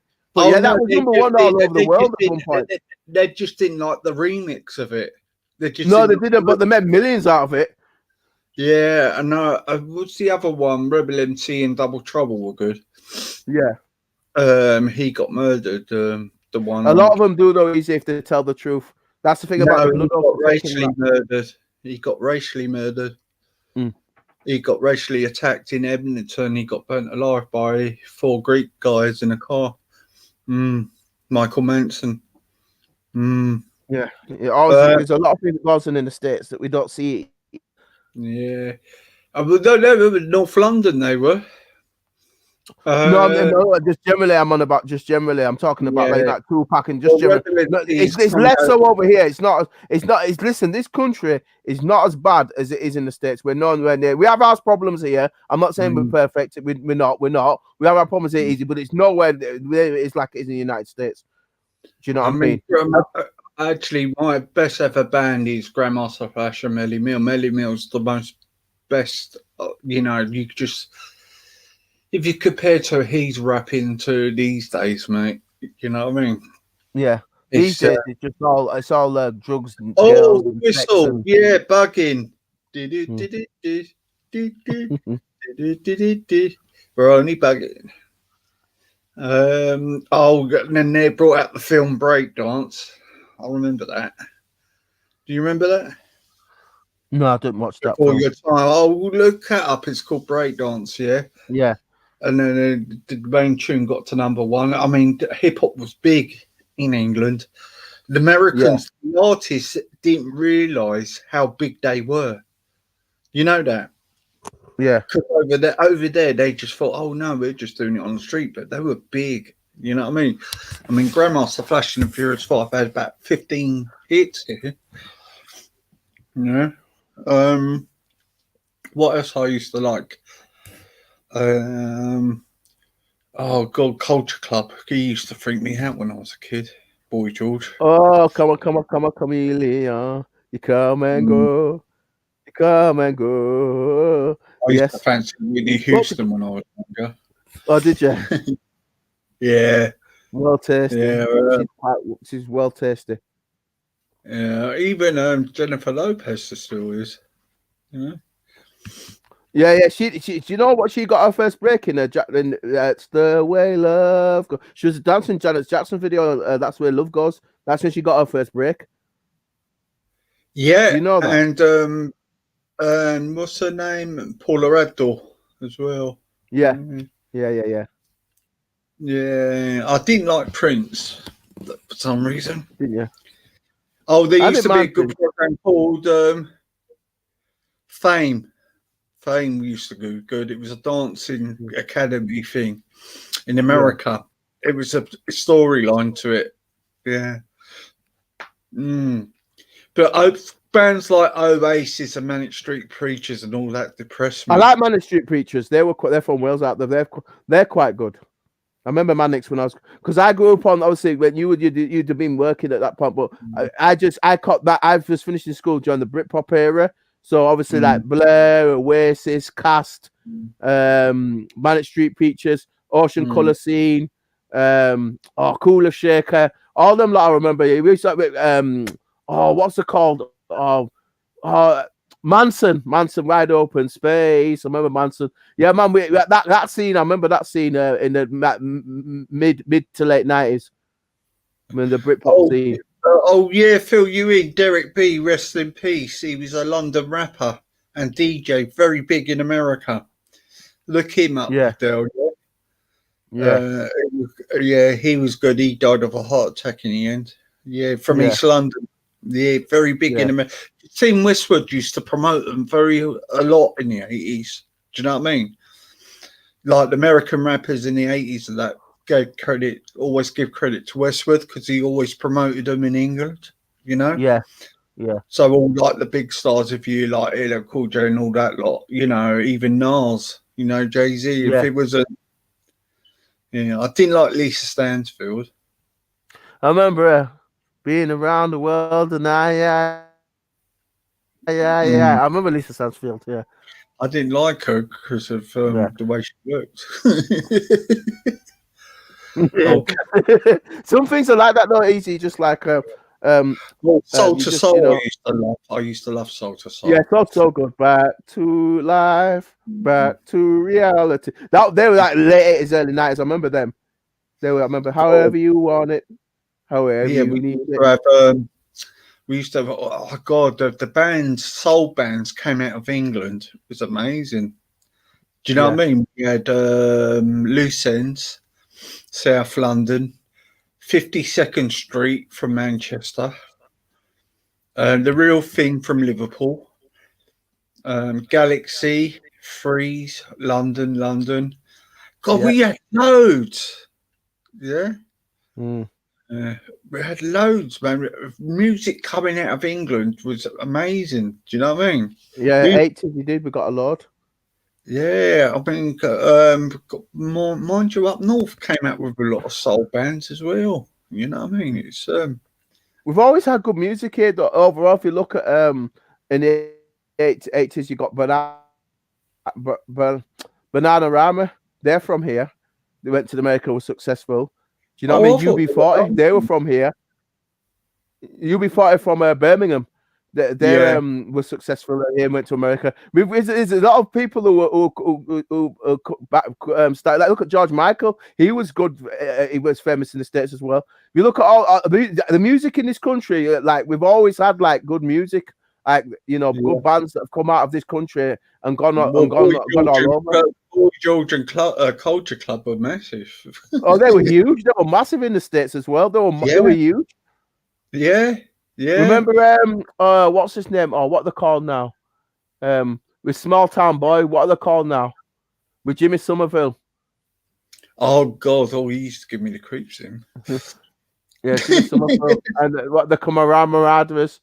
Even there, that's what I mean. And he was gay back then, but back in those days, like he was hugely popular. Went out to the States and did well. And the Pet Shop Boys as well. Yeah. I remember Pet Shop Boys, West End Girls. He's produced he's produced a lot of records in. Yeah. Because the lead singer was from Blackpool, but the one on the keyboard was from North London. Yeah, Pet Shop Boys. They did very well in the 80s in States as well as here. They're very well known. Remember, easy. Remember Bros? Oh God! Oh my days! They took the world by storm. I remember when they came out, everyone's going nuts. Them and New Kids on the Block. That was the time when the first kind of big boy bands was out, like back in the 80s. Shoes with the Grosh bottle tops on them. Yeah. I remember with the Beastie Boys, where everybody was nicking Volkswagen symbols off their cars to put on their chains.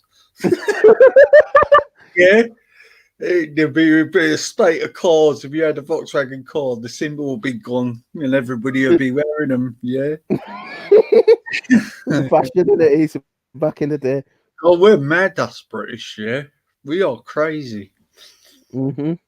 I mean, I remember when England were had to play this last game against Holland to play in America. And I was over what for? Which for? For the World Cup. Yeah. Was it 94? But 93 on that. It was for the World Cup in 94. Yeah, and I was Graham Taylor. We were in Holland, there was a lot of trouble. And when I went to America, all the Americans go, "Oh, thank God you didn't qualify," and they're going to have the SAS out and everything. They were fed. All the countries fed us. They did the Notorious. It was nuts. Really, it was quite nuts by then days. Do you know what I mean? It was I don't know what it was. We had the reputation because of what happened in Heysel in the 80s. We've had what happened in the 80s at Heysel disaster in 85. Yeah, Liverpool fans tried to blame it on other people, didn't they? Yeah, when Heysel did. I think that's why that things happened at Hillsborough. It's like it was kind of a weird karmic thing that went on, and I don't agree with what happened with the Hillsborough lot either, because I've met people from Hillsborough and they're really good people. But Liverpool, because we were banned from Europe from 5 years of competition in Europe. Oh God! What happened in Heysel in 85. That's why I went to the European when we got back into Europe, they let us back in. They had the tournament in Germany. And all the fans were rubbing their hands. And I tell you what, I got to Düsseldorf, right? I tell you what, I've never seen such a big firm of English fans in my life. Honestly, it wasn't just about a fan, there were about 6,000 of them. I mean, hooligans. Which tournament was this season? It was the European Championships in Germany, 89. We lost all 3 games. We lost every single game. We didn't win one of them. 88, you mean then? Not 89, 88. It's the one that Holland won 4-0. The Holland won 4-0. They won the final 4-0, didn't they? Yeah, they beat us. That was 88. It's European Championships. That was 88 easy. Yeah, we got. Honestly, I remember we got to Düsseldorf, and it was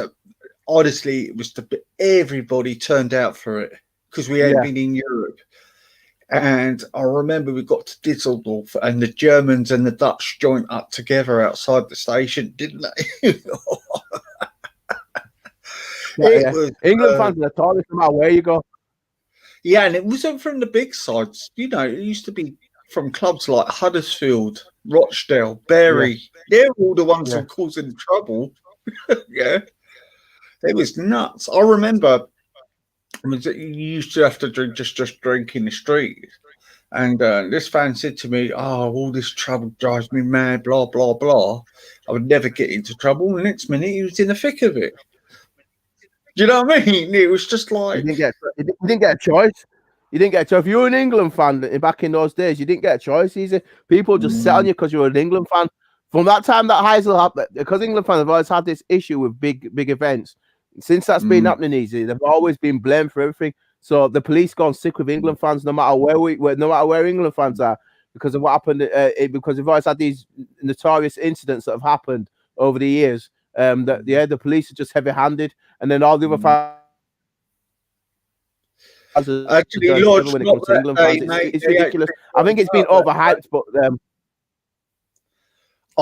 do you know what I seen? It would open your eyes up. Yeah, this is why when I say these demonstrations happen, and all the corruption. I used to see news reporters from the newspapers like the Sun and that would tell the sets of fans, even though we're just chatting to each other, but just chant at each other and then make out it was a fight. Do you know what I mean? They used to do things like that. Yeah. But I went to Italy twice. I went to Italy for the World Cup 1990. Did you go in 19? Yeah, and 19, and that's the tournament. Ironically, we did really well. We only lost the semi-final to Germany. Yeah, and that was murder. The Italians were just out for us everywhere. They tried to get in the camps we were staying in. And, do you know what I mean? It just wasn't safe. What, you were fighting with Italians all the time?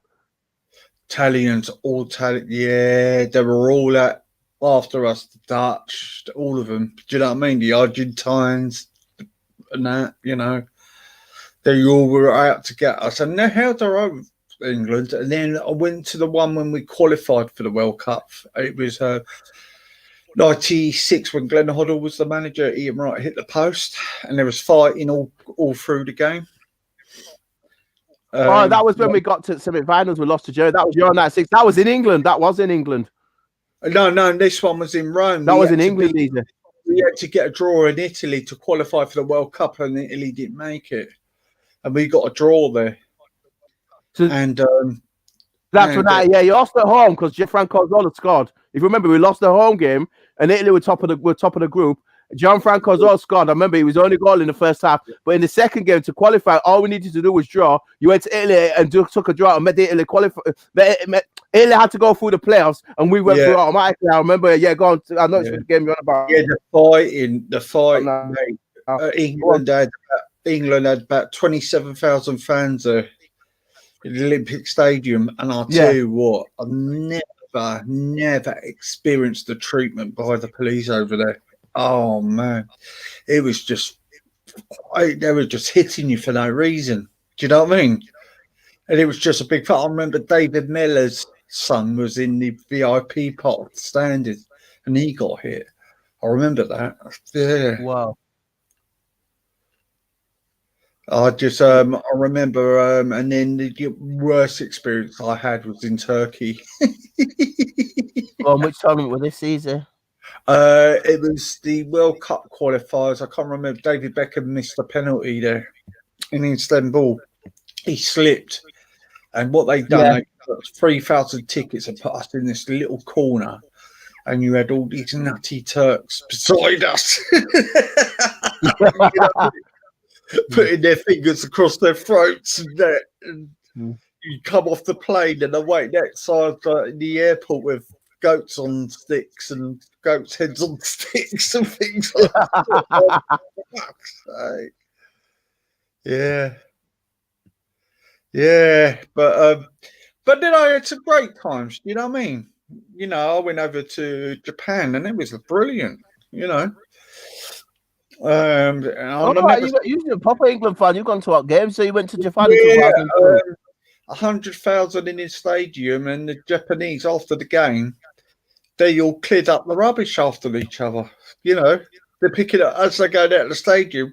They were all picking up the rubbish and putting it in the bags and everything. It was really weird to see. Yeah, really good over there actually.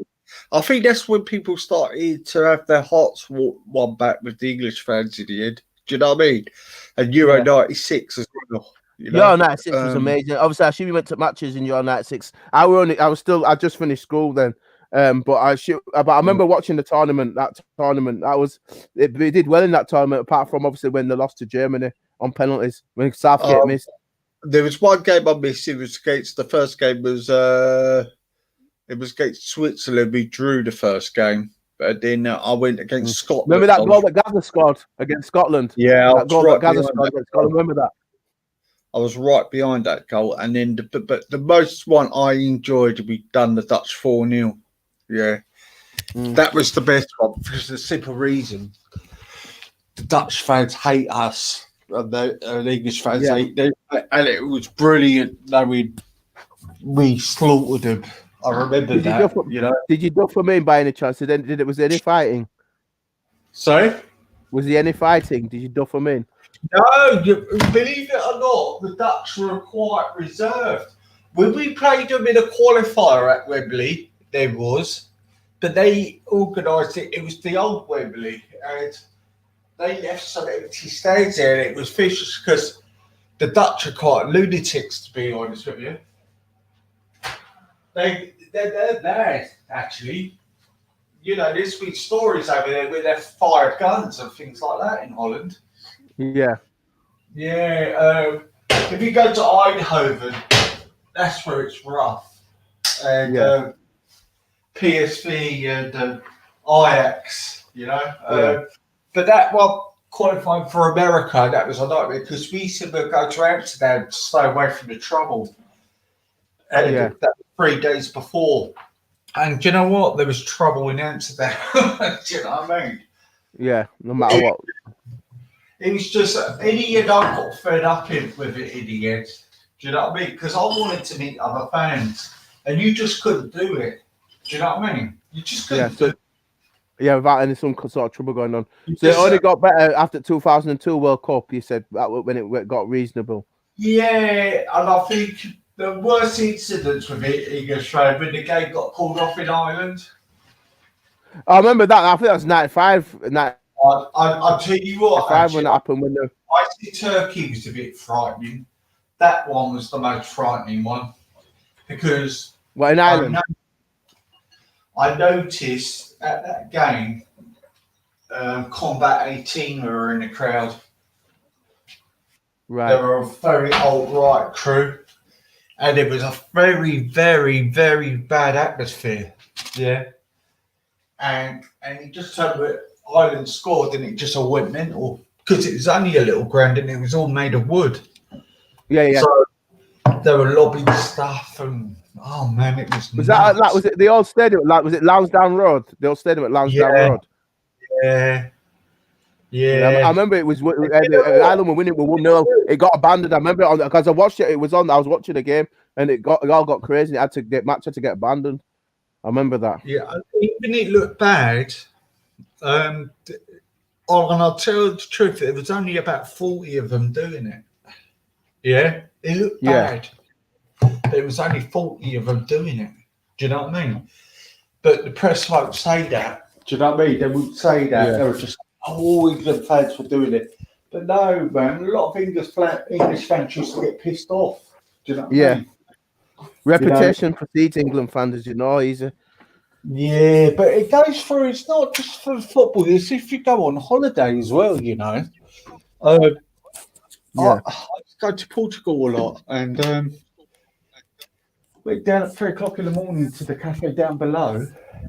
And I was looking; it was all British drunk and everything. Do you know what I mean? We're causing the hassles and that. So it's in our DNA, I think. It's just in our DNA. We're just very aggressive nation. Well, we used to be. Yeah. It's just one of those things. And it was great. You know, I mean, I remember there's certain things in football. I remember when Trevor Brookins scored for England against Hungary in 1980. And they used to have these black and white balls with squares on them. Yeah. And I remember him scoring that goal, and it hit, and the ball got stuck in the top half of the goal in the pending. Little things like that. And Justin Fashion's goal back in the day, he'd done the kick-ups, turned around and scored against Liverpool.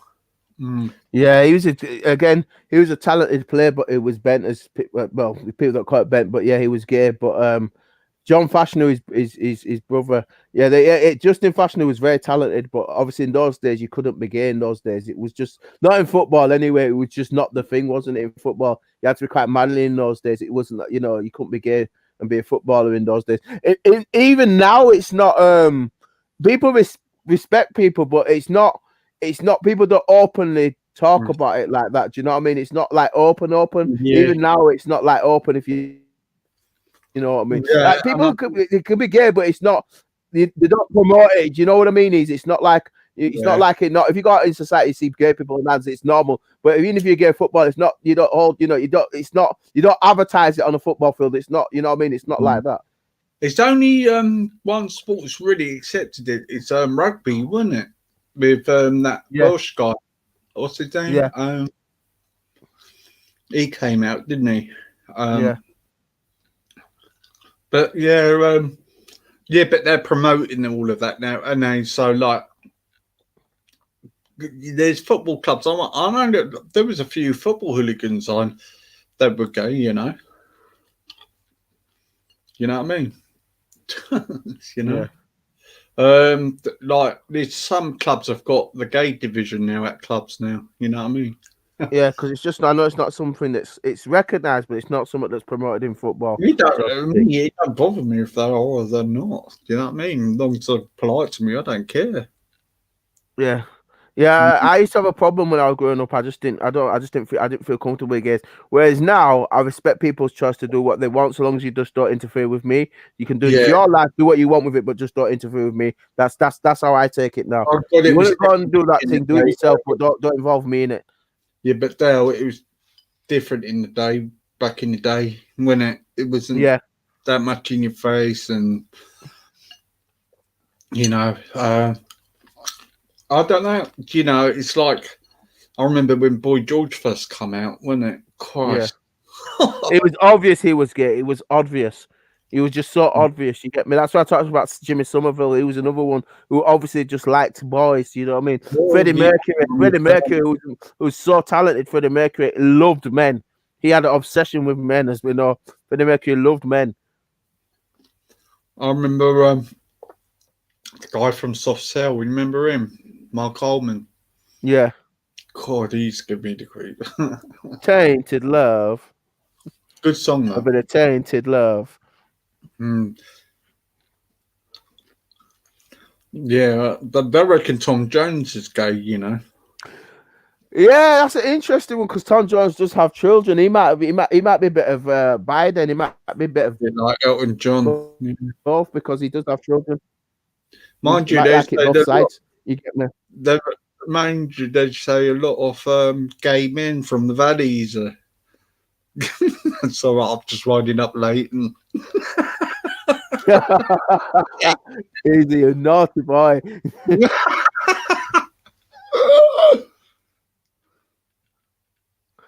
But do you know what? Famous singers and that, like famous Irish singers, you could never known them to be gay, have you, really? No, not that I know of. No, I can't think of any. Not that I know of. If they are, they don't make it obvious. Luther Vandross was gay as well. And you wouldn't have thought it because some of the songs and some of the music he wrote, man, it was like love and women and all that stuff. Like, yeah, Luther Vandross. I think he had a voice like Silk. Thing I'll sing live. Yeah, Luther. Yeah, his voice was like silk. He used to have trouble going out on stage at first. You wouldn't know it because his voice is amazing. Because his weight used to go up and down, and he used to have a thing about his weight. Yeah. Oh God, Frankie Goes to Hollywood when they first came out. Now, wow, Frankie Goes to Hollywood. Dudes guys go to war, go to war. Especially that guy side of him singing with him with his liver gear on, with his moustache on. Yeah, man, they were huge. They had like they had 3 straight number ones. They were huge back in the 80s. Frankie Goes to Hollywood. They were massive. Yeah. They were huge. He caught the HIV as well, didn't he? Do you remember the Fine Young Cannibals? Yeah. With Ronald Gift. She drives me crazy. I used to like them, Fine Young Cannibals. They were cool. Roland Gift. Where he's acting? Say that again. Do you know where he's acting? In Emmerdale Farm. Oh, is it Roland Gift? I didn't know it was okay. I didn't know that. But yeah, they was big in the States as well. They got to number 1. They were huge in the States. Of just singing that song that we got to number 1. What was the other one? The song. So she drives me crazy, but there's another one that the song got to know. Be not Johnny B. Good. That number 1 that got to number 1 with it is a really song like not Johnny B. Good. The Man I Used to Be. No, it's another one. The song. It's a cover of something. She Drives Me Crazy is one of them because I used to like drives me crazy and I can't help myself. I used to love that song. That's another one I like from them. But there's another one that the song. Go on. Roachford I used to like as well. Evil Eye Cherry was good as well. Oh yeah. I like Nana Cherry as well. With a buffalo stance. Listen, she was hard in the 80s, man. She was amazing, Nana Cherry. Yeah, her dad was Swedish, wasn't he? Yeah. A musician. Yeah, she was just down the road from me, Hammersmith. Yeah. Oh, okay. Because before she got famous, she was raped in a subway. It's a sad story. Very pretty. Yeah, Nencha, yeah. With Man Child, yeah, she did that album, Raw Like Shush, that first album she was cool. Yeah, she done some good stuff, Nana Cherry, man. Yeah, and then the guy on turntables was her husband, the white guy. Yeah. Yeah. It was her husband. And her brother-in-law was called Rolo, big producer. He was behind Massive Attack as well. He was called Rolo. Yeah, Massive Attack are cool. Yeah, Massive Attack are cool. No, they're cool. The music out of Bristol was amazing, actually. Yeah, come on, that scene and Portishead and all them lot. Nobody loves me, and it's straight. Listen, some of this music we've had that trip hop scene. That's kind of like trip hop. Listen, Massive Attack with listen, my friend James Marshall, his brother's Grant Marshall that's in there. That's in the other guy that works with Massive Attack. Yeah, it's my friend's brother. Yeah, man, Massive Attack, they're huge all over the world. Yeah, man, Grant Marshall, it's my friend's brother. Sold over what? 15 million albums. Oh yeah, I mean they're huge, Massive. They were big in the States as well. They're another group that were big in the States. Massive Attack, Unfinished Sympathy. Come on, some of the stuff they've done. Karma, Roma, Karma. What? You hit me in Roma. Go on. What's the lead singer? Who was the vocal singer for that one? Unfinished Sympathy. What's her name? Kelly. Famous. Man, they were just wicked. I used to like that track, The Big Wheel, actually, they made. And that one when they got the video with the baby in the room. Yeah. Do you remember that one? Yeah. Amazing. I just seen Cara Coma. I've got them in my head now. I've got them all the Massive Attack songs coming through. Boy Slim, he was from the House Martins originally. Yeah. Right here. Right now. Right here. Right now. He was from the rock band, the House Martins. Yeah. And he made his millions and danced with it. He lives in Brighton. Okay. He owns he's got a big part of Brighton Football Club. Okay. He's their logo, the sponsorship Skint. That's his name of his record company. Yeah. Skint okay. Record. Oh, I remember that by Slim. Yeah. Raise you like I should. Yeah, I can remember all this stuff when it came out. Norman the Who were from my area, Acton. Were they? Okay. Yeah. Roger Daltrey and them. Yeah, they were from Acton. They made a record about Acton. Yeah. The Stones were from West London as well. Yeah.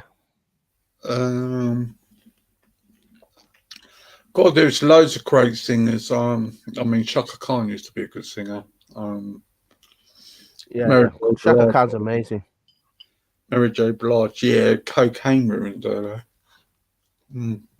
Yeah, that sometimes what happens though when you get that famous, you do crazy shit. You get me. That's what about the music industry. It can drive you nuts. Look what it did to Jimi Hendrix. He was amazing, but look what it did to Kurt Cobain. The most geniuses get killed off. Like Jimi Hendrix died when he was 27. Kurt Cobain died when he was 27. You can tell when it gets to them. You know what I mean? I think people underestimate how good Jimi Hendrix was. Oh, listen, some of the stuff he used to do with an electric guitar. Listen, that guy did things that nobody else could ever do. Left hand. I don't know. I played the guitar left-handed. They played like some of the stuff he used to do with a guitar. Like, it's not even worth going there. That guy was. There's no one who can play guitar like Jimi Hendrix. There's not been anybody since. I mean, I like Eddie Van Halen. He was pretty good. You know what I mean? I think it's Stone Guns N' Roses. Eddie Van Halen, he was pretty good. But there's still not. And Slash was amazing. He was fantastic. But I think I think Flea from the Red Hot Chili Peppers. Yeah, he's good. He's amazing. He's amazing. But still, none of them can put none of them are nowhere near Jimi Hendrix. They're not anywhere near.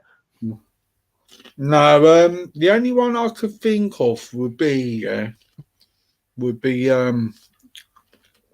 maybe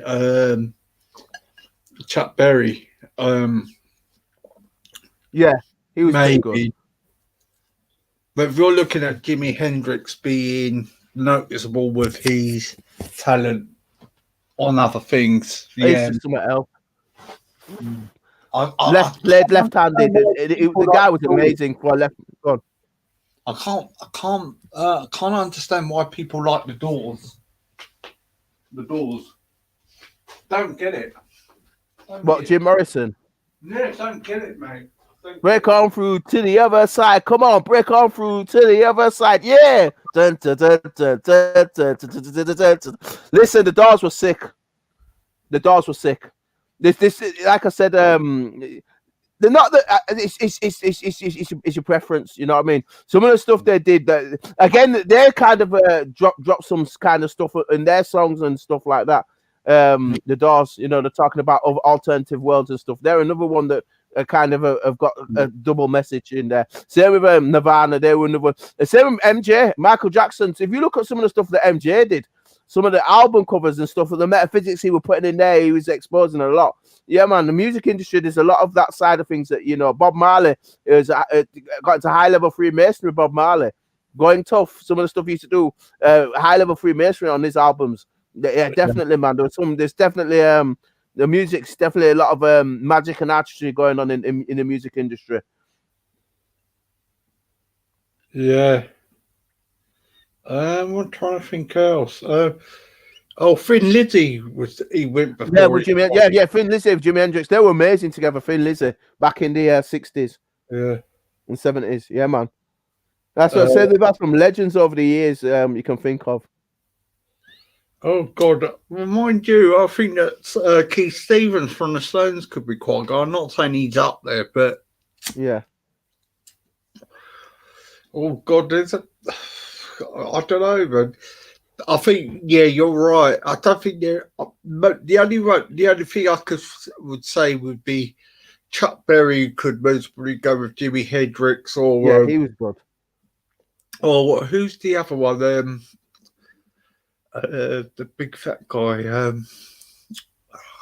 Used to play the guitar, the blues player. What's his name? Mind you, Miles Davis was quite good as well. Yeah. Yeah, I liked Eddie Van Halen. You know what I mean? He was cool with Eddie Van Halen. You know what I mean? Like I said, there's been some good ones. Just some of the stuff that Jimi Hendrix used to do was just ridiculous. Oh, no, it's just like what? How on earth? Like some of the stuff he used to, I mean, how was he playing it behind his back? And so he used to make it look like some of the stuff you used to see him do on the stage. You're thinking, how on earth is he doing what he's doing? But he used to do it, man. Somebody Eric Clapton. Yeah, he's pretty good. Yeah, he's pretty good. Yeah, actually, very pretty good. Actually, Noel Gallagher, is it the older brother? He can play the guitar quite a bit, actually. Noel's all right. Yeah, Noel's all right. Yeah. AC/DC, Leighton's mentioned, they were good. Yeah. I think the Beatles were overrated. Yes, and there's some Masonic stuff that goes on in regards to the Beatles. But I'll leave that. I'm not doing that tonight. I'll leave that. We're not getting controversial.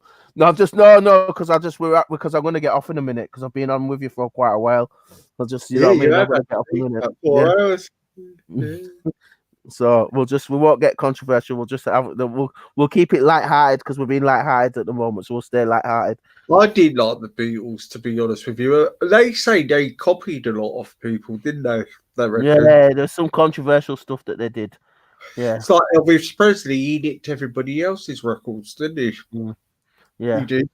All the Black Artists records, didn't they? They say, oh God. Well, I just mentioned Jimmy Page. Jimmy Page is all right. Is that one does? What do you think of Aerosmith?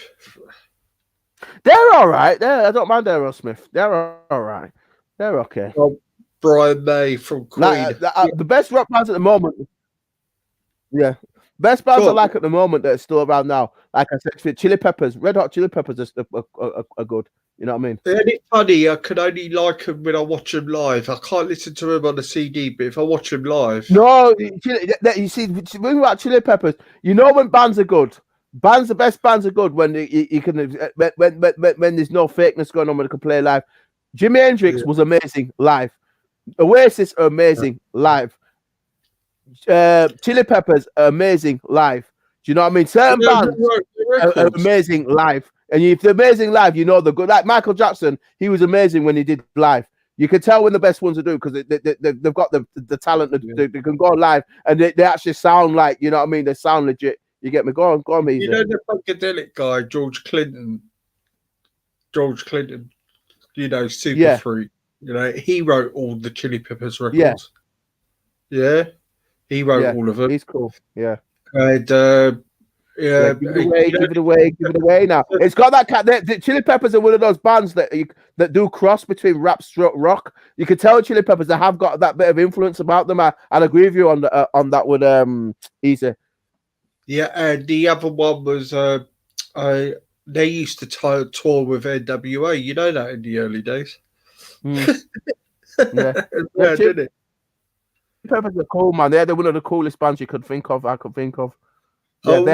I do like Chili Peppers. Not like bands like Kasabian, I don't like. You don't like Kasabian? What about Kings of Leon? You don't like Kings of Leon? Is that the Sex on Fire or something with it? Yeah. Not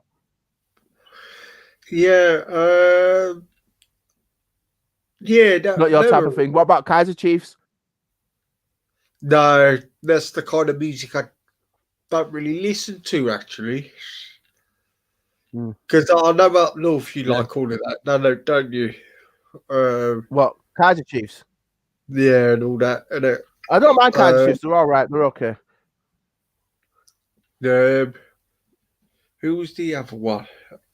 I'll tell you a good band that were from Sheffield, actually, was the Human League. Yeah. I say you remember all your 80s stuff. Yeah. Which is quite interesting because I grew up in the 80s. But I like the 80s. That was one of the best decades ever. It was the 80s. It was a good decade for music. In fact, that's when music got good because a lot of the technology was brought they use now. A lot of the technology was brought out in the 80s. It revolutionized music in the 80s. There's a big change in the 80s. If you think of Gary Newman and all that, yeah, Cars, he was so advanced, and like that German band who done that record Tour de France, Kraftwerk, you know what I mean? They were so advanced. The 80s were very revolutionary in terms of music. It got a lot of the electrical stuff came in. You got a lot more synthesizer. You got a lot of it changed the way we have music completely. Do you know what I mean? All the music we get now, the origins of it come back to, particularly the electric stuff and how stuff was synthesized stuff. It all comes by mixed and everything like that. All comes from the technology came out in the 80s. You only got to look at the DJ now, and it's a big rip-off, isn't it? Yeah, compared to what you got back then, yeah, it's true. Yeah. No, that 80s generation was it revolutionized music. That's it. MTV started to get big and stuff like that. 80s, you got it all began to change. You got the most. We got quite a lot of changes that happened in the 80s, and then that fell through to the 90s. But but 80s was a good decade. Actually. Skunk and Nancy were quite good. Yeah, I like them. I've got their album. They were cool. They were one of those cool bands that everybody's like, they had a certain sort of appeal to Skunk and Nancy. You know what I mean? Because their skin was just amazing. Like I was just like, this band are cool. They were just cool. You get me? They had a particular sort of appeal. Both at Stoosh and their first album, Paranoid and Sunburn, both those two albums were amazing. I've got both their albums. Oh, fantastic! Skunk and Nancy. I had a lot of time for them. I'll tell you what, I used to listen. Seal was a good singer, actually. Yeah. Adamski in the 90s, and then you have to look them up. They're an old reggae band. They're called Big Youth. Yeah, Okay. I used to listen to them a lot in the 80s. Yeah. Okay.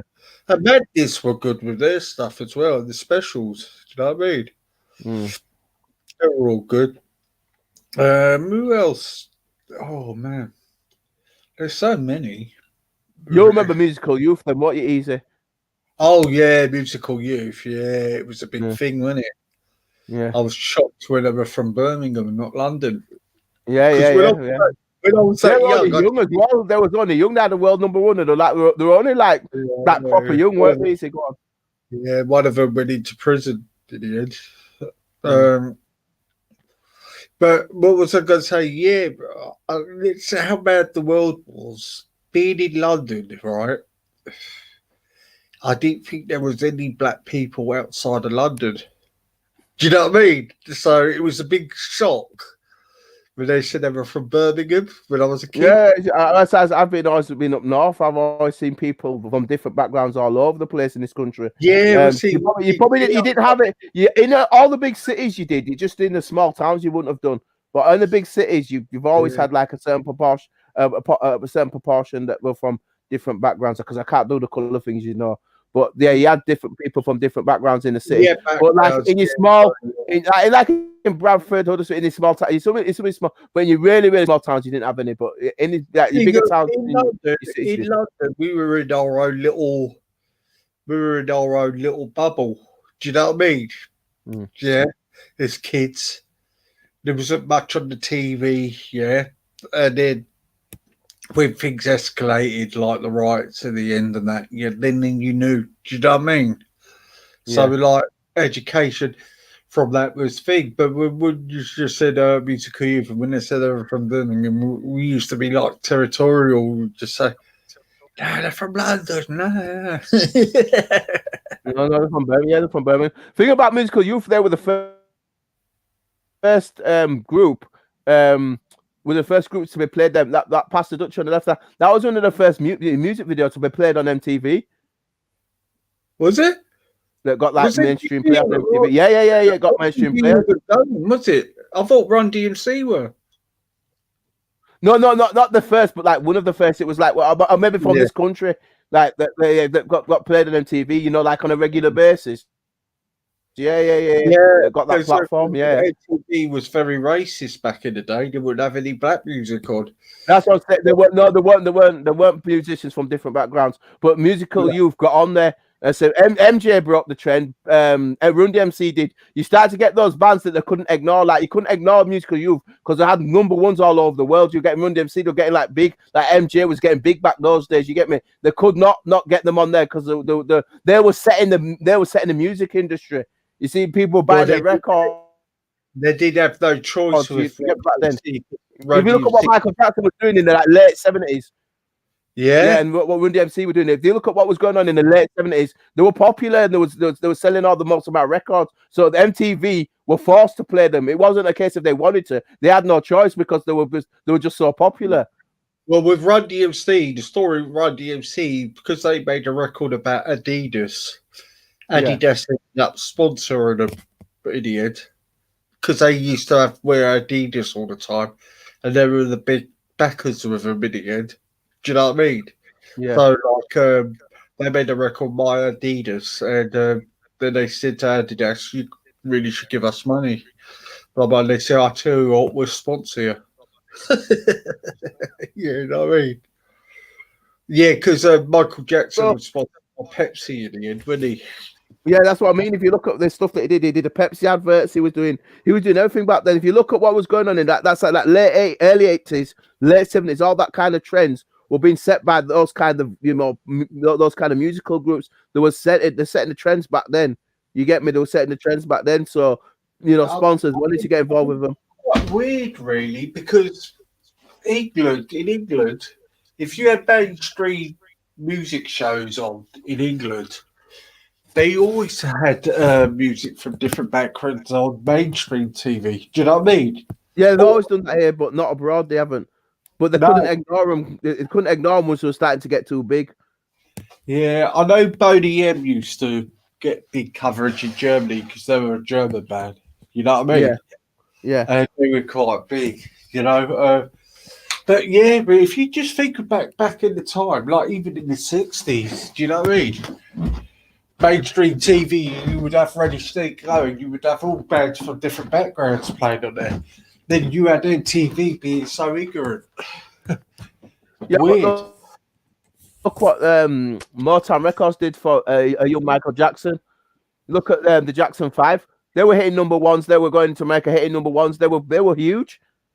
You know what I mean? If you look at what the Jackson 5 did in the 60s, they were massive. Yeah. It's like you couldn't ignore. They couldn't ignore. Yeah. You know Puff Daddy. Yeah. P Diddy. Do you know? Over there, baby, like with Supremes.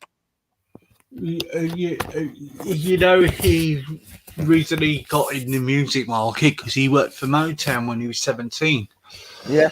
And he found Mary J. Blige for her. Yeah, that's what I mean. This is what it's saying. I agree. Yeah, you're spot on. Yeah.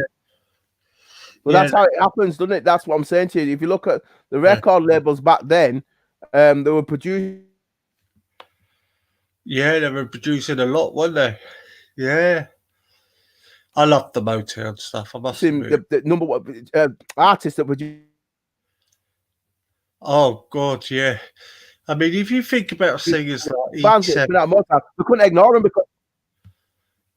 Yeah. Oh man, especially from over America. Do you know what I mean? Just amazing. Yeah. Over in America. Yeah, I don't know. I've run out of what to say. We took the Beatles, and Beatles did well no matter where they were in the 60s. But like I said, in the States, man, they had, like I said, Motown Records. There's some of the groups they had in the 60s. They were just producing group after group after group after group after group. You know what I mean? Selling records, this, that, and the other. I mean, I like the Whispers. They were good. The Stylistics, Kool and the Gang. Yeah, Kool and the Gang. Yeah.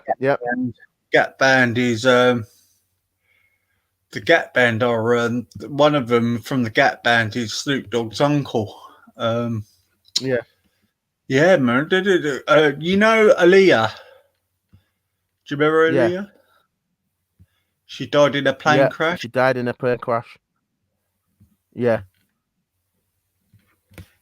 Remember Aaliyah? Remember her very well. And I remember. I'm going back some years now. You just reminded me of something I was thinking about those older.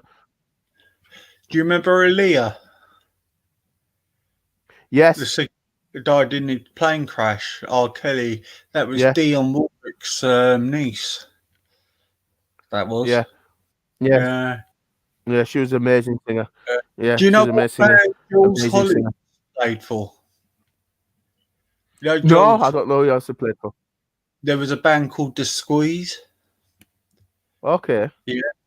Go and look them up here. They were big here. They were like a South London band. Came out at the same time as Madness and all that lot. Yeah. Yeah. And Madness, they were cool. I remember Madness. Madness were cool. Yeah. They're still good now, aren't they? I mean, they still pull the crowds in with all generations as well. And I'll tell you what, the Bee Gees were quite good, you know, with some of their stuff. Yeah. They're quite, Bee Gees are amazing. They're legends, Bee Gees. They're legendary out there, legends of Bee Gees. I thought they were American when I was young. Bee Gees, no, they're from Morris Gibb and the other Gibb. Yeah, they're from here, man. Yeah, they're from here. Yeah. I quite like the Stone Roses, actually. They're all right, actually. Fool's Gold. Yeah. I didn't like the Charlatans. They all were the same in the end, as far as I was concerned. You know, with the same haircuts, trying to act like the Beatles and Mick Jagger. I didn't like all of that. They ruined the racing by doing that. Who else? God, you had some rappers up north, actually. MC Tunes. Oh, God, then there was that Canadian rapper, Snow. Informer. Yeah, me didn't you, Informer? I did like the Fugees actually. I thought they were quite talented. Yeah, I didn't mind Praswell. I like Praswell. Praswell was cool out the Fugees. Yeah, Lauren Hill's amazing. Yeah, Lauren Hill. Yeah, Praswell, Lauren Hill, and Wyclef. Yeah, the reason they split up because Wycliffe was knocking her off. Yes, I did hear she about married Bob Marley's son again. Yeah, Steve. Was it Steve? Yeah. Mm. Yeah, multi-millionaires, aren't they? Christ. Mm. Apparently, in royalties per year, under Bob Marley's name, they still get paid about 2.5 million a year still, you know that? Yeah, because his music's still selling to this day. People are still buying his records right now as we speak. Like Michael Jackson's the same thing. His people are still buying his records as we speak. I wonder if Bob Marley would have been still making music now. I wonder who he would have collaborated with. Yeah, because obviously, I think he was taken out, but I'm choosing not to be too controversial, but I think he was taken out. Let's put it that way. I'm suspicious about his death. Yeah, he's another one. Same with Jimi Hendrix. Same with Kurt Cobain as well. Yeah, I think I'm another one with Whitney Houston. If you look at her death in the bath and Brittany Murphy, they died the same way. You've got a question. You've got a question mark on Brittany Murphy's death, and Whitney Houston is when they died in the bath, they died that way. They reckon it was Bobby Brown put her on the cocaine. It was the other way around. I know. So we'll have to wait and see.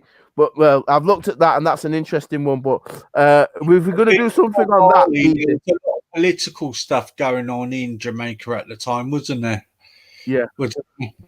A lot of they were going through a little bit of a political war there, weren't they? A little bit in Jamaica at the time. Yeah. One thing is he died. The thing about Bob Marley, who told the truth. Ambush in the night, all guns aiming at me. He told the truth. That's why I like Bob Marley. He told the truth because remember they tried to assassinate him before. That's why I made that song where Ambush in the Night. And I'm like, if you think about Bob Marley, if you listen to a lot of his lyrics in his music, he was telling you what was going on. He was really telling you what was going on. Michael Jackson was another one as well. They don't really care about us. He was telling the truth. He was telling the truth. A lot of them are telling the truth. Now, it comes to light, doesn't it? Yeah. Yeah. Yeah. It comes to light. Yeah. Comes to light. Oh, Raj is live now. Yeah.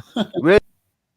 I'll tell you what we're going to do then, Easy, because if you want to jump off, I don't know when you're next on, but obviously I'll come on. I might come on a little bit. I might come on a little bit later, actually, Dale, if you're around. Do you want me to email you? If I am around, I'll come on. I might not be, but if you're doing your shows tomorrow or during the week, I'll just keep an eye, and if you're on during the week, I'll come on. If you're in tomorrow and I'm about, I'll come on tomorrow. Dale, actually, I'm doing one at what did I put it for? I think 1:15 or something, or 3:15. Your dyspraxia one. Yeah, that seemed to. Why's that gone? Oh, that seemed to gone. All right, you dyspraxia. I know you've got one for dyspraxia. Oh yeah, that seemed to gone for some reason. Oh, I better put it back. Well, if you are doing it, like I said, if I'm about tomorrow and I'm not doing anything, I'll pop on. I'll do it about 1-ish. Yeah.